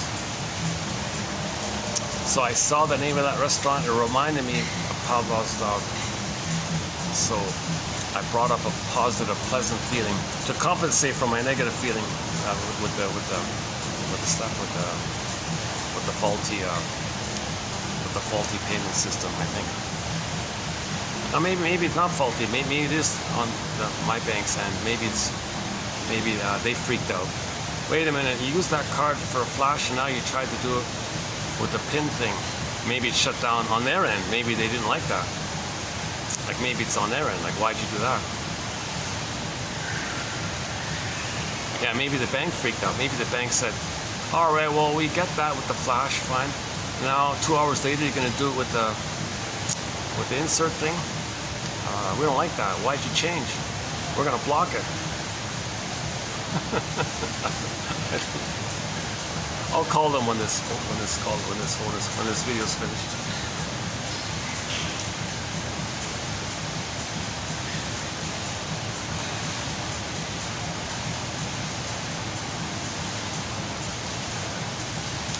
Okay. Yeah, so the greed, yeah. So related to the greed is lack of gratitude. So we didn't really see that ability of Riley to feel grateful for having those two good friends of hers, her teammates and all this. So she was so greedy. All right, gotta get some better friends. Yeah, didn't even say thanks or sorry or nothing. There was a little moment of hesitation, but she quickly. Now another thing about the Riley one, I might be wrong on this one, but when she saw Valentina, she had this like really wide-eyed kind of excited stare about her. It seemed a little over the top. So back to Lucy Holmes. Some women are looking for mothering from other women. So is it going to go that way where Riley expects mothering from the Valentina woman? So she's so entranced by this other older lady.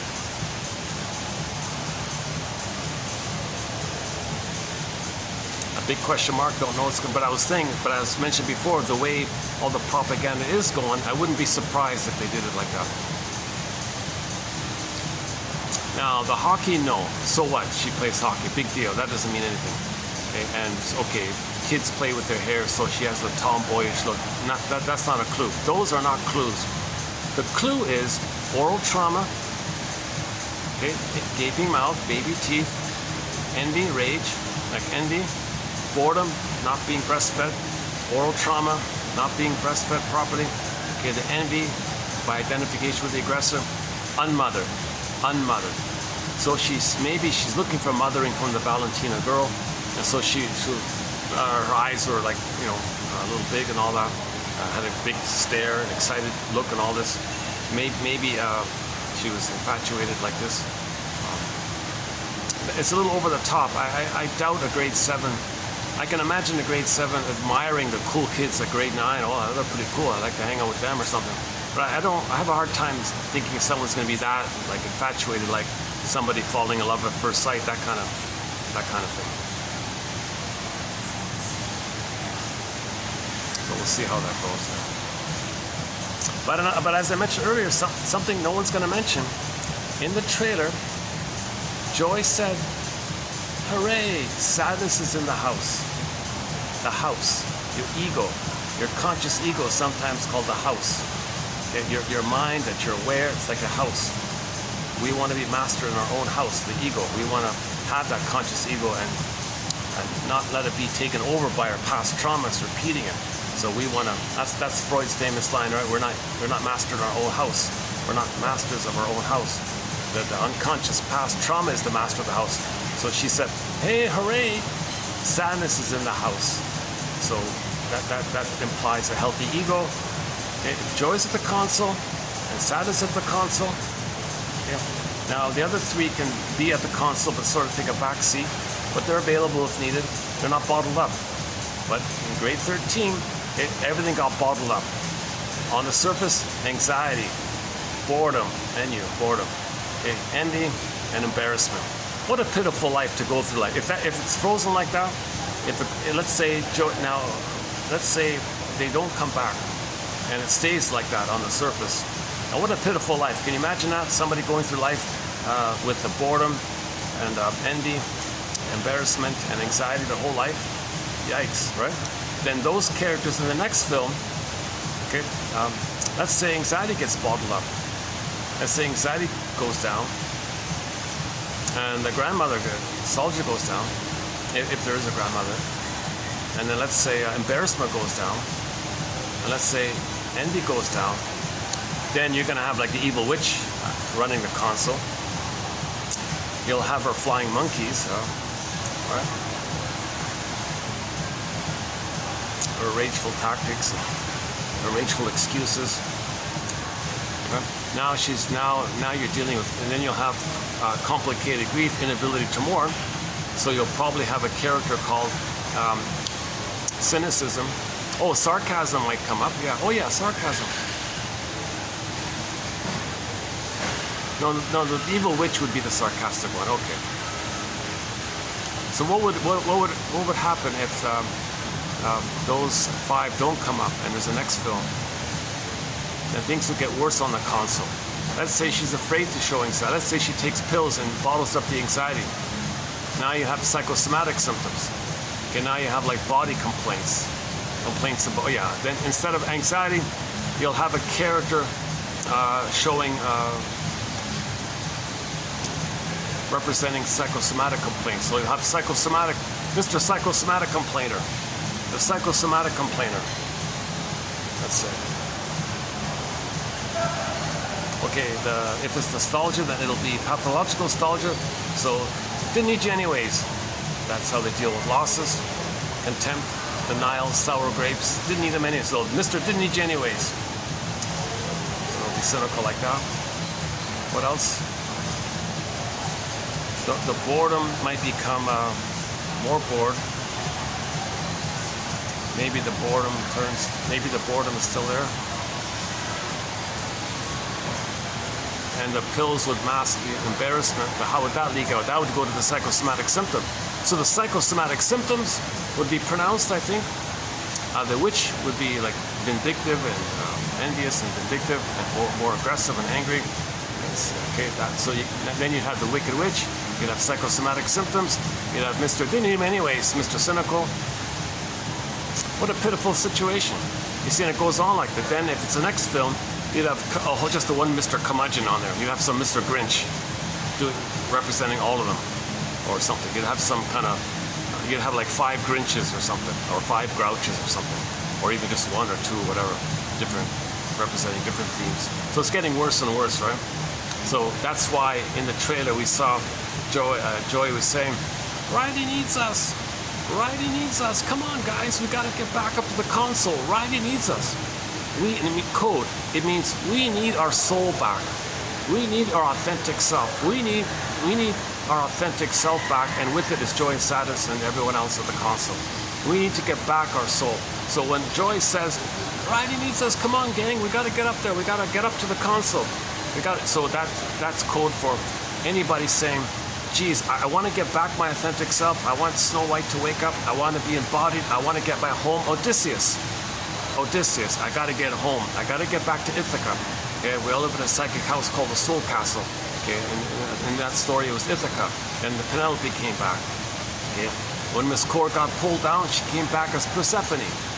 Okay, Iron John, yeah, they got the key. Okay, and we're all good like that. So we can heal. We can get back our embodiment. Okay. So in the midway towards that, in the part of the journey, these 10,000 quotes are kind of like a catcher's mitt, so we can catch the ball of our feelings coming back to ourselves. These quotes are giving us a lantern, like night vision.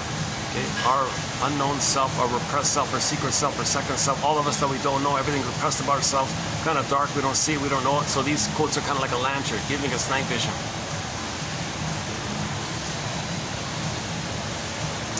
And one quote coming up said, the more we can make these little insights, gradually, bit by bit, we try to synthesize it, we try to use the insights to help us to live more, to live and love more, to find ourselves.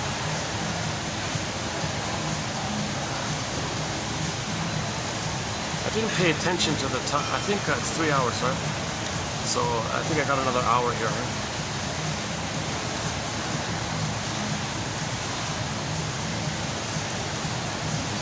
Yeah, I gotta smooth that out. Because I want to come back here again.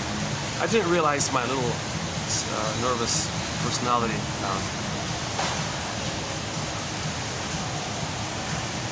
I should have been a little more. I should have been more mindful, more sensitive.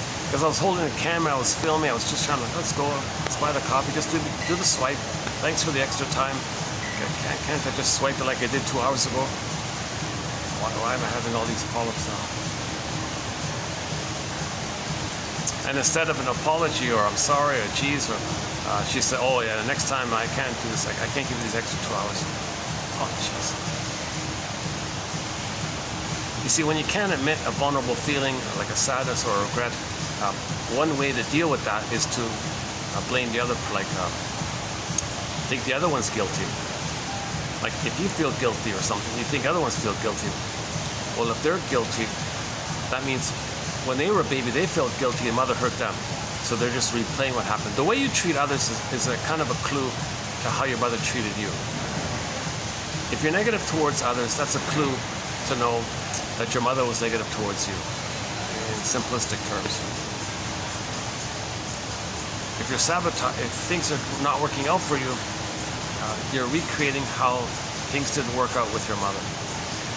We create a blueprint, a stencil, a schema, a map, a working model, and we see the world. We cherry pick what we see in the world to fit that lens.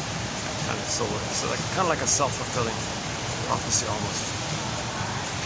Because we're still there, dwelling there, trying to get up our outcome, trying to get a proper script. One guy said, yeah, we want to, one shrink said to the lady, yeah, oh yeah, these complaints you're having, we may say that this is what your script is doing to you. Let us, as a team, as co-detectives, as co-existential detectives, as psychological Columbos, let us see what we can do with that script. Let's identify the script. Let's have some lanterns here. Let's see what we can do with that script. We want to update that script. We want to pick the threads of that old script and weave a new, healthier script. So we got to see and work together and be like teammates. So most of the work is done by the client. The shrink is just gives you a validating empathy about it.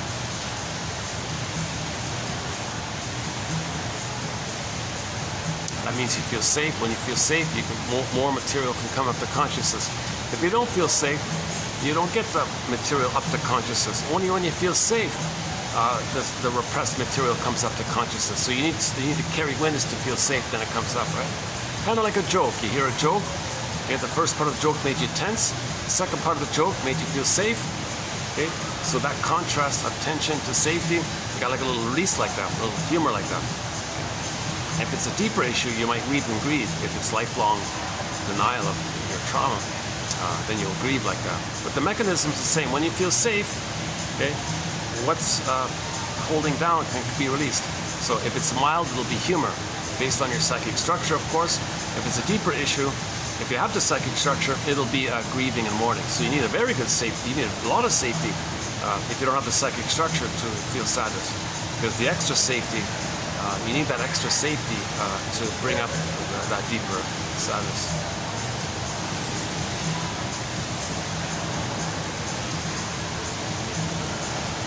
I feel like I'm missing something. What am I missing?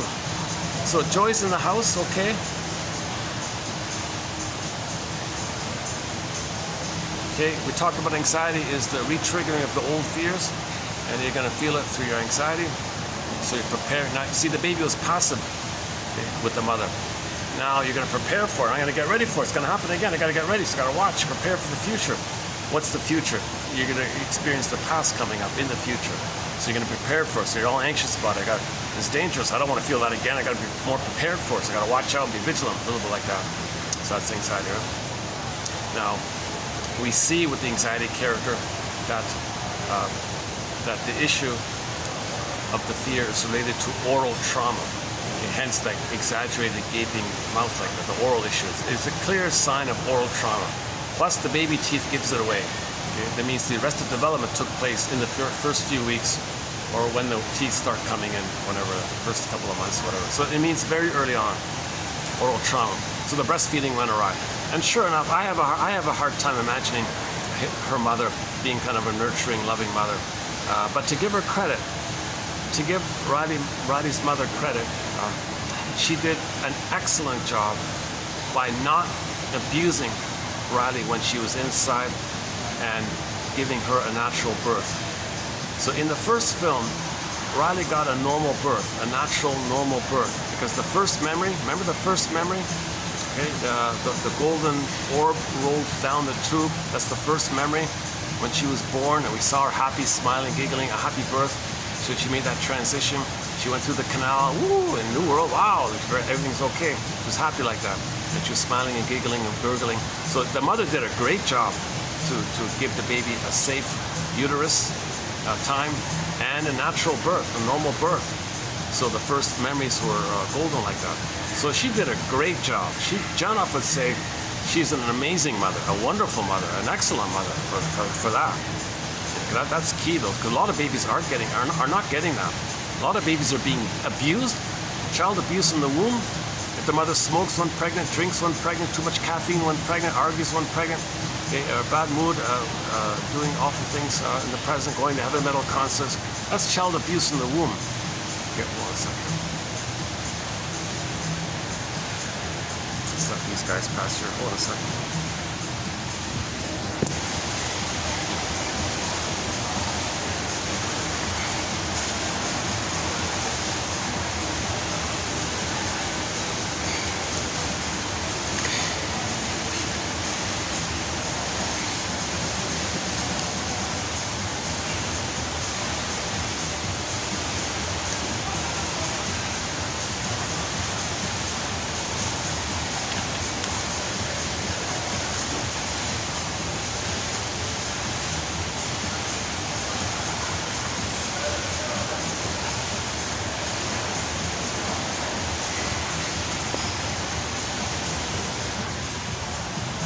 A lot of babies are receiving birth trauma, so Riley didn't get that. But maybe the problem is after birth. And I have a hard time seeing that mother being a loving, nurturing. She probably said, here's the bottle, here's the schedule. She was probably very pedantic and OCD about everything. They didn't present her as like a nurturing kind of motherly kind of woman like that.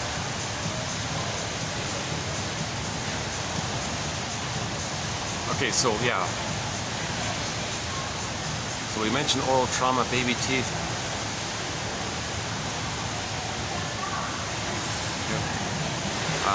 Inability to feel sadness, so that would bring up a lot of fears around the loss of identity. Needed to have sadness. Okay. Anger's repressed, so envy's at the console. Now in the trailer, we don't see the character envy kind of being envious. We see her admiring people. Oh, look how amazing that is. Either that's a reaction formation, sometimes it's flipped, called reaction formation, or they're doing what the Spanish call admiring emulation envy. It's not really envy, it's like an admiring envy, like a positive envy. Some people think there's a kind of positive envy, not hatred of it, just like I want it. I don't want to see it destroyed, I like it. It's kind of like admiration. I don't know if they're doing that or not, but in the Spanish language I notice they have different branches of envy. But if they're not using it in the Spanish way or other ways, if they're using it proper, like hatred of the good,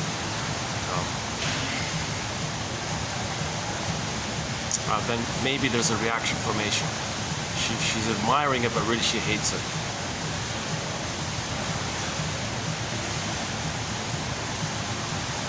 By the way, they didn't put jealousy at the console.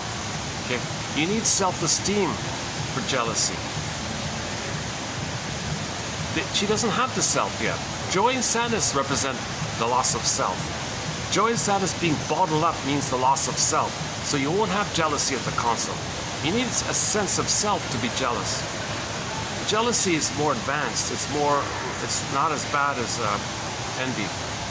Jealousy means you had something, you lost it to someone else, you feel a little bad. It doesn't question your identity. Envy is about not getting the thing you needed to begin with for your identity. So one quote says that the client didn't have enough self-esteem to be jealous. That's why they were so envious. Envy means not having enough self-esteem to be jealous. It's not so bad, jealousy. Envy is way worse than jealousy. Envy is considered like a two-person psychology, baby and the mother problem. Jealousy means, there's a third involved, you had it, another person took what you had. So you feel badly that way. But you're okay, it's not about your identity, it's not gonna, the pain is, you'll get over it kind of thing. But envy, it can lead to a lifelong grudge or something. Envy is way more ingrained with your identity kind of thing. So if you see anything that's representative of goodness, it reminds you of the pain of not getting love, to have that, to be able to accept that kind of goodness in yourself. Like to have gratitude, the baby needs to be loved to accept goodness. He needs love as goodness to experience the love of goodness, to accept goodness.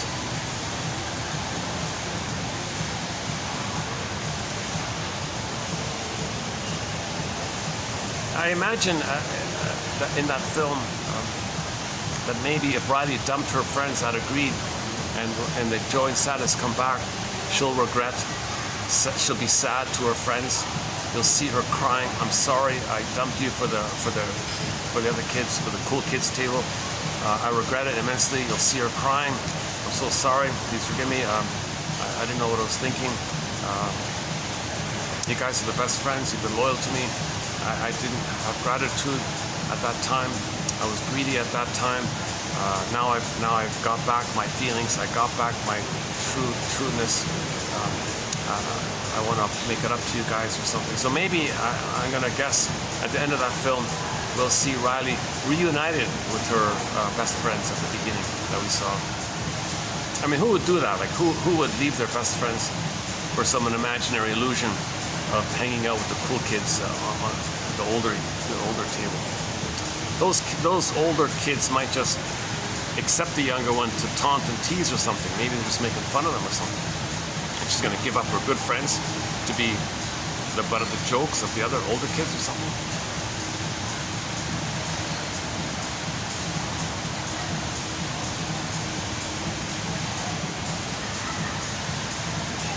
How are we doing here? You know, I'm still wrestling with this.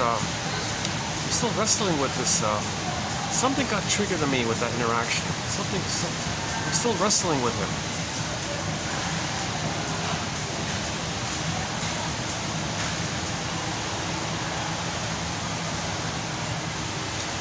I'm gonna guess that I accidentally triggered her anger, and she got back at me, kind of thing. I'm gonna guess I did it. So it's kind of on my end. So I unknowingly wasn't gracious enough, patient enough, polite enough to deal with the mess with the card thing. You know, she was so defensive. I showed her the receipt of the first time I did the swipe, and I had the receipt for it. Oh, it works. See, I have it here. You can see it. She didn't even want to look at it. Like, she don't want to I don't see it. Like, she didn't want to admit it. I got a feeling the bank did it. I don't think it's them. I think the bank freaked out with a sudden change of payment method. Maybe something like that. But it's the same shop, right? Or maybe maybe the bank randomly once in a while freezes your thing to get you to call them to confirm your identity. Maybe that's what it is.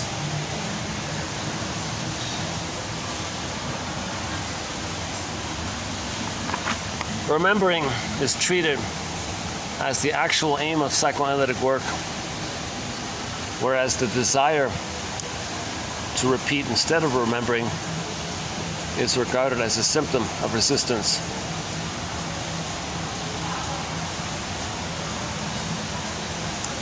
Now, to tell you the truth, I'm feeling a little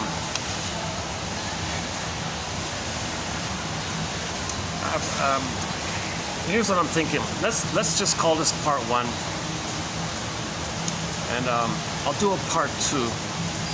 And in the part 2, I won't do this long preamble, this anxious preamble.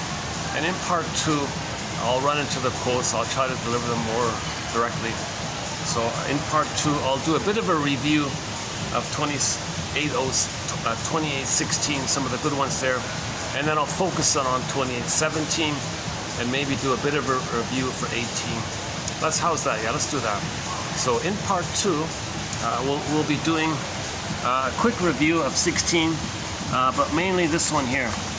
So in part 2, these quotes are mainly from a book called Illusion and Disillusion by Stanley Teitelbaum. Is that right?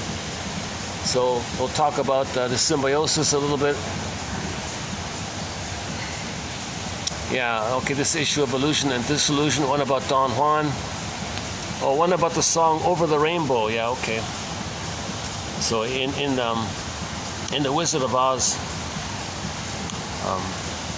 yeah, so one song related to symbiosis, wanting that paradise and that utopia is Dorothy singing somewhere over the rainbow, there's a perfect place, and blue birds are flying, and that one there. The blue bird of happiness is within. So that song is a fantasy that when we're under stress, we wish we could go to some paradisical kind of place, right?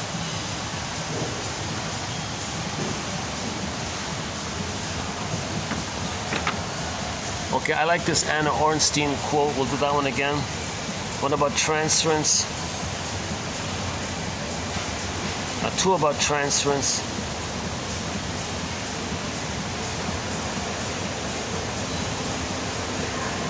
Okay, one about the ego.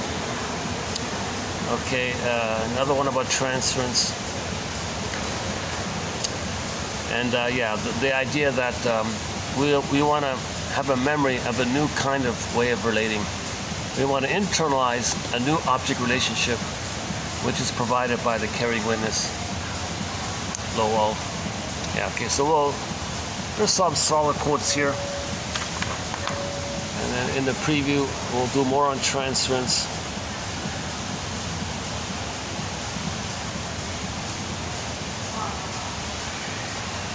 One on denial. Denial is not a river in Egypt.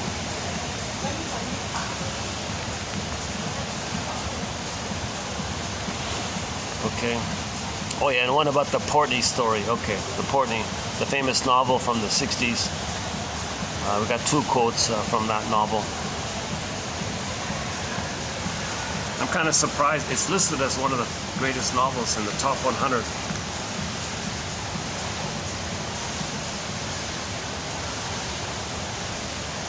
But that Portney one has a very good example about splitting. On the one hand, he thinks he's special and all this. On the other hand, he feels like a fill in the blank. That's a good example of splitting. Like the negative one, that's your authentic self. You feel icky like that. But to not feel it, you regress to the time in the uterus where you thought you were a little special God and all this.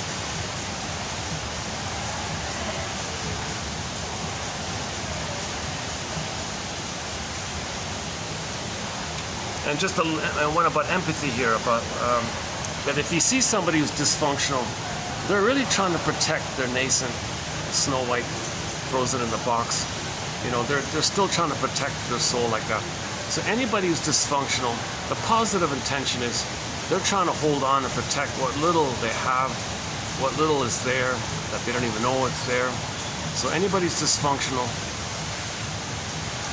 it's always, they're trying to protect themselves somehow. Yeah, like that waitress, that cashier, whatever, kind of maybe attacked me. Maybe she's trying to protect her job. Maybe don't criticize me. I'm trying to protect my position here. Maybe something like that. So when you see behavior that's hard or something, or if you're triggered by somebody's behavior, number one, their behavior is their attempt to protect their nascent true self. And they may have survival anxiety, or where any kind of dealing, they gotta protect themselves all the time. That's relational PTSD.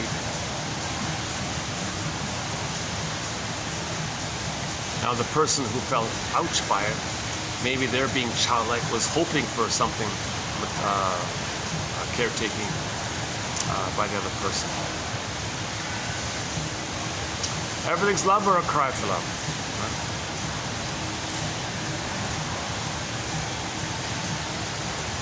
So I would say that exchange I had was sort of like two wounded children, right? Me, oh please like me, a little complaining about why is this working, a little bit, oh you're complaining, oh I'm gonna punish you, you can't get the extra 2 hours next time you come here. I did nothing wrong, your card's the problem. It just worked, I can show you the thing. You didn't want to look at it. Oh, here it is, and you can see it, it actually printed out, the receipt. She couldn't see it. Like she blotted it out like it didn't exist. Oh my God. So she just acted like it didn't, like the whole thing was fake or something. Like, but she was there when I bought the thing the first time.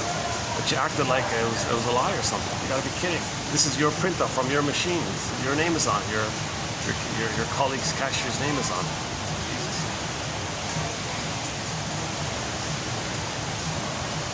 So we need empathy for ourselves, empathy for others, the recognition that we're homotraumicus, the recognition that we're all pretty much homotraumicus. Either we're crying for love or experiencing the anxiety of being triggered of the past. Now remember, when you're triggered of the past and you're in survival anxiety, anger is the main driver there, right? So I felt, yeah, I could feel a little embarrassed myself, right? Like I felt a little embarrassed throughout this video. The second half of this video, I felt a little embarrassed the whole time during this video, most of it.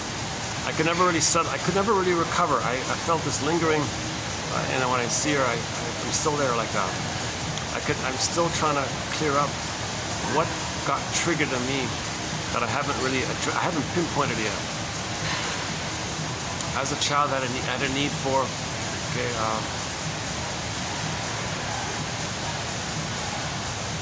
support, to be seen, to be accepted, to be taught how something worked, or to be welcome. That's why I liked it when the guard gave me the thumb up, you know, maybe he was supporting me or something.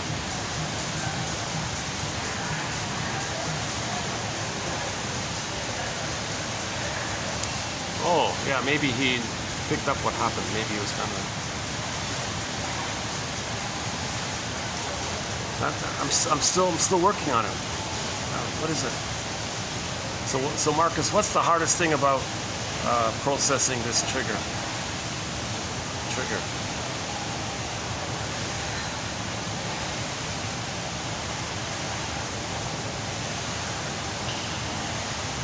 It seems to be some old fear of being punished. That's what I said. You know, I felt like funny. I said the word punish. So was I punished as a child? It seems that at some point as a child, I guess I don't remember which specific punishment was linked to, like that triggered up. But I do feel some past emotion by it.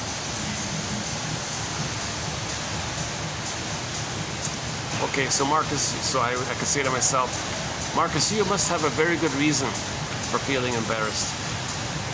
You must have a very good reason for feeling a little, for feeling the way you do. I must have a very good reason for feeling the way I do.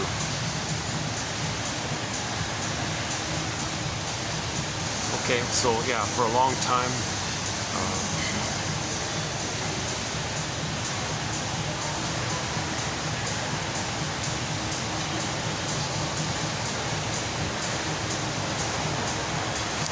I can partly answer it to myself a little bit. Okay, hold on a second.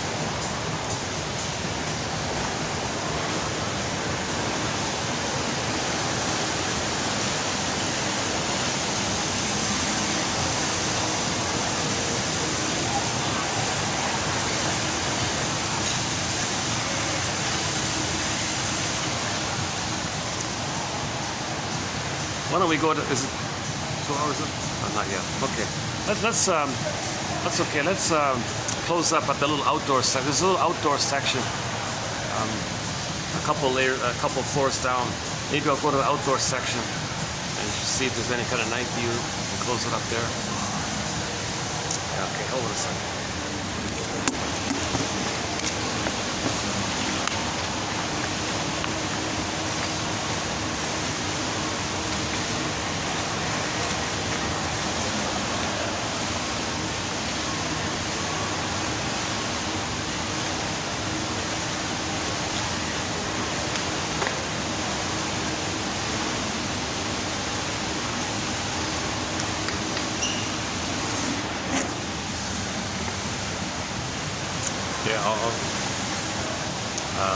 I'll see you in a few seconds.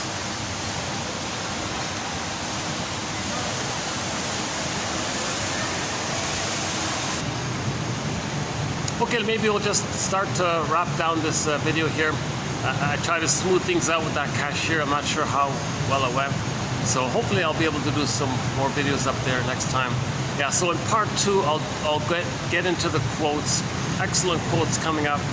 You know, I was thinking on the way here, anytime I've been triggered while doing a video, I've always been able to process it somehow, and then I was okay with it by the end of the video.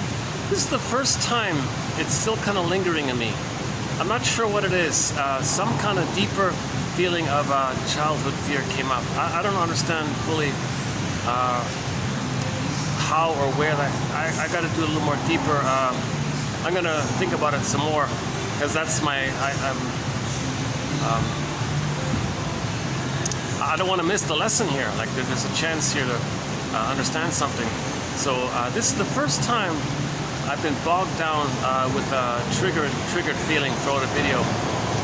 So that's something new for me.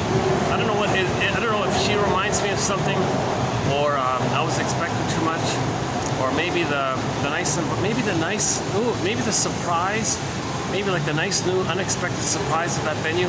Maybe gave me a little boosted up a little extra childlike need, wish fulfillment or something, and then suddenly taken away. Maybe something in that area. So yeah, I think it's something in that area, to tell the truth. Yeah, that makes sense. That makes sense. That the unexpected need of a childhood need for a nice environment and a nice surprise on my end. I wasn't expecting a nice venue to do a video in, and suddenly at the end there, I got that kind of rejection like that. Like, oh, I was gonna enjoy this. I was even thinking I'll come back and I'll be a regular, and suddenly you're gonna like do that on me. All because of this misunderstanding over this stupid, card reader thing. And it is a little suspicious the way she was trying to, she yanked the card from me and wanted to put it in the thing. Like, why don't you just let the customer away the way the other did, the way the other lady did it? So I don't know. Maybe there's just a little bad timing or something. So anyways, the result was maybe I felt it triggered up something in my old childhood where I had a great hope, and crushing, it fell. A great hope. Emily Dickinson has a very good poem about trauma. A great hope fell. You heard no noise. The wreckage was within. O cunning tale that let no witness in. That's the tough part. No witness in. That's the scarecrow in The Wizard of Oz looking for a brain. We don't. It's called the unthought known. It's known, but we don't think it. Hence, no brain. The scarecrow with no brain. We couldn't think it. Oh, 1 second. I'm sweating already here. Jesus. Now there's a colorful. Oh boy, I'm sweating already. I've been out here like just 2 minutes. Wow. This is the little outdoor section belonging to the mall. It's a nice little area here. Yeah, it's picking up. The customers are coming in. It's getting busier at night. I think people come up for dinner post 7 or something.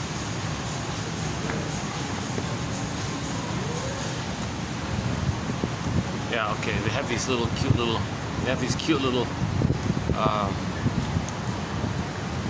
seating areas here. Oh, there's a bit of a breeze here.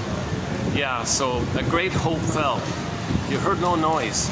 The wreckage was within. O cunning tale that let no witness in. So that great hope fell. Maybe that's what got triggered in me. I had a great hope for a new venue, a great hope for a new place where I can do my videos, a great environment or something. So that's like a great source of support, maternal support. It fell. And like unexpected like that. So that's when a baby has a great hope, it's unexpected that the mother would hurt him like that. That's a real pain, So I think I was feeling a bit of that pain by that disappointment like that. Yeah. So I feel like I'm partially processing it now at this moment here. Yeah, they have these funny little bird cage kind of things. Robert Bly jokes that when Nora slammed the door in Ibsen's, Robert Bly has a Norwegian background. Ibsen's from Norway, so he was quoting Ibsen's book called The Dollhouse, and he thinks that in that novel, when Dora slammed the door, that was the beginning of the women's revolution, women's movement, feminist movement, whatever you want to call it. When Dora slammed the door, because she felt like she was in a cage all the time. Oh, a bit of a breeze here. All right. Oh, okay, here's a bit of a breeze. I can hang out a bit longer here. Yeah. Any other final thoughts here? Another famous quote about trauma by Emily Dickinson is, "There's a pain so utter, it swallows substance up. Like your soul, your authentic self, your Snow White, it got like pressed down like that, swallowed up like that." Okay, meaning the memory grooved into the first brain, first, second, third. You're conscious, but it swallowed down, like down into your unconscious. So the metaphors like got gulped down, like Miss Cord getting pulled down. Then the person goes in a swoon. That's the endorphins. Okay, when there's a pain, the brain sends you endorphins to numb the pain. It's this dreamy-like numbing. Someone said if you stub your toe, you feel pain for a moment, but instantly it'll be this blurring kind of feeling. So it numbs the pain. It's not a happy chemical, it's a numbing. I don't know why, that's a funny thing about that. We have some quotes from a very good self-help book called Meet Your Happy Chemicals by Loretta Bruning. She discusses the 4 happy chemicals, but I'm confused a little why she includes endorphins in that area. Maybe because it numbs the pain, so in comparison you're happier than you were before. A little confusing. So mainly it's dopamine for the excitement, chase, dopamine for the chase. Okay, and so dopamine means when you think you're about to get something, and that's something, and you think when you get that something, it'll make you feel safer. Now when you feel safer, you get serotonin. So you're looking for the serotonin, the safety of the thing that you get that gives you the safety, which you get serotonin. So we want the safety. So dopamine is the exciting anticipation chemical in you that says, go get the thing, and because when you get it, you'll feel safe. So dopamine for the chase, serotonin from the catch. Those 2 main happy, quote-unquote, happy chemicals, and oxytocin, of course, is the other one, the bonding hormone. Got some people in those ones. Yeah, here it's okay, yeah, a moment. This place, I can't believe this is, I still don't know if there's a holiday or why it's kind of mellowish today here. Maybe it's a link, yeah, maybe there was a, yeah, maybe the holiday kind of got extended. Yeah, I think they extended the holiday or something. Oh, here's some group of people here. Hold on a second. Oh, now it's picking up, yeah.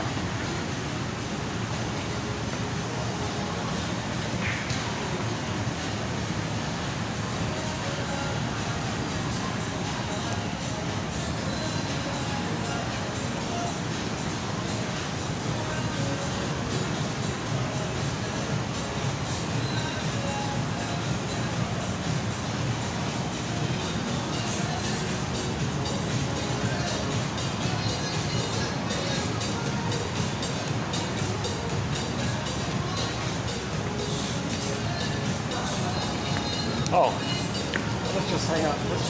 Oh, how about here?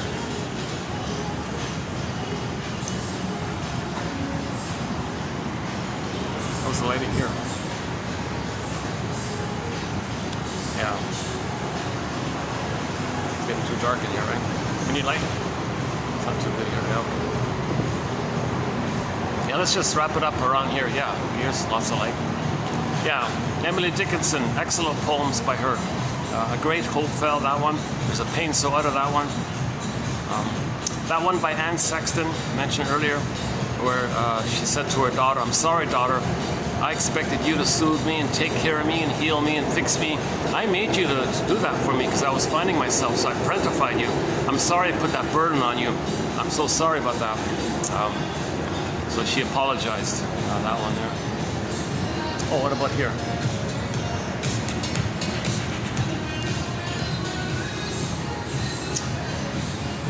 check out here.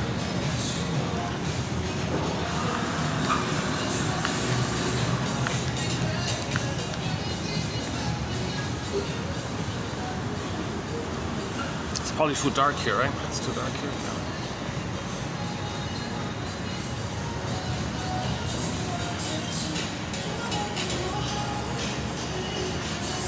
You know, I did see a spot, actually I did see a spot upstairs. Let's see.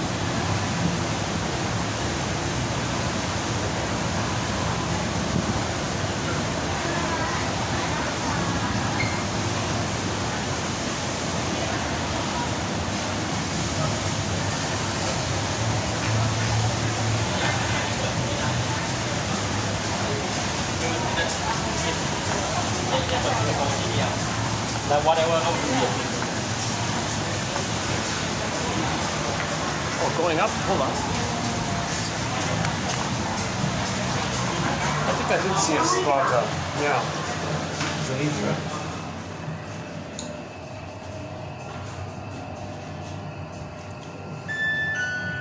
7-4.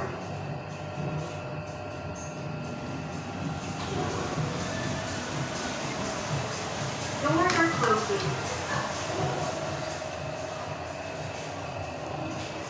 So we're posting this in May of 2024. 4.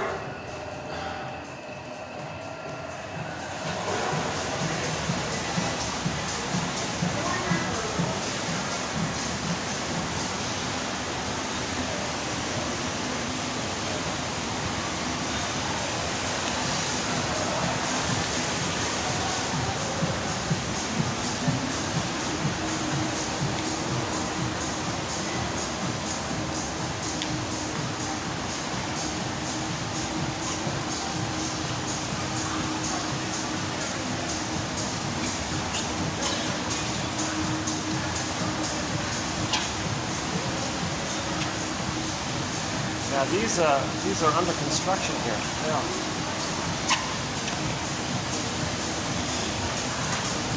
Yeah, I think these there's a change of restaurants. These are under construction. Yeah, let's hang out here for a bit. These little spots right here. This looks like it used to be a restaurant. That's okay. Yeah, let's wrap it up here. Any final thoughts here? Geez. Should I read the quotes? You know, in the last video, that first quote by Sandra Frenzy and Otto Rank's a good one about the whole purpose of therapy is to remember. If you remember, you don't repeat. You're repeating because you don't remember, but it's there, and you're repeating to find the story. Once you get the story, you can stop repeating. So that's a key point there, right? Now, I disagree personally with this idea that there's some kind of collective imaginary brain in the sky linked to some imaginary invisible body for that brain, and in this magic big body with a big brain, there's an unconscious in this invisible entity, and this unconscious holds humanity's unconscious, and it's going to push all of us. Come on. This collective unconscious group mind. There's no such thing as a group. There's individuals who have a mind. People have a mind. Now we may all have similar traumas, so there's a commonality there, and you want to look and you want to see kind of like a summing up behavior, how it looks when a bunch of people with the same kind of mind behave with the same kind of mind, how it looks afterward. There isn't some separate mind that caused it. It's individuals doing this. Okay, here's not a bad spot, yeah. It's just beside where it was before, actually. There's even some chairs there. I might be able to just sit here for a bit. Yeah, let's just sit here for a bit.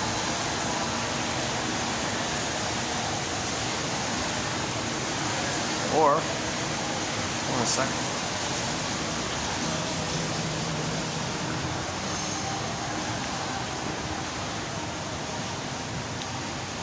And this seems to be under renovation. Oh, this is just like some kind of storagey kind of thing. Maybe. Let's sit here for a bit. Let's see if the guard freaks out. Hopefully, should be okay. Yeah, are we okay here? Okay, let's not risk it. Let's just stand over there.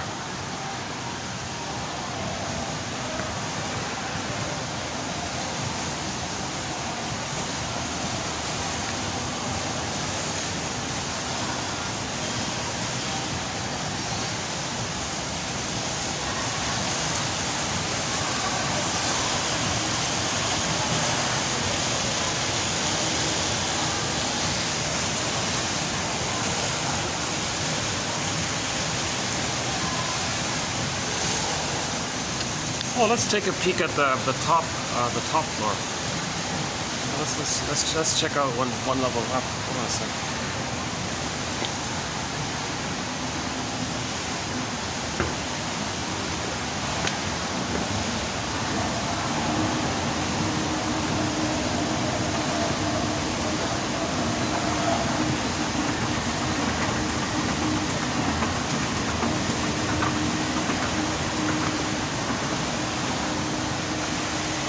Yeah, I know what this is. On the weekends, this is a discotheque, some kind of techno thumping bar type of thing.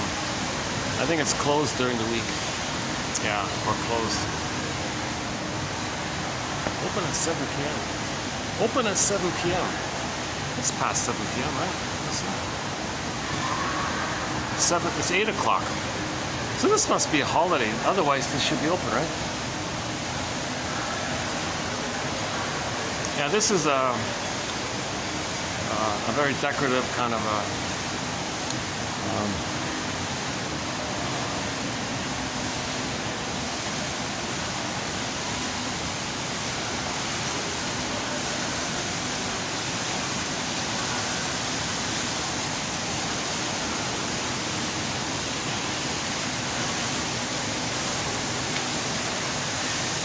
what's over here? Any light? No smoking? Oh, there's a door here. Oh. What's this?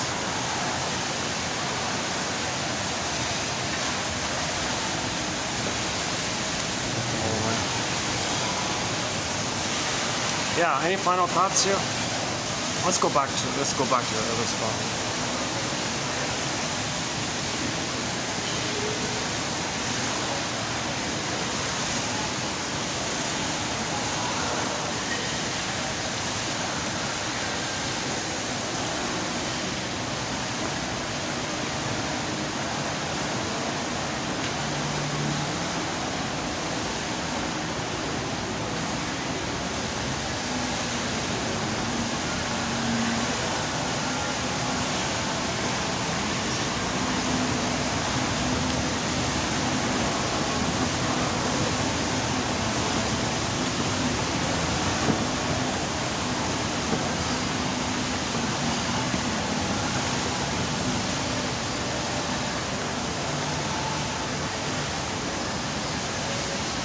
Oh, here's a nice step here. Oh, how about right here? Okay, let's wrap it up here. Any final thoughts here? Any final thoughts here? In terms of embarrassment, personally, this has been one of the most embarrassing videos I've ever done. Because half of it, I was carrying this underlying embarrassment feeling in me. I think now I've cleared it up a little bit with that little discussion before. Yeah, that somehow unknowingly I was triggered of my childhood, where I had a great hope, and boy, did it hurt when it fell.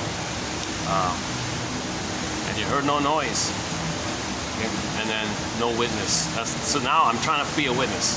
See, these quotes help you now to be a witness.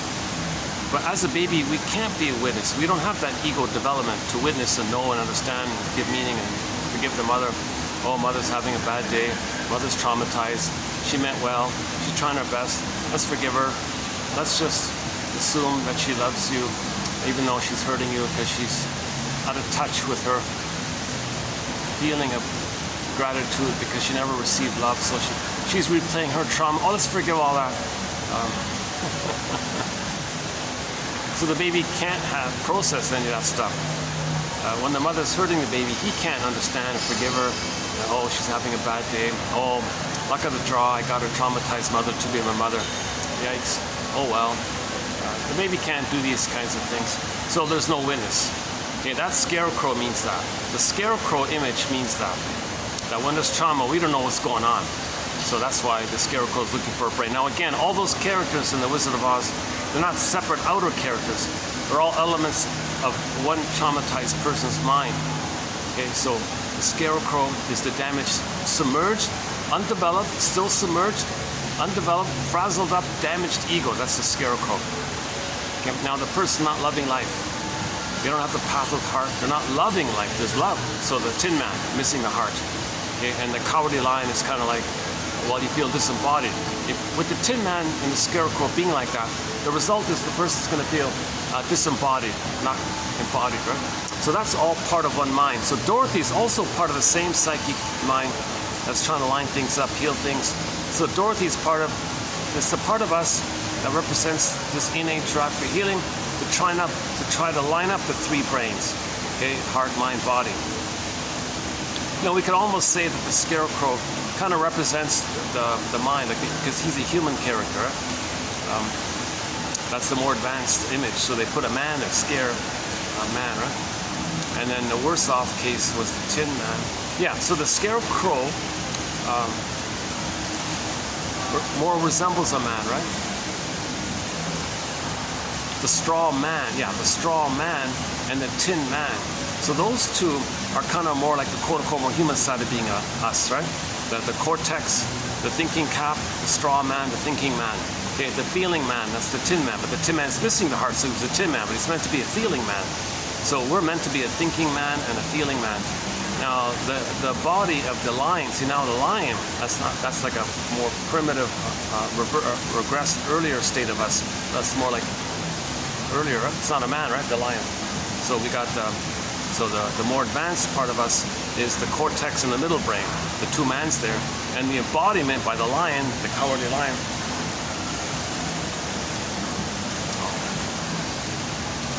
Another guard. Oh, I did freak out the guards. Oh, shucks. I just sat there for a minute thinking I could talk there for a minute. I thought, no, I better not. I'll freak out the guards. Sure enough, the guards came running. Yikes. There's no sign or anything.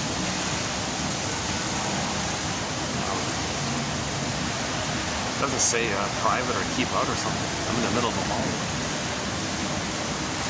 But this part seems to be okay, right? Why don't I just get permission here if I can sit here? Jesus.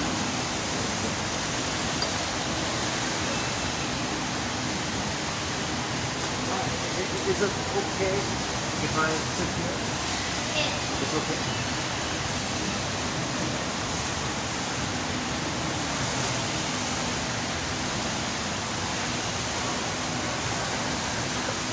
She said okay. Staring at me at the same time, watching me at the same time.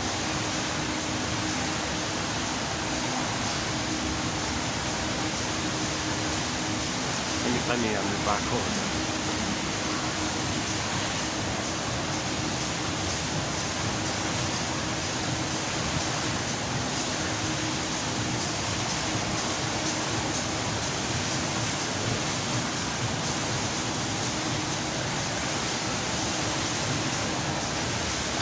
Oh, so let's finish up here, yeah. Yeah, so the Tin Man, yeah. Or we can say, be like Dorothy. Be like Dorothy. And recognize that if a person feels disembodied, okay, back to Kristen Wilson, if you're not in your body, you're not making sense, and if you're not loving life, that's the Tin Man, well, first things first. Give the scarecrow a brain. Like enhance the ego with these theories, these quotes, these philosophical medicine ideas, these narrative medicine ideas, okay, these little constructs, they're hypotheses, yes, they're guesstimates, yes, they're clues, yes, they're theories, no perfect answer here, but give some ideas to the scarecrow, and maybe it builds up a nest. Maybe you strengthen the ego, and then you might get back it might be like a catcher's mitt, then you get the feelings come back. There's the heart for the Tin Man, and then you're going to get back in your body as a result. So be like Dorothy. First things first. Help the scarecrow develop the brain, meaning give ourselves these 10,000 quotes, these 10,000 babies. And in the last video, I just spontaneously had a Freudian slip there. I called them babies, 10,000 babies, these babies. I value them. Maybe that's what it is. Maybe I really value these quotes. I waded through a lot of material.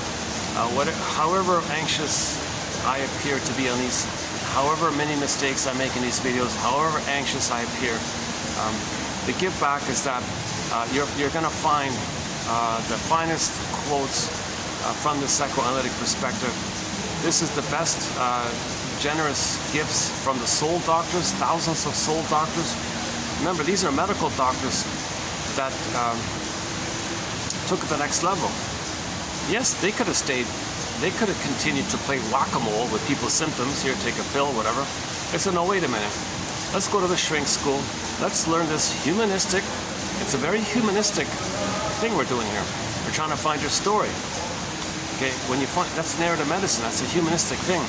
Just to treat your body like a car, okay, just bang it down, like, come on. Right? That's, so some doctors, you know, we need that, obviously, sometimes, but some people say, well, we need more people in the area of narrative medicine. So a lot of these doctors, they went back to shrink school, Psychoanalytic Institute, and went through that whole process. So they sacrificed years of the money they could have made.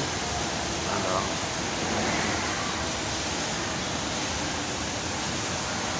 I'm going to guess that most doctors would have made more money being a regular doctor. I don't think all these shrinks make the big bucks, right? Some, obviously, I guess. But anyways, yeah, so, and then, of course, now this is the fruits, the underpinnings of the psychoanalytic ideas comes from the literature people. The Ibsens and the Goethes and all these guys, right? Then you got the playwrights before them, right? All those playwrights, Greek playwrights, Homer and all those guys. And then before that, you got the philosophers, Confucius and Lao Tzu and all those guys, you know. Now during that whole time, you got the storytellers, or the oral tradition. And finally, somebody wrote them down, right? Like the Grimm's collection and so on. So you add up the storytellers from the Grimms, the philosophers, the playwrights, the literature people, okay, and then the more modernish jargon. You know, that's all part of our narrative medicine. This is all us being our own Dorothy, so to speak.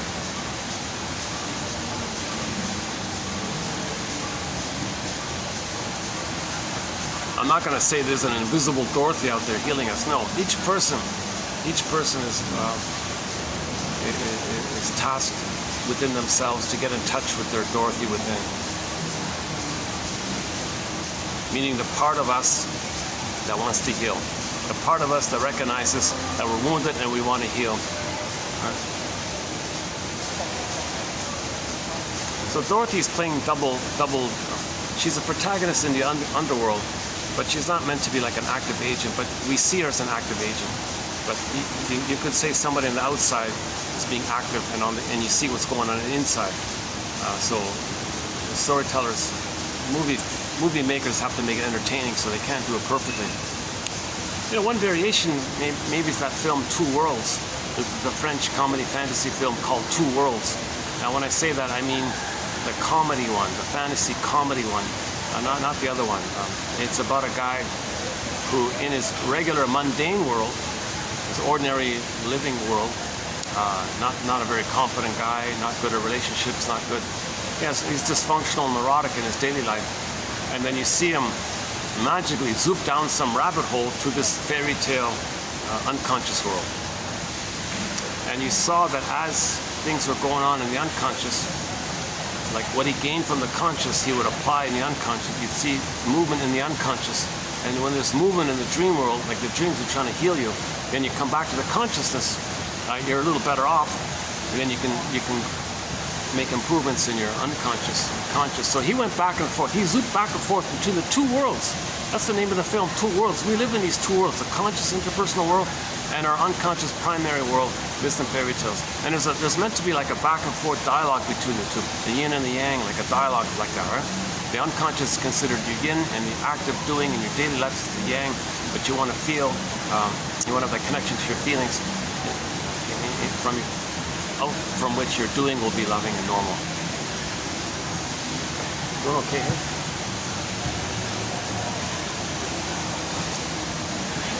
Well, this gives me a thought. If the guard, if she didn't mind my sitting here, maybe next time I'll just do the video here and avoid the drama with the goddamn cashless nonsense.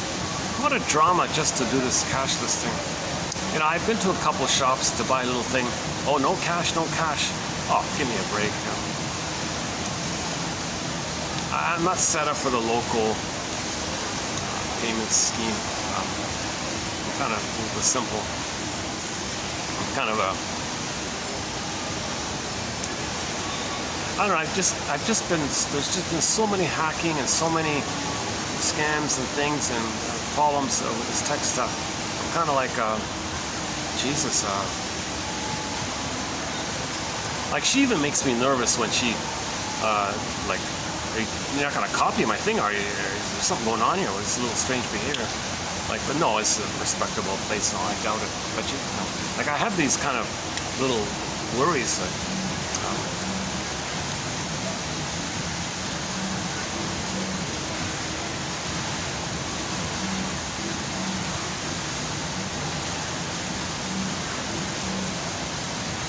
yeah, and the truth is, I do have a local account and all this, and I try to use it. It's blocked or something. Give me a break. For what? Like, well, I don't get it. Did someone access and try to, like, they're protecting you, like, so you, but do I have to constantly, every time I want to use my card, I gotta go and clarify it's me, and then, okay, you're clear, and then a week later, oh, blocked, is it you?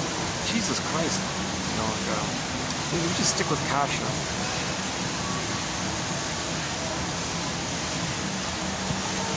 Or come up with a better,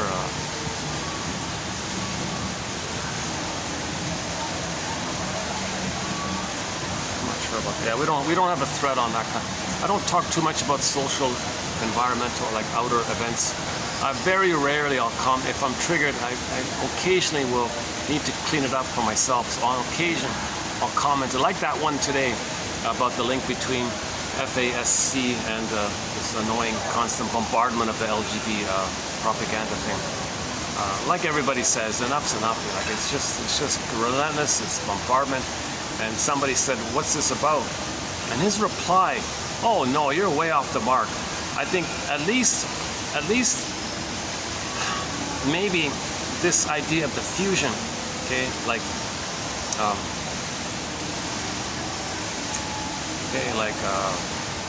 woman in a man's body, man in a woman's body. I don't want to go talk about that kind of stuff, but this is kind of like a fusional issue. Like from a psychological point of view, I'm talking about on that branch of it. There's other branches, hormonal, developmental, traumatic, and all these kind of branches of it, and others, I guess. I haven't looked into that area, but one of the branches is unresolved fusion.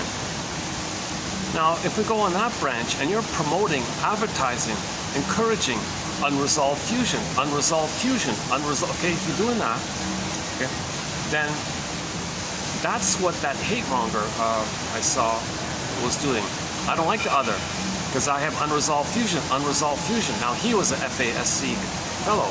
Okay, he was promoting FASC. He was a hate, agent of hate character, working for the hate complex or whatever.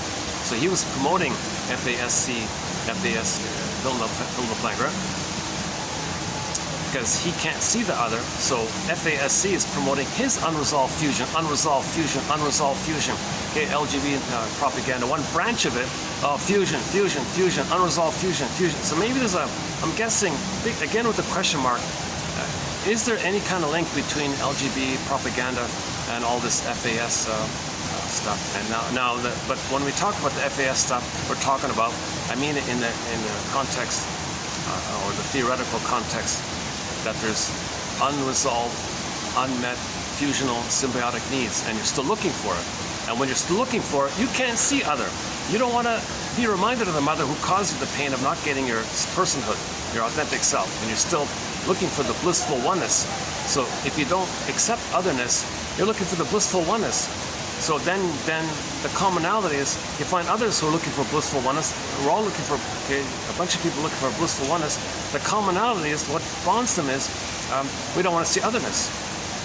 Now, if you get people so filled with hate like this, when there's a lot of hate like this, okay, that can be like directed to pillage or plunder. You can use them as like a flying monkey. Oh, go pillage there, pillage there, pillage there. So you bottle up the hate. It's like a resource or something. You direct them somewhere.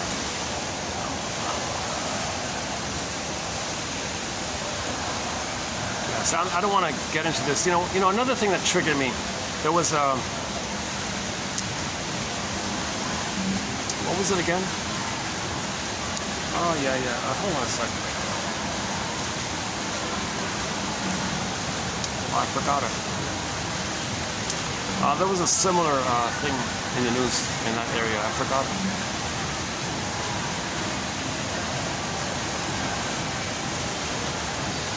Anyways, 2725 part 3 of 3.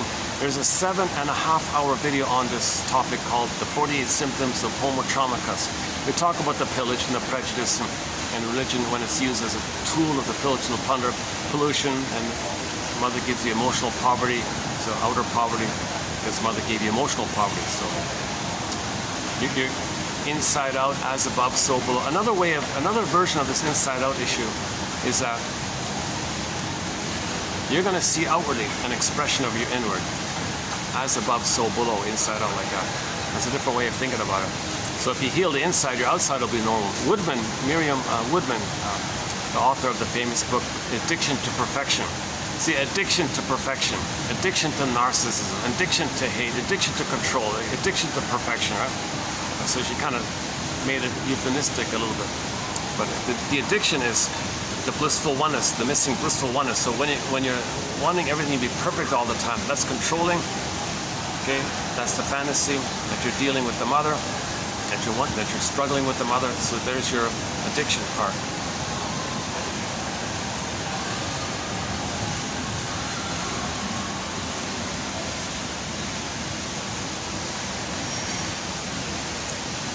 Oh shucks! I should have gone there because that triggered the two guards came running out. I guess there's no. Oh, there's no camera. Is that what it is? Maybe that's why they freaked out. Maybe there's no. It's sort of. I don't know what it is. It's sort of a. Belongs to the mall or belongs to. This part's okay, right? Yeah. Oh, that must be it. So when I went in there to sit there for like 2 seconds, I think I triggered the guards freaked out. There's no camera in there. And she gave me a real intense look, you know. So afterward, is it okay if I sit here? Okay, you know. She kind of gave me. I don't hang out at this mall much. I don't know the history. I'm sure there's some kind of experience. I'm sure there's been some experiences here. And of course, the guards get blamed if there's some kind of experience, right? So they have anxiety about holding on to their jobs.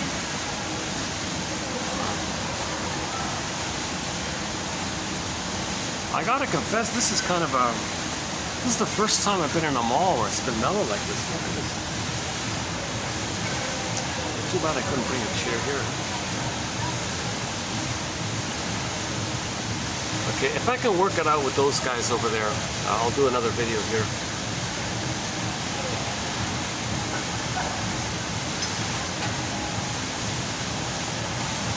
I can see a couple people, they have the monthly plan. They're using the place. Yeah, you gotta be well off if you're gonna buy the monthly plan. It's like a fitness club membership thing. It's basically like that, yeah.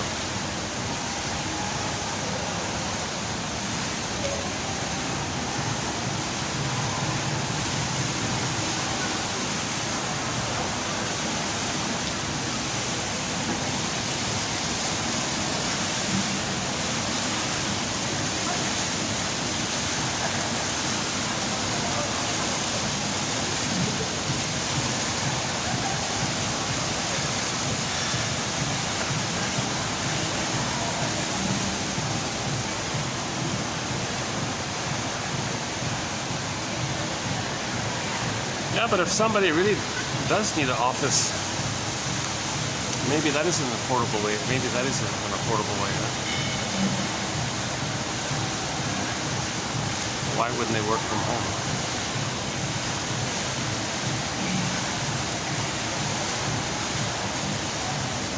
Any final thoughts here?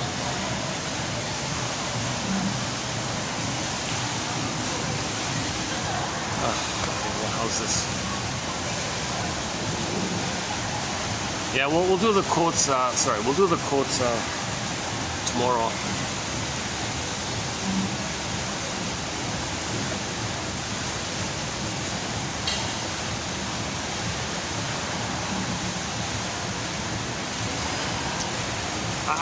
I just keep reminding myself, you click the more link, the quotes are there. My commentary, I wouldn't listen to 5 hours of all this stumbling and bumbling on my end. I have anxiety. I'm trying to heal from this anxiety. I'm trying to get enough narrative medicine, enough construct, enough of a nest. I'm trying to develop enough of a nest myself to hold up and make me have a belated understanding and a belated release of the feeling, so I can have a brain for the scarecrow. Then the past has seen, validated. Okay, Lowell says you capture the past, give it a time and a place, lay the ghost to rest. So that's what it wants. The ghost wants to be seen. You know, the ghost, your traumatic memories. When we say ghost, we mean traumatic memory. Okay, haunting you like this. So it wants to be seen. And if you don't see it, it's going to keep on haunting you, right? So you want to see it. Aha. Yes, I had that need. It makes sense. I really had that need. The truth. Okay, the truth. Mother failed. She failed in her job. Okay, we got to get to that point called the greatest hurt of all. Mother failed me. A lot of people don't like that idea. But you're not going to heal unless you get that truth. Like that Anne Sexton poem. Sorry, daughter, I used you because I was trying to find me. I wasn't mothered. I wanted to brainwash you to mother me. Sorry about that. So at least she kind of made some reparations, some amends. And the daughter can go, oh, and now I get the story. Now things make sense. Okay, now she's sad, of course, and mourns the loss of not getting the loving mother. Outraged, of course, for a while. The truth will upset you freely.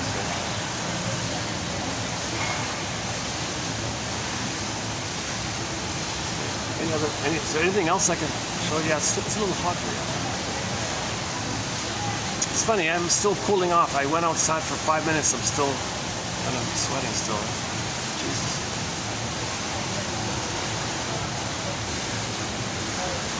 Just a second.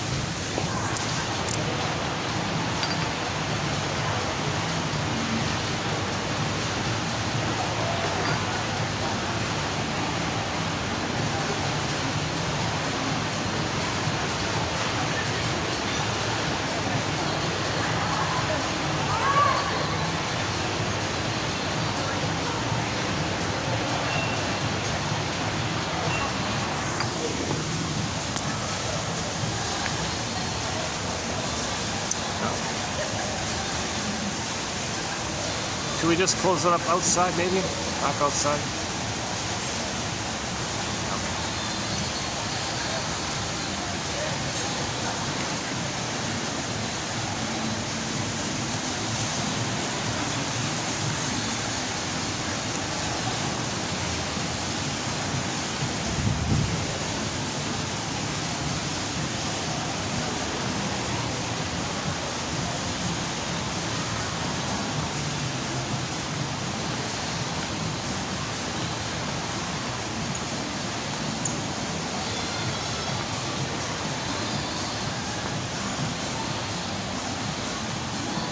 Look at that, maybe I could do a video here. That's a nice spot, huh?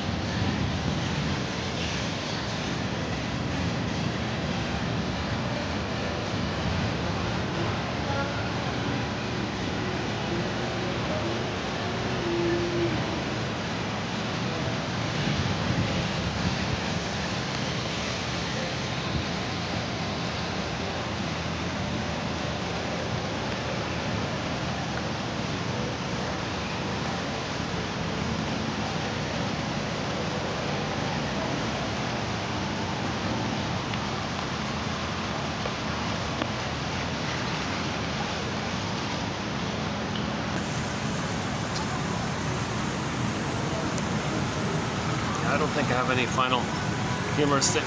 I would love to end this on with a great big joke. I would love to end this video on a very happy note. Jesus, I don't think I'm gonna be able to. I don't feel any joke coming up. Once in a while, I end the video with a joke. Just kind of happens spontaneously. I wish I could end up on a joke. It'd be nice to end up on a joke. I would love to end. I would love to end up on a joke here.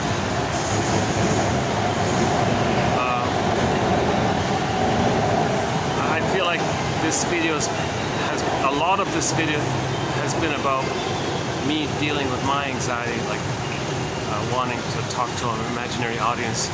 Dear imaginary audience, I need someone to talk to. My imaginary audience will say, you must have a very good reason for having this feeling of a need to have someone to talk to. Yes, I do. Go on. You're free associator. So free association.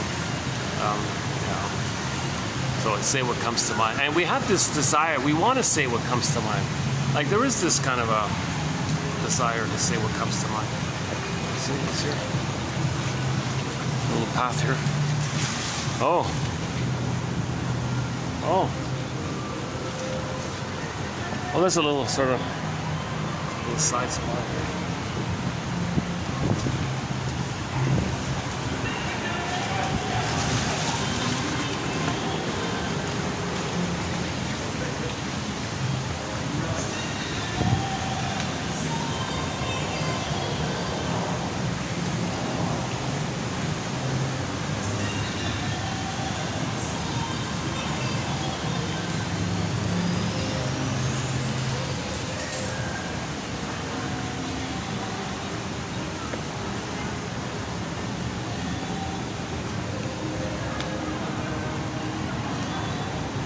I've got some lovebirds just over there. What about here? Can I finish up here? Let's see. Well, interrupting the lovebirds there. Okay, thank you.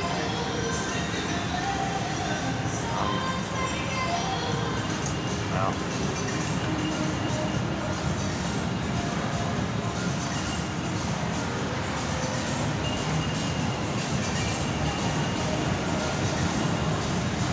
Oh, good. Let them interrupt the lovebirds. All right. I'll go down there.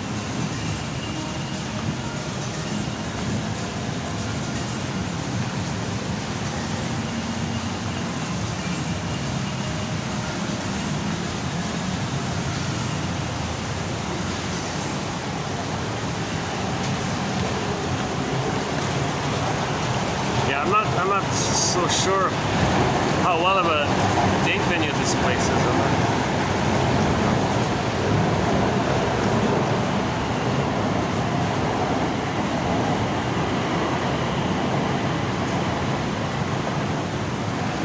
How's the lighting here? Enough light here? How about here? Yeah, so I was hoping to come up with a joke at the end. We've got the pigeon joke in our catalog. The one about repetition compulsion, that one. Masterson's joke. A few from a guy named Steve Behrman, a few of his.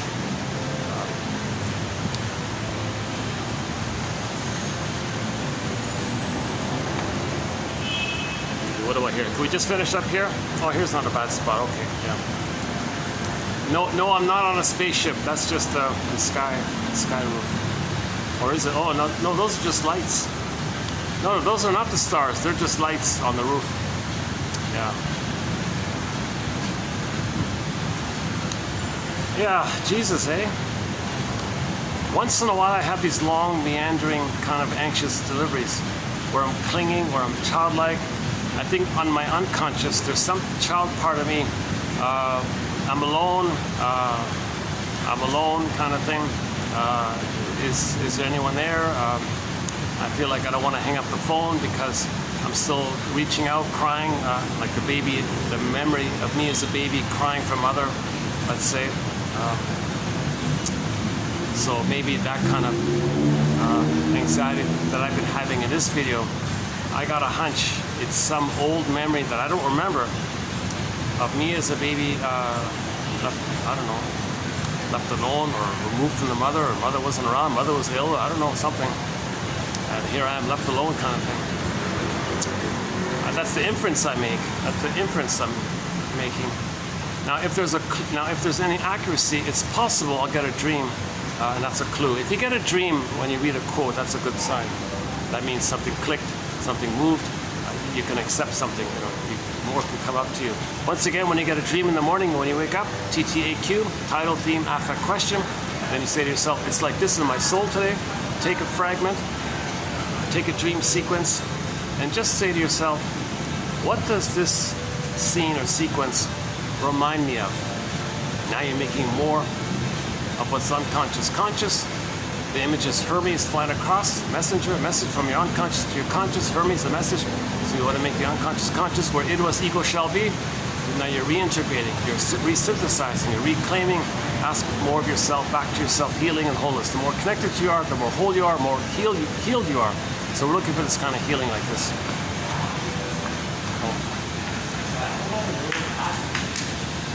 One second.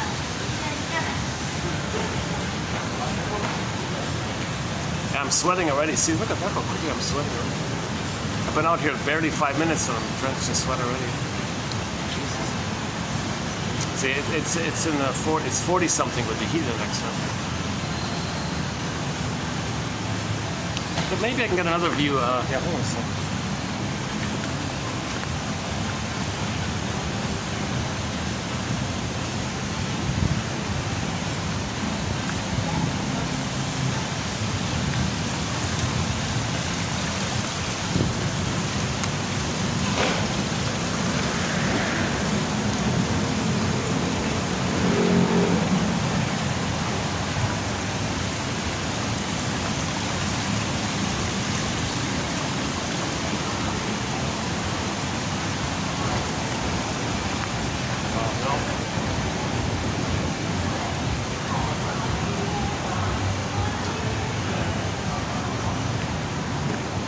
Oh, it's busy here. Oh, it's too busy.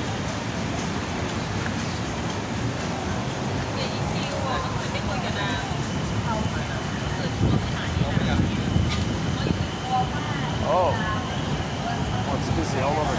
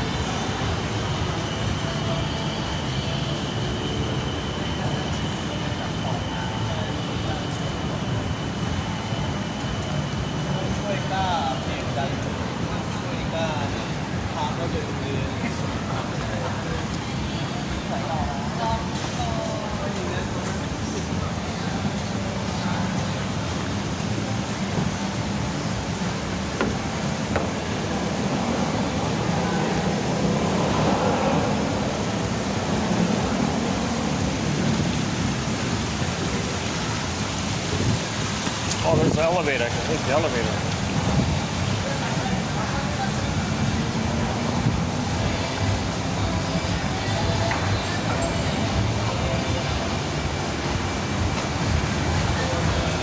Oh, what about here?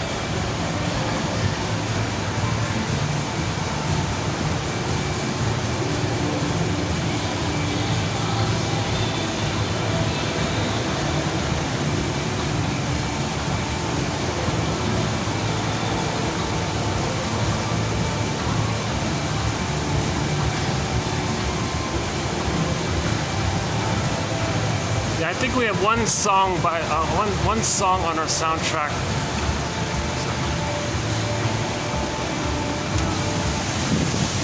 Oh, here we go. Here's a nice spot. All right. Oh, okay. Oh, cool. Here's a nice little spot.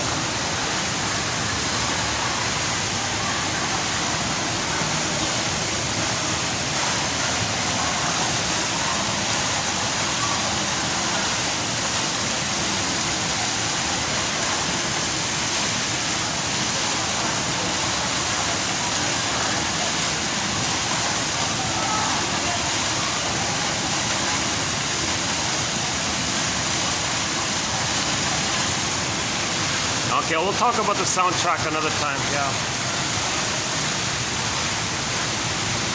We have a lot of classic rock, a lot of songs from around the world, a lot of songs by indigenous singers. I'm trying to get all the genres in. I'm trying to get songs from all over the place. You know, the most recently added song from around the world is from Turkey by the pop singer. She's a bit of a pop diva named Sertab Erener. Her revised, updated song of hers called Olsun, O-L-S-U-N. She talks about the grief process in that song. A very good song. In the music video, you see her holding a tree, hugging a tree. Oh boy, look how hot it is here. This is outdoor. Yeah, this is outdoors. Oh, I see. That's the mall there. Yeah. Let's get inside to cool off. My goodness.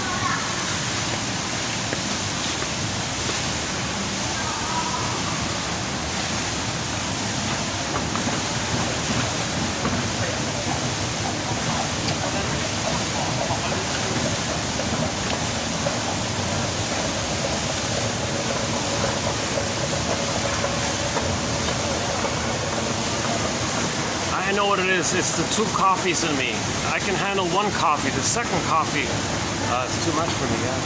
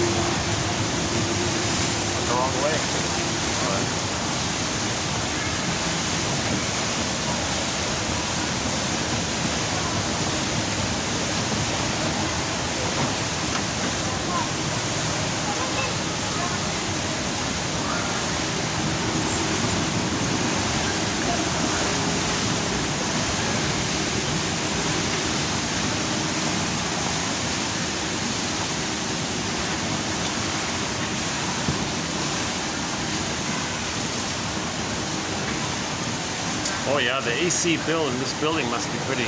If that's outdoors and there's AC here, yeah, that's a high.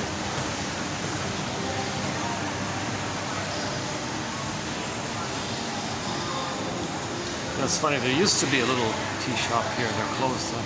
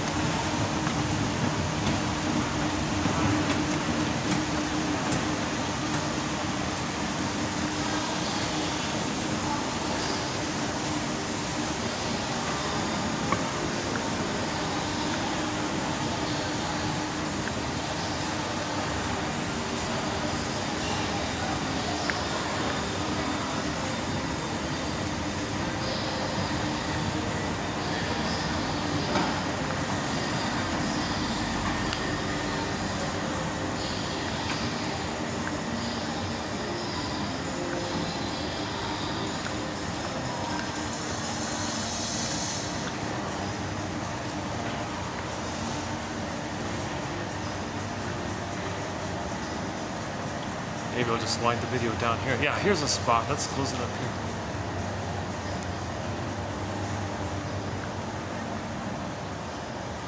I see a lot of the shops closed at 8 or 9 inside the mall. Oh, here's not a bad little spot. Let's hit the stop button here at this spot here. Yeah, nice little quiet little spot. Okay.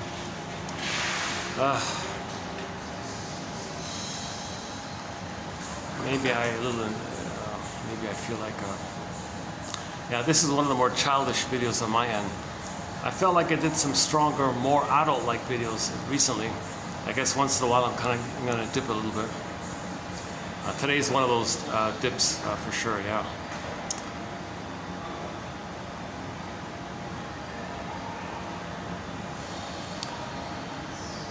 Which reminds me, if something good comes, you know, just hold the phone. Don't get too excited. Don't think you got it. Just wait.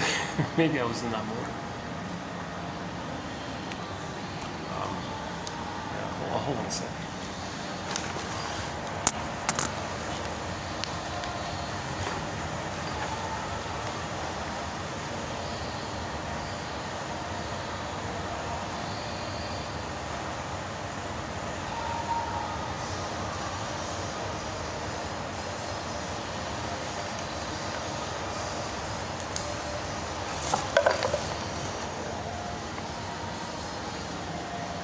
Yeah, whenever I doubt myself in these videos, I just remind myself, no, the quotes are there. They're good. It's the only encyclopedia like this of its kind. You know, like even from the dictionaries, psychology dictionaries, and the few psychoanalysis dictionaries, I've plucked out the best terms, definitions. I'll have the guard here. 1 second. Is it okay to sit here? Yeah. It's okay. No problem. No problem. Okay, great. Thanks. Yeah.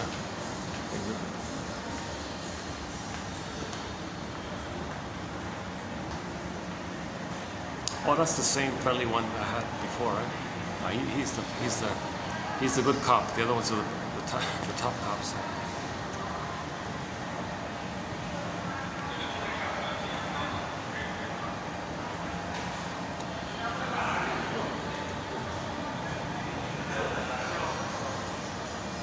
Yeah, he's the one that gave me the little thumbs up here. He said, no problem. What did he say? Everything's okay.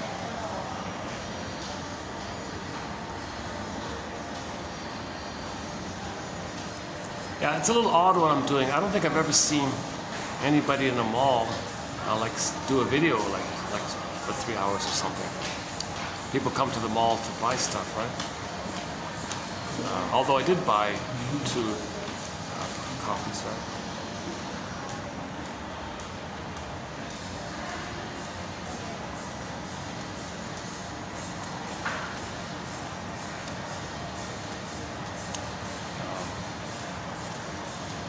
Yeah, I don't come to this mall too often now.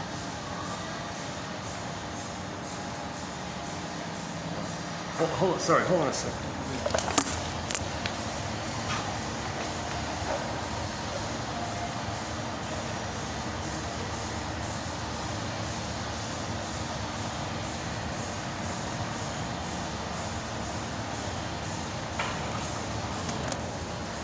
Can by any chance that joke come up? Can a funny thing come up near the end here? Make it all worthwhile. All's well that ends well kind of thing. Can they get that all's well that ends well ending here? I'm looking for it.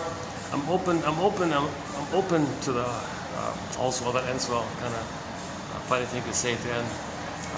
I'd love to close the video on a happy note, just in case somebody's watching. I want them to have that smile on their face.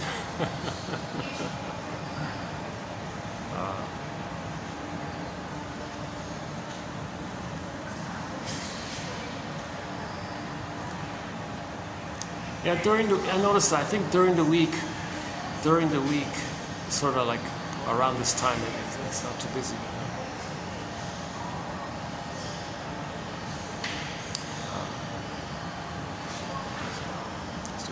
Let's do it this way. Any final thoughts here?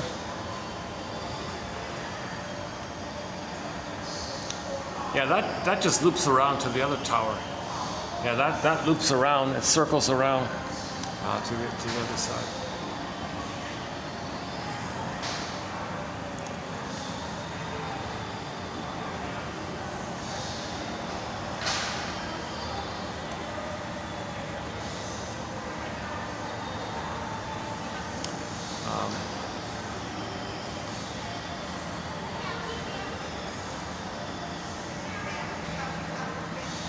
Yeah, I can't, because I was talking about cats a fair bit recently on the news feed. There was all these stories about cats. So one of them was a 1972 10-minute video on the history of cats, the story of cats. And it gave you like a 10-minute overview of the history of cats from ancient times to present kind of thing. And it was well done. It's called What is a Cat? Simple title, What is a Cat, 1972. And a little interesting, it tried to jam in quite a few ideas at one point from ancient Egypt, to current times. And even though the cat is very domesticated and all this, it still holds on to that little instinct of theirs, and they'll take the comforts and all that, and they'll take the benefits of being domesticated, but they still want to hold on to their instinct.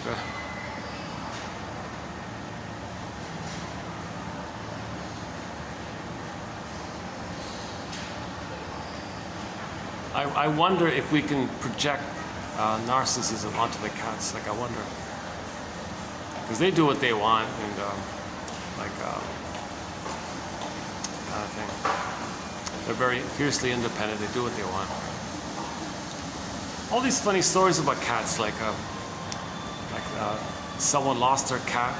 They drove in the car for 100 miles, 200 miles, and then they thought, and suddenly the cat was in the hood of the engine that came out. All these funny stories.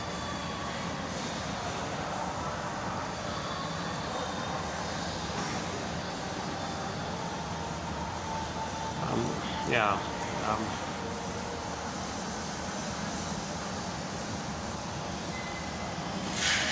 The gecko, the dog. We mentioned the Grimm's fairy tale called The Duration of Life. Yeah, we did some quotes on time and timelessness recently. The more you can accept time, like the more you get that there's time, the more of a self you have. The more you deny time and want to feel like you're in this timeless kind of quality, that's more like a regression. That's more childlike. So that whole topic, we did, I think, 5 videos. Four videos. One was done in 2 parts. So we did 5 videos recently on the topic of time, just recently. Yeah, so those were good videos, I thought. Anxiety, those were good videos. Anxiety. The BPD, those are excellent videos. James Gottstein, Christine Lawson's book, Understanding Borderline Mothers, and the whole idea of relational PTSD and the amalgam and all this House of Mirrors, Hall of Mirrors. That's some good stuff in there. I learned a bit about that, yeah. And then before that was,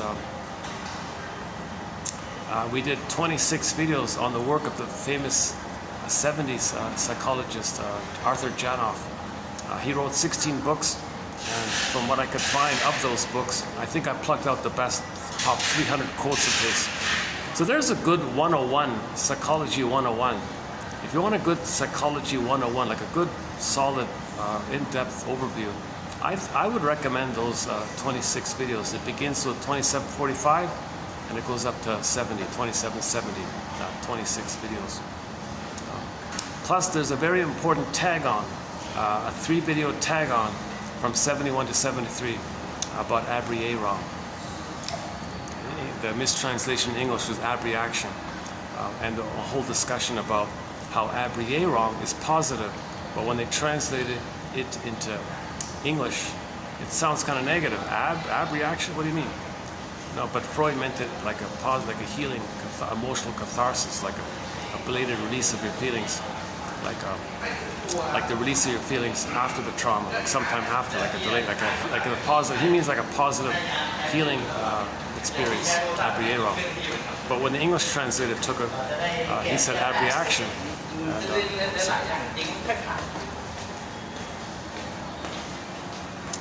a little bit narrow here. Anyways, it took me 3 videos to clear up that confusing jargon. A very good example of why we don't have Freud quotes because of the translation problem.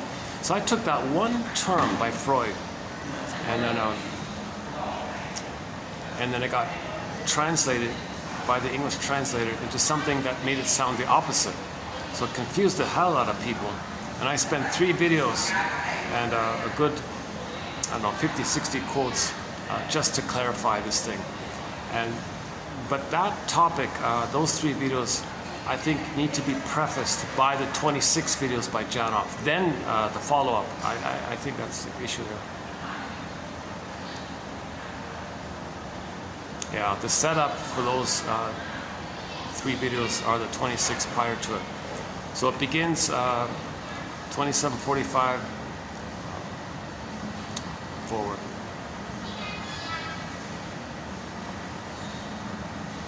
Honestly speaking, I feel excited about all of the quotes, all 10,000 quotes. Give me a little encouragement, a little excitement.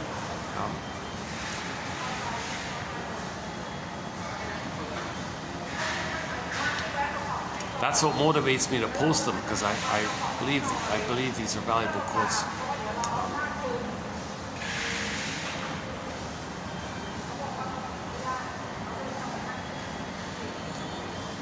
I think my speaking about the quotes is sort of largely on my end. To what degree can I teach myself these quotes, and to what degree can I receive the medicinal quality of these quotes? Like, how can I be my own shrink? Like, how can I analyze myself? I started knowing nothing about psychology. I knew nothing about it. I was very unaware kind of thing. Just going through life like everybody else, I guess. And then finally in midlife, I also had that feeling in midlife. Gee, something's off here. Something's missing here. And that's when I began. I read the basic self-help stuff. That wasn't really enough. And then I came across Masterson's book called The Search for the Real Self.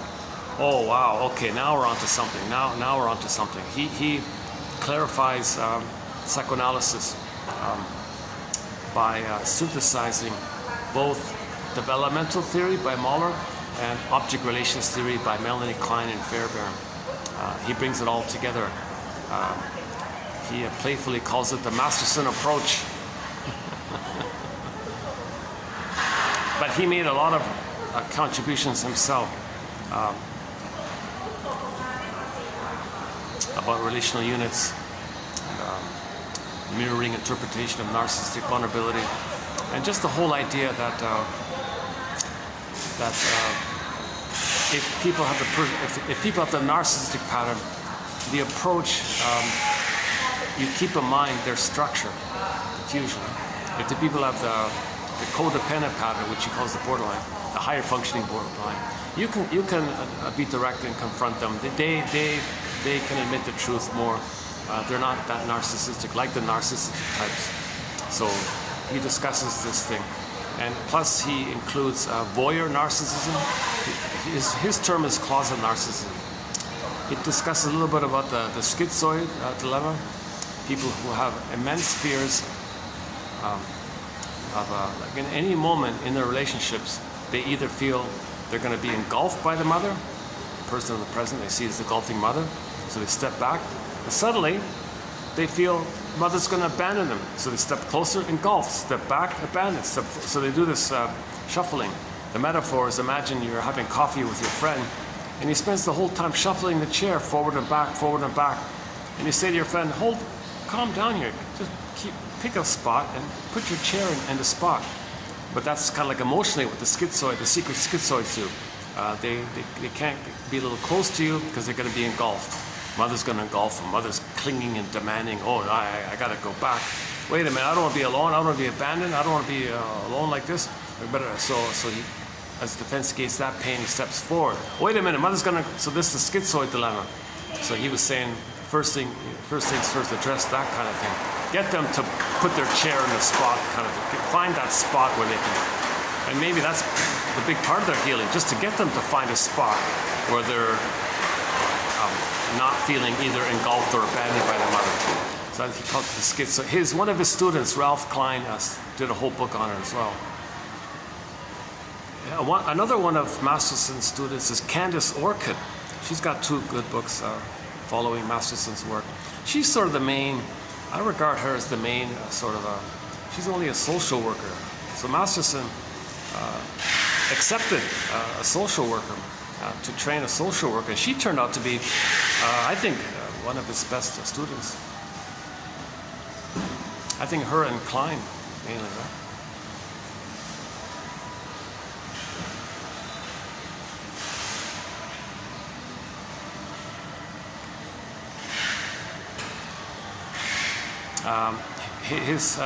His most famous line, his axiom his most famous axiom is as follows. Ready? Self-activation triggers abandonment depression, which leads to defense. This is a common pattern.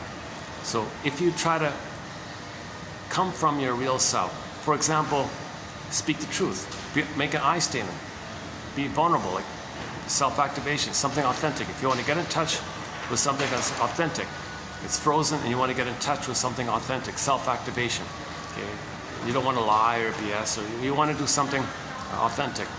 That's called self-activation. The moment you touch that, okay, whoa, you're reminded of how as a baby you had that authenticity and what happened. Mother shamed you, abandoned. So the emotion of mother's abuse is called abandonment depression. So Masterson uses the term abandonment depression as an umbrella term for all the fears that the baby felt in relation to the mother. Helpless, powerless, rage, shame, and so on. He calls it abandonment depression. So if in the present you do something from your real self-activation, it's going to bring up that abandonment depression from the past. It's going to come up.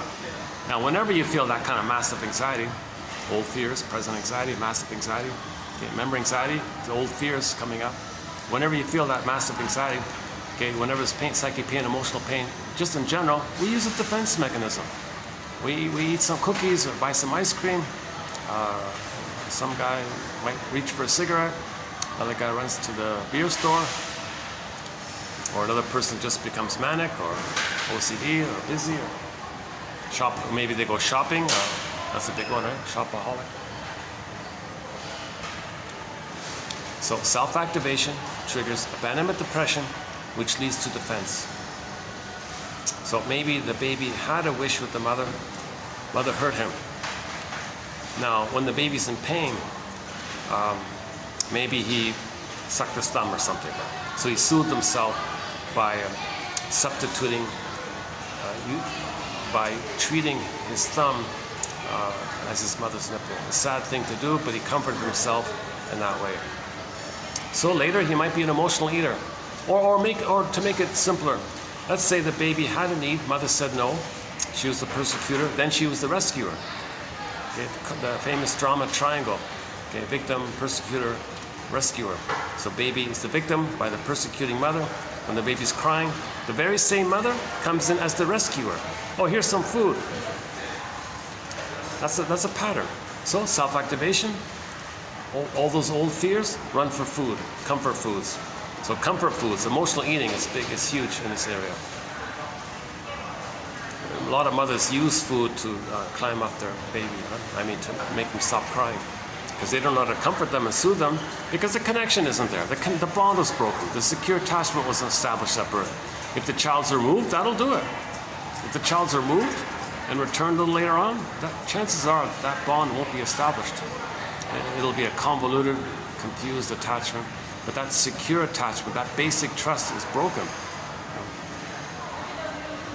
Leave the cord, leave the placenta, hand the baby to the mother. Once again, my disclaimer, I'm not a doctor, I'm not a gynecologist, I'm not a midwife, I'm not a doula.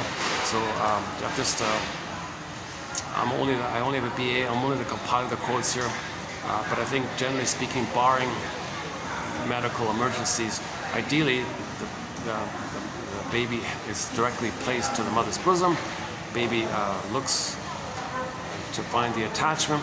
skin-to-skin contact, natural feeding, loving gaze, warm arms, mother's embrace, mother's comfort, mother's soothing, mother's reverie. Then he's got it. He's got the extended blissful oneness. From the water world to the land world, he needs an extended blissful oneness. For the transition, mother establishes the continuity of the blissful oneness. Don't break the paradise. Now, if by chance it is broken, the mother can fix it. The mother can get it back if she's really attuned and sensitive and cooperates with the baby. Oh, okay, good. What a relief. You can get it back. All is okay. But sometimes when that's broken, the mother can't get it back. Baby's screaming and colicky and blames the baby for it. Like that waitress blaming me, blaming me for. I got a hunch it's the bank. I got a hunch it's the bank. She did nothing wrong. I did nothing wrong. I think that bank does that sometimes. They just they freeze your thing randomly. They say if there's something irregular. What was irregular? Same vendor, same machine, same amount. Would that trigger it? Buying the same amount 2 hours later? Oh, 1 second.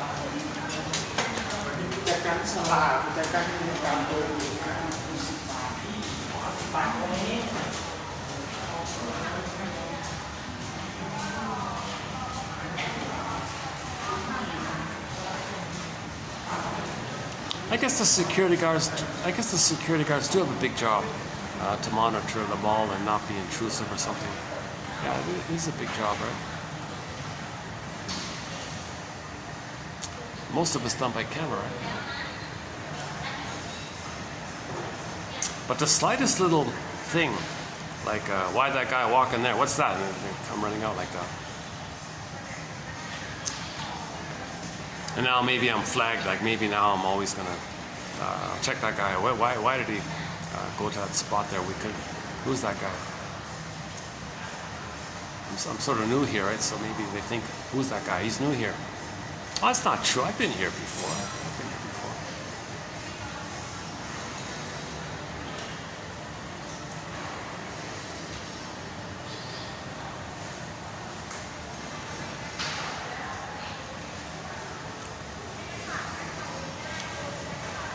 One second.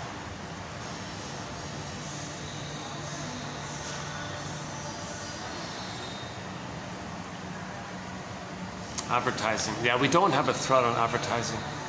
A lot of advertising, it's subliminally trying to appeal to your infantile needs or feelings, either of your desires, or they serve as proxy for your anger. So sometimes they'll describe a product in the way a good breast is described. But they don't use the adjectives of the good breast mother. But they'll describe the product. This product is reliable. You can lean on it. It's durable. You can trust it. It's there for you. You can trust it. You know it's there. Guaranteed, warranted, lifetime. It's there for you. You can trust it. It's reliable. It's durable. It's steady. It's there for. So they might describe an appliance, but they'll use adjectives, but not tell you. But they'll pluck adjectives of the qualities of the good breast for the baby. So then you unconsciously, oh wow, yeah, I'm drawn to this. I don't know why. So a lot of advertising seems to be about your unconscious childhood needs, unmet childhood needs. I only did one ad about that muffler one. At this muffler shop, if you come to this muffler shop, if you bring your car and you bring your muffler to this shop, at this shop here, you're a somebody. At this muffler shop, you're a somebody. That was excellent. And then the sales jumped up 30%, the guy said. So now that appeals to two areas. Everybody wants to feel important, like a somebody. Now, if your sense of importance is narcissistic, well, it can cover that. Or if your sense is just existential, like where's my personal, authentic somebody identity? It can be more like in the healthy area. So it's kind of wide net like that. So you're capturing a lot of people when you say, if you come to this store here, you're a somebody. You have an identity, or you have a narcissistic identity, or you have an authentic identity. Whichever one, take your pick. We don't care. Just come here. and let us sell you our product.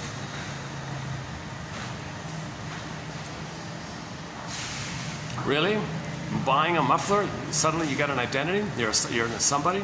Either you get back your authentic identity, you're somebody, you're a unique person, or you restore your narcissism, your fantasy that you're self-sufficient, superior, that you belong to some group that's able to see others, that's able to see others as a proxy for your unloved self, so you can externalize your feeling of being unloved and shame onto others, and you can belong to that. You're somebody with a narcissistic infantile megalomania, somebody, or the regular healthy somebody. That's quite a catchy slogan.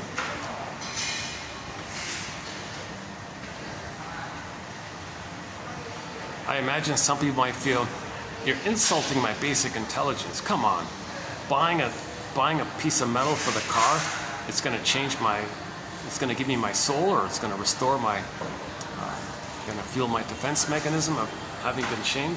Oh, there's that guard again. Oh, he's a busy guy. I saw him 3 times already.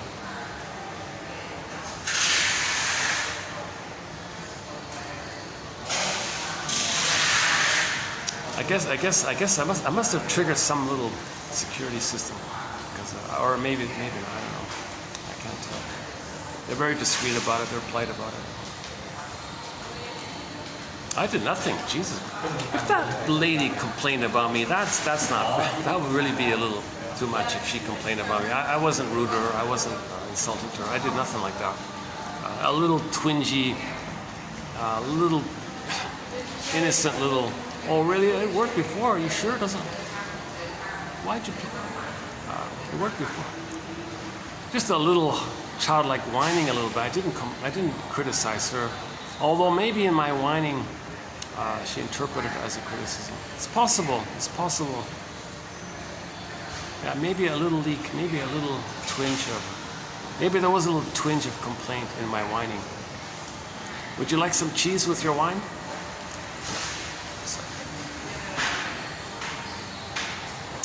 That's passive aggressive, yeah. Like if you got space there, and and they want to like walk like towards you when they could walk away from you. You got that option, and they lean towards you. That's passive aggressive, right? I see you.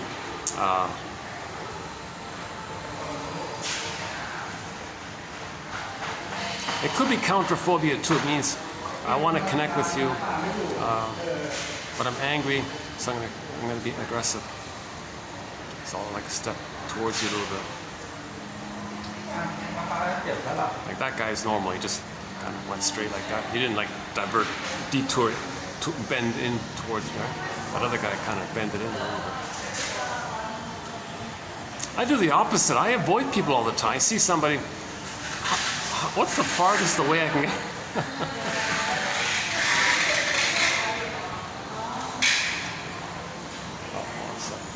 Let's let these people pass here. Hold on a sec.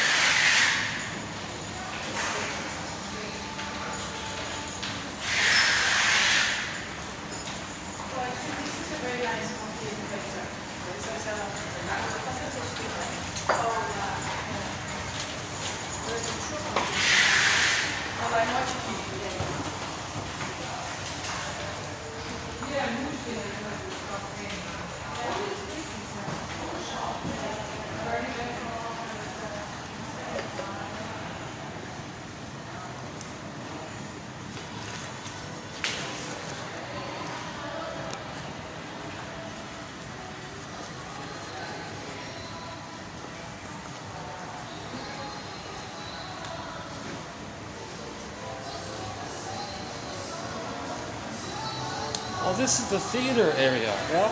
Is it?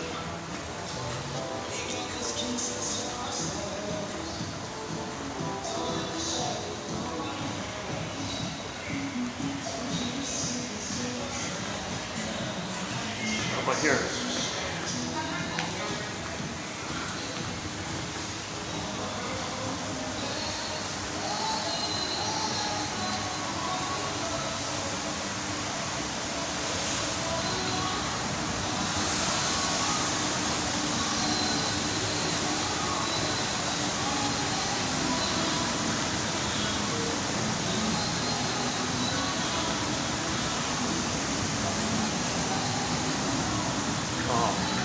Oh, it just gets busier if I go down here. Go back.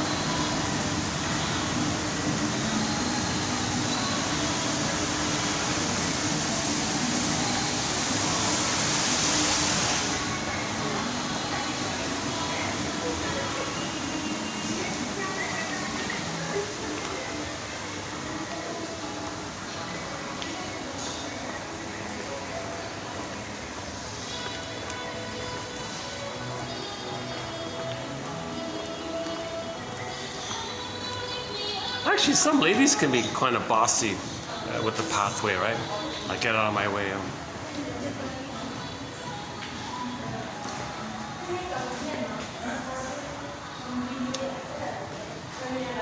That's a narcissistic need in that moment.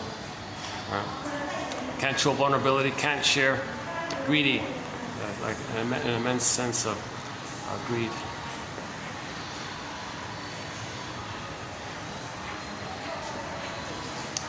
Let's go back. Here it's okay, right? Yeah, let's hang out here a bit. Okay, any final thoughts here? This is going to be a 6 hour, is it? What is it? 5 hours. Lost track of time.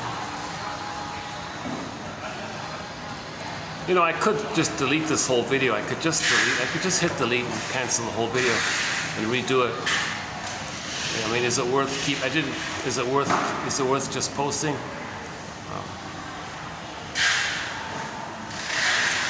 The important points, you know, could be distilled into 30 minutes. Here's 5 hours, right? Like, most of this video is my anxiety, but the content, the value is within 30 minutes, like the insights, right? So it takes me 5 hours to present 30 minutes. That's huge anxiety. So what's that? The fear of speaking directly. The fear of speaking directly. So I'm hesitant. If I say that I'm going to be punished, delay, okay, speak again, punished again, delay. Maybe there's like that anxiety of. See, I don't remember really as a child this kind of punishment kind of thing, but maybe the behavior of the parents was interpreted by me in that way. Maybe it's a language. Maybe it's a language issue. What's the right word for it? Like, I'm trying to figure out my anxiety, right? Like, what fears am I always living when I'm speaking in these videos? Right? Self-activation triggers abandonment depression, which leads to defense. So try to say something, fear comes up, stop, freeze, right? Speak, fear, freeze. Maybe speak, fear, freeze. Speak, fear, maybe that's my anxiety. Speak, fear, freeze. My defense is to freeze, right? So maybe as I'm speaking all the time, I'm constantly stuck in this re-triggering of the old memory, and I use the old defense of freezing. That's called neurosis. The old defense you use as a child, and you're using it now as an adult, that's called neurosis. Using those infantile defense mechanisms, and to use it as the same ones for the like in the present, that's called neurosis. So if in a child, speak, fear, froze, right? Now when I'm speaking to you, dear audience, imaginary audience at the moment, I don't know, I don't really know, I don't have many viewers at the time of posting. Maybe in the future, who knows, I don't know. I don't know. Hold on a sec. Got a group of staff members passing by here. Hold on a sec. So what did I say? Speak, fear, freeze. So maybe my anxiety is sort of like that.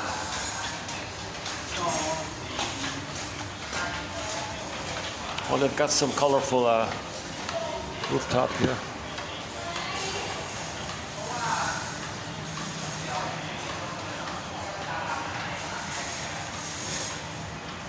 Yeah, so does that work?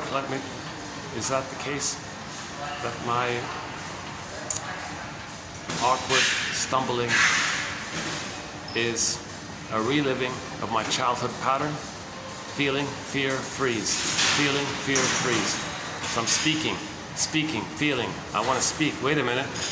That's like a real feeling. Oh, freeze. Now blank out, numb. freeze, numb, okay, and it cycles around and repeats again, right? Every time you speak, you do the freeze, fear. Speak, freeze, fear. S, F, F. So back to masters in self-activation. Okay, I want to speak. Triggers the old fears of the mother, abandonment, depression. Now, what defense did you use back then?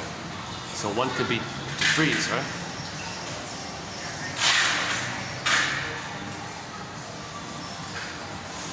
So then you, in the present, you're using that old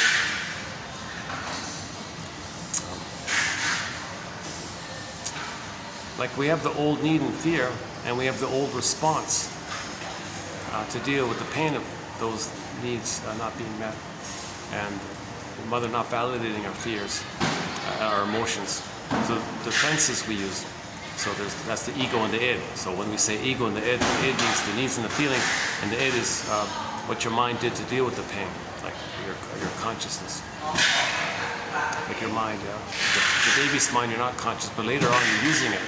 Yes, the ego. So Martha Stark has a thing called the ego and the id statement. It's not a bad little thing. Martha Stark. So you say to yourself,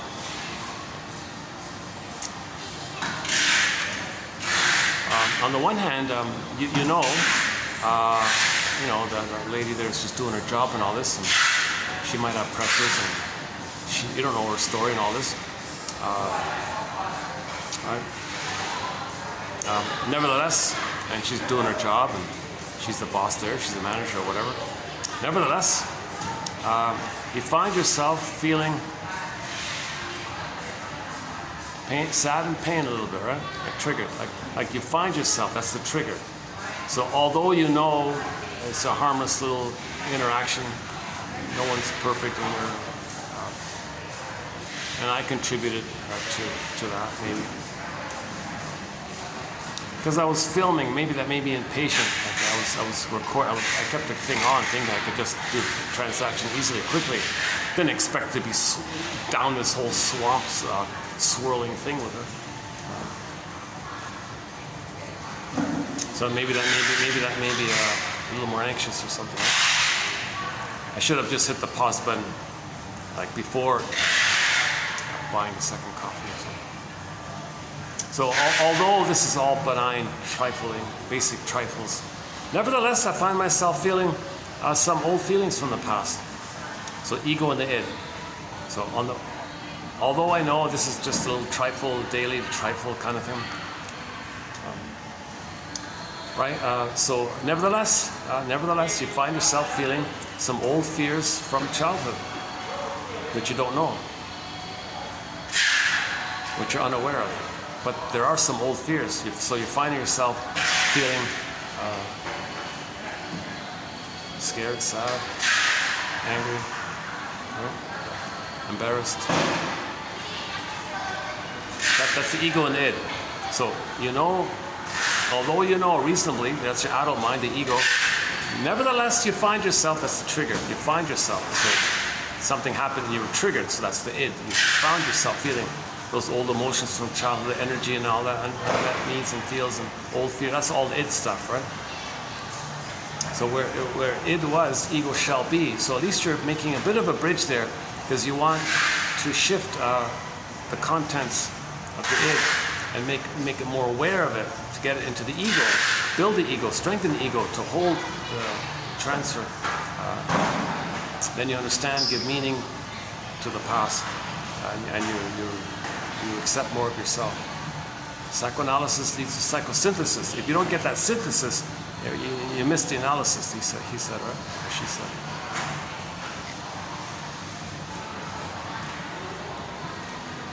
Oh, another rare thing about this mall is I get light here. I've been struggling with getting light at night in the big city. So this is one of the few places where I can get a bit of light. How about like this? Is that better?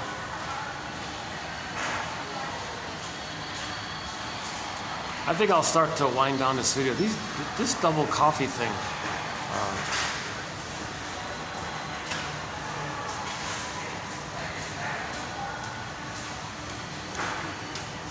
I feel half revved up and half sluggish by the coffee right now.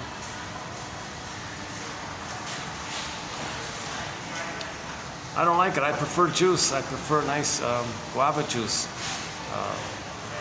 If I can get the good guava juice, I feel better. Yeah. Okay, next time I come to the mall, forget that place. I'm going to go to the organic juice place in this mall and try it there. I'll see if they have guava.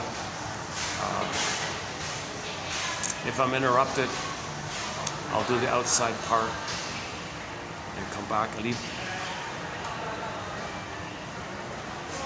Maybe I can just keep doing it. Okay, sorry about that. I'm telling you about my logistics issue. And once in a while I have this dilemma where I have a hard time closing the video. I feel like I'm lingering, I'm clinging. I'm like a little child clinging to the apron or something. Oh, please don't leave me or something. Where are you going? Don't leave me. So I feel like I'm transferring that old fear here now with my dear imaginary audience. Don't go. Don't leave. That's why I'm not closing the stop button, because that's what would happen, right? My imaginary audience would go, no, don't leave. I don't want to leave. So that means that's anxious attachment, right? That's anxious attachment. You're attaching, but it's not secure, and you're anxious, and you're looking. Anxiety like that, anxious attachment. Your fear of not getting the attachment. You might have a little bit of attachment, but it's not enough, and you're anxious about the whole thing. Whereas some people have what's called the avoidant attachment style. They shut it all down. They deactivate their, quote unquote, they deactivate their attachment needs. So they kind of put a wall like that, I guess. So the emotionality is a little cooler, I guess.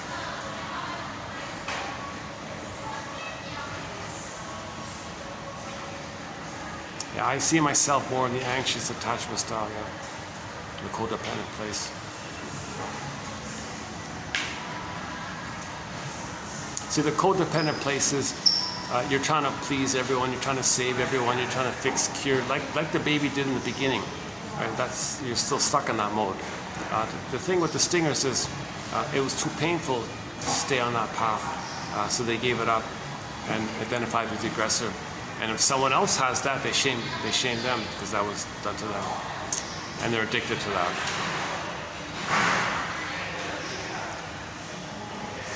So the clingers are playing the victim-child mode, and the stingers are playing the aggressive, emotionally abusive mother mode. There's no adult there, right? There's still like two children. And in the Eric Berne model of child, parent, adult, is that right? The parent is not a parent. The adult is the parent. The parent is the traumatized baby who is abused, who identifies with the abusing critical mother, and they become the critical parent. So when Eric Berne means parent, he means the critical parent. The adult is the healthy parent, but there's no adult in this model. Yeah, that when I did the videos in the park, there was this little triangle thing. We can also bore that. Another way to bore the triangle: self-activation triggers. Let's start at the top. Self-activation triggers abandonment depression, which leads to defense. Yeah, give a little triangle like that.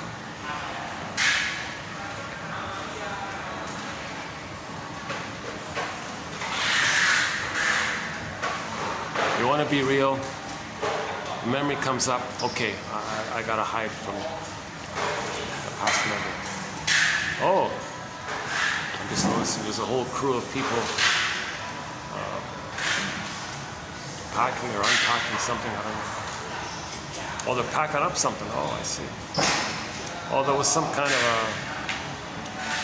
a pop-up sales thing. Looks like they're packing it up.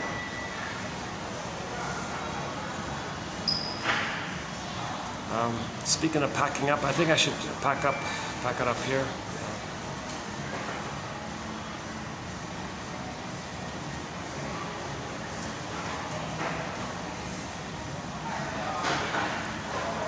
I noticed the inner conflict in me.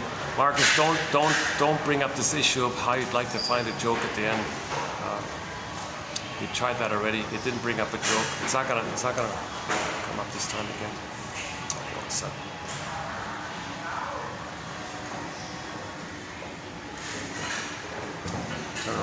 group pass. It's kind of narrow here. When a group passes by, they kind of feel a little. Gotta make space for them.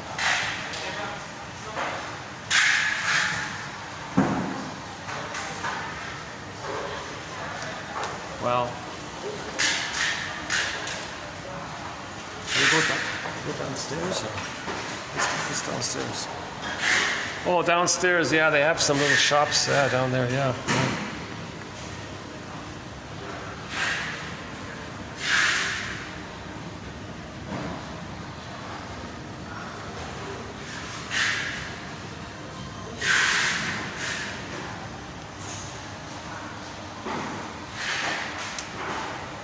Close it up here. Any final thoughts here? So in part 2, I'll run through the quotes. Honestly speaking, I'm tempted to just delete this whole video. I really am. I'm very tempted to. This is not one of my better videos. This is one of the most embarrassing videos I've done in a very long time. I usually keep all my mistakes and bloopers. This one seems to be a little too much almost.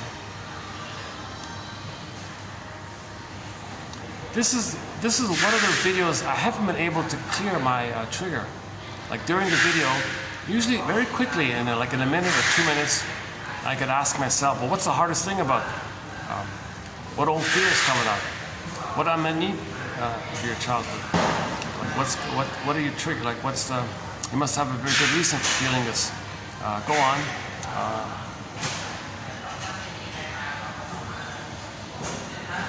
This is the first time I couldn't really clear it through, right?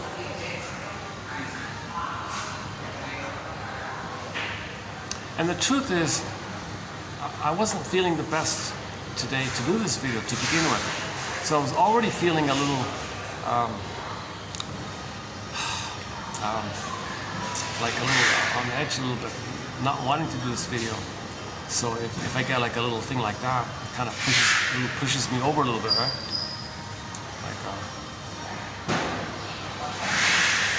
I don't usually do that. Like if I don't feel like doing a video, I'll just wait a day or something. And today I thought, well, it's half.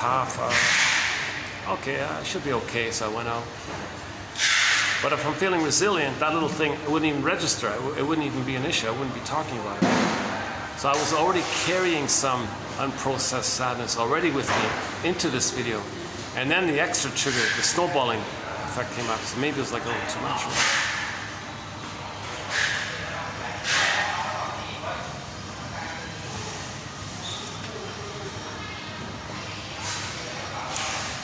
I'm still trying to process it, right? Geez, hey, with 10,000 quotes in our encyclopedia, it's still.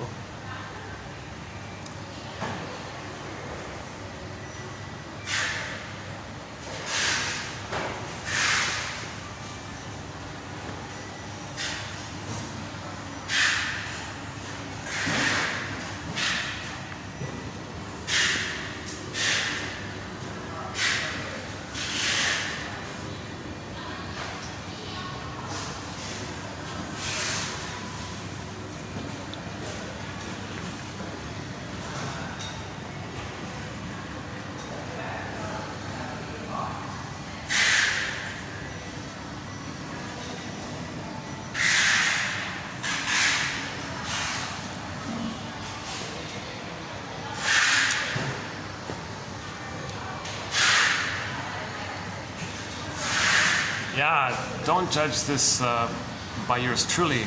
So that's each person has their own unique journey. Some might have more detours than others, whatever. Everyone's got their unique labyrinth like that. Oh, she's got a skate. She's carrying a skateboard. Geez, that's kind of rare, right? Just like a traditional old '80s skateboarder. Not some modern fancy one. Just a regular basic one.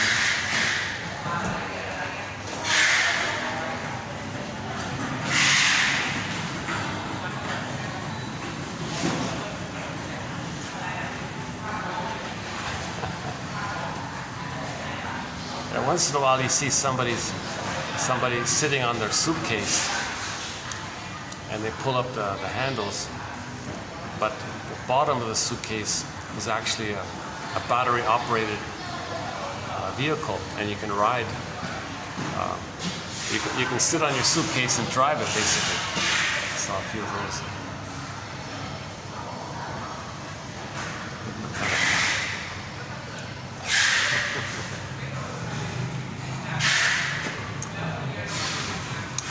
Yikes, yikes. Yeah, how do I end this video? Any ideas? How do I end this video? Somebody's just saying, oh, just hit the stop button. Enough, Marcus. You babbled on too long today.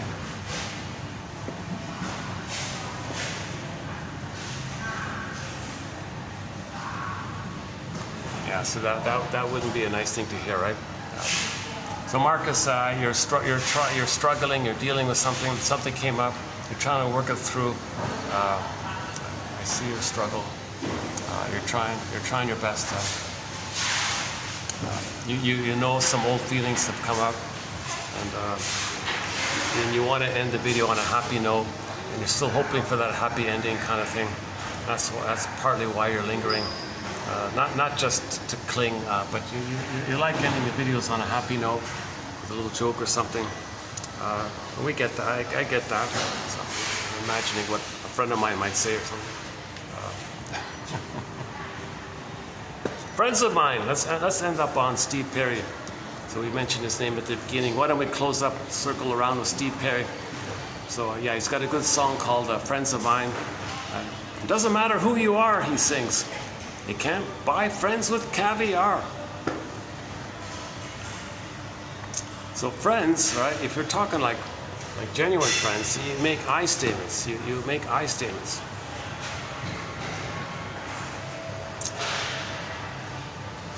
So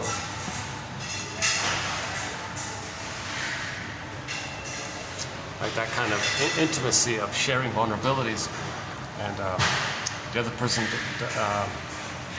can do the same, so you can be friends like that. Now, when stingers call themselves friends, they don't really call themselves friends. They'll take turns playing big shot. You get to play big shot, I'll play big shot. Now, any kind of anger we have, we'll agree to scapegoat a third, and we'll hate the third and blame the third. Nothing against us. So you get a turn playing big shot, I get a turn playing infantile megalomania, you get a turn playing infantile megalomaniac. So we will function in that way, but any real feelings of our own shame and our anger, it'll all be directed to the third. That's called the emotional triangle, scapegoating, evocation of a proxy. So they're getting along that way. So do we call them friends? You know, on their end, they might call themselves. They might use that word or some synonym or some informal term for it. But I think when Steve Perry says when he's looking for a friend, it's more like who can you tell your real story with, and not be blamed by it, not be marked for it or something. And the friend says, you must have a very good reason for saying that, for feeling that.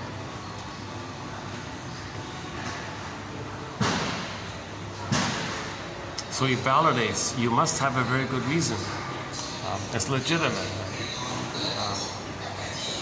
Oops.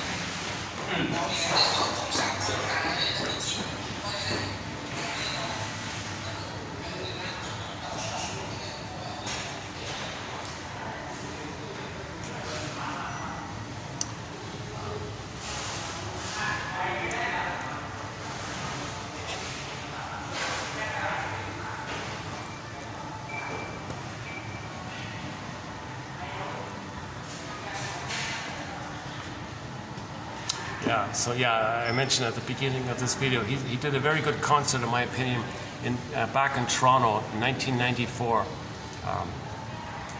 He sings all the big hits as well. Yeah. When the lights go down in the city.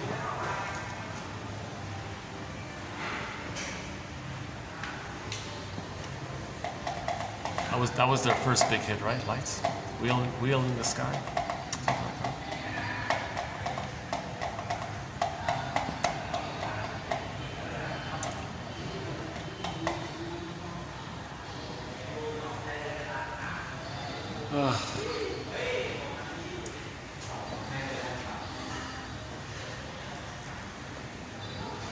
Well, there's a little bit of a smile at the end, so maybe I'll just settle up here at that point. Oh, 1 second. This guy's walking right into me here. Jesus.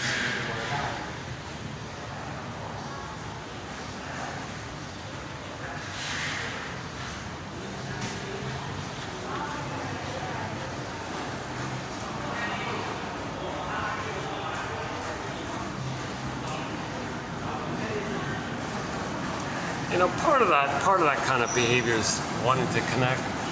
Part of it is a fear of connecting. Part of it is it's not non-verbal communication. Yeah, so-called, what is it, 7:38:55? Is that right?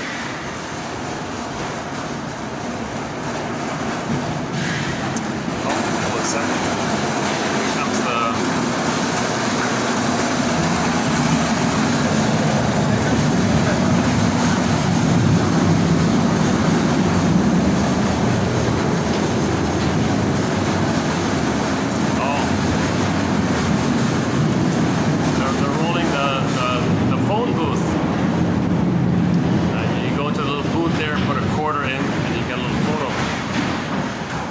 seriously? Do people? Oh, just for, oh, maybe kids do it. Maybe kids do it. I'm surprised that still exists. If that's what it is.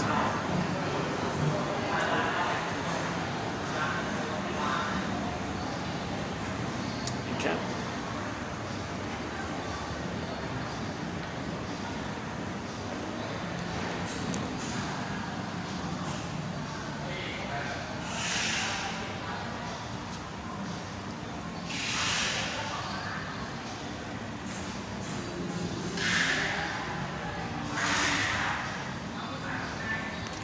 Oh yeah, let's keep this, let's make sure it's under 6, yeah, we're okay. In order to delete a section of a video that includes copyrighted music, the video must be under 6 hours to have that option to do so. If it's over 6 hours, they don't let you do it, so the whole thing is blocked. So that won't be the case here this time.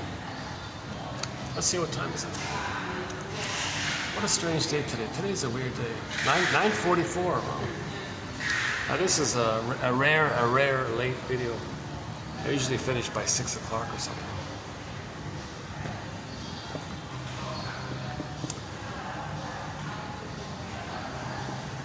When the lights go down in the city, yeah. When the lights go down.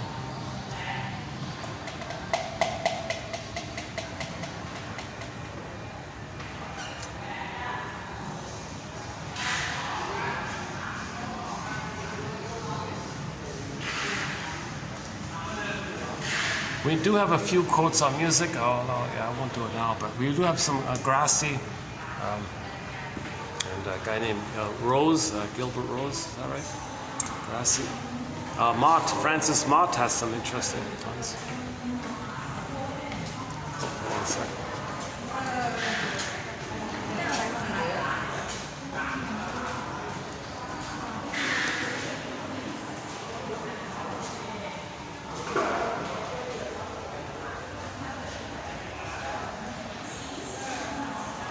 Wrap it up here.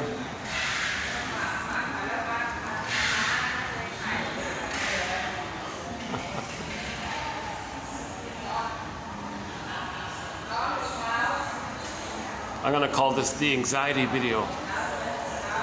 A video mostly about my own anxiety. A demonstration of anxiety. I can't imagine anybody being able to watch this for more than a minute, you know. Oh my God, this guy's too angry. Say what you want to say. Say what you want to say. Say it and sit down. That's the usual rule, right? I never went to Toastmasters. I never went to speakers clubs. I never went to broadcasting school or acting school or something.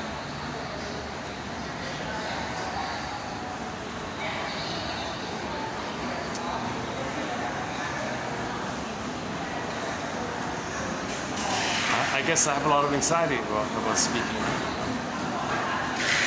Hold on a second.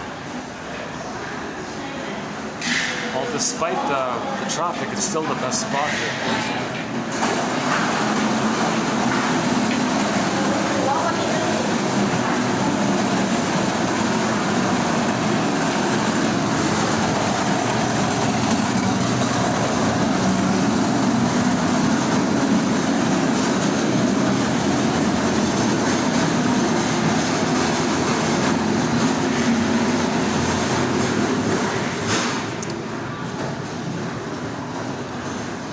there's the other mall where I did the first video. Across there, I can see the other mall where I did the first video. I did a 2-hour video in another mall with a lot of noise in the background.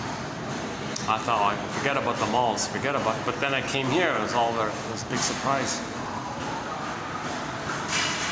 Maybe that's the trigger, the happy surprise, and then it's all taken away kind of thing. Maybe the happy surprise brings up, maybe the happy surprise brings up a lot of old wishes that we buried, so maybe triggers those up. So now not only are you being disappointed by the surprise, but you're being disappointed by the childhood needs that never got met. Yeah, that makes a lot of sense. Somebody called it piggybacking. You know, you're triggered in your childhood issues, piggyback on the present issue. Was it Martha Stark or something? Underappreciated author, Martha Stark. She wrote like a dozen books, very clear, very friendly, kind of personable kind of person. Very, very likable, charming, like friendly, charming. I mean, not like cheesy charming. I mean, not like a used car salesman charming. Just sort of like, you know, like typical sort of, you know, I want to help you kind of personality. Yeah, Martha Stark. Yeah. So her big phrase is, my favorite thing of hers is the ego and the id statement. She doesn't do interpretations, she does empathy statements. And she's got about a half a dozen, 6 or 7, what she calls empathy statements. It's kind of like a compromise between friendly, like interpretations. They're interpretations light, like super light. She calls them empathy statements. My favorite is the ego and the id, yeah. The ego and the id statement. So on the one hand, you realize this. Nevertheless, you find yourself feeling that. You find feeling this. The first part's the ego and the id. So it facilitates, she says it facilitates holding the two, seeing the two. And when you do that, it facilitates and strengthens the ego side. That's her theory, that it strengthens the ego side. That's what you want to do, strengthen the ego.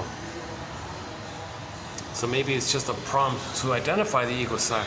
Yeah, you realize this, the reasonable side of you. Nevertheless, your ego, you find you're aware of old feelings coming up.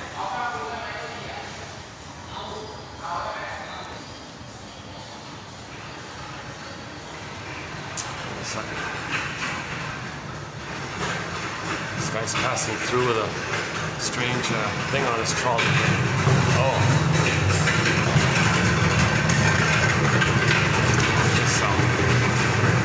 Curtains or something.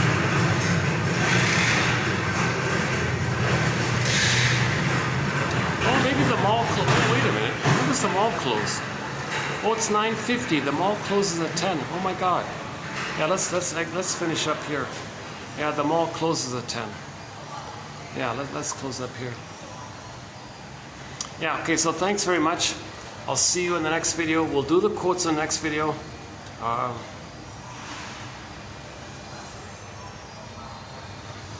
A part of me wants to delete this video. Part of me says just keep it.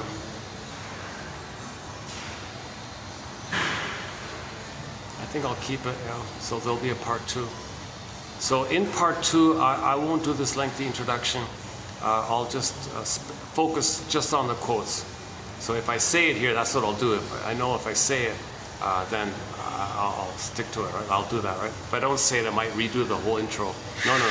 I'm gonna open up part 2 and just get into the quotes right off the bat. I'll do a preview of the best quotes from yesterday. Okay, 16, right? And then today's 17 and a couple of 18. Yeah, that's right.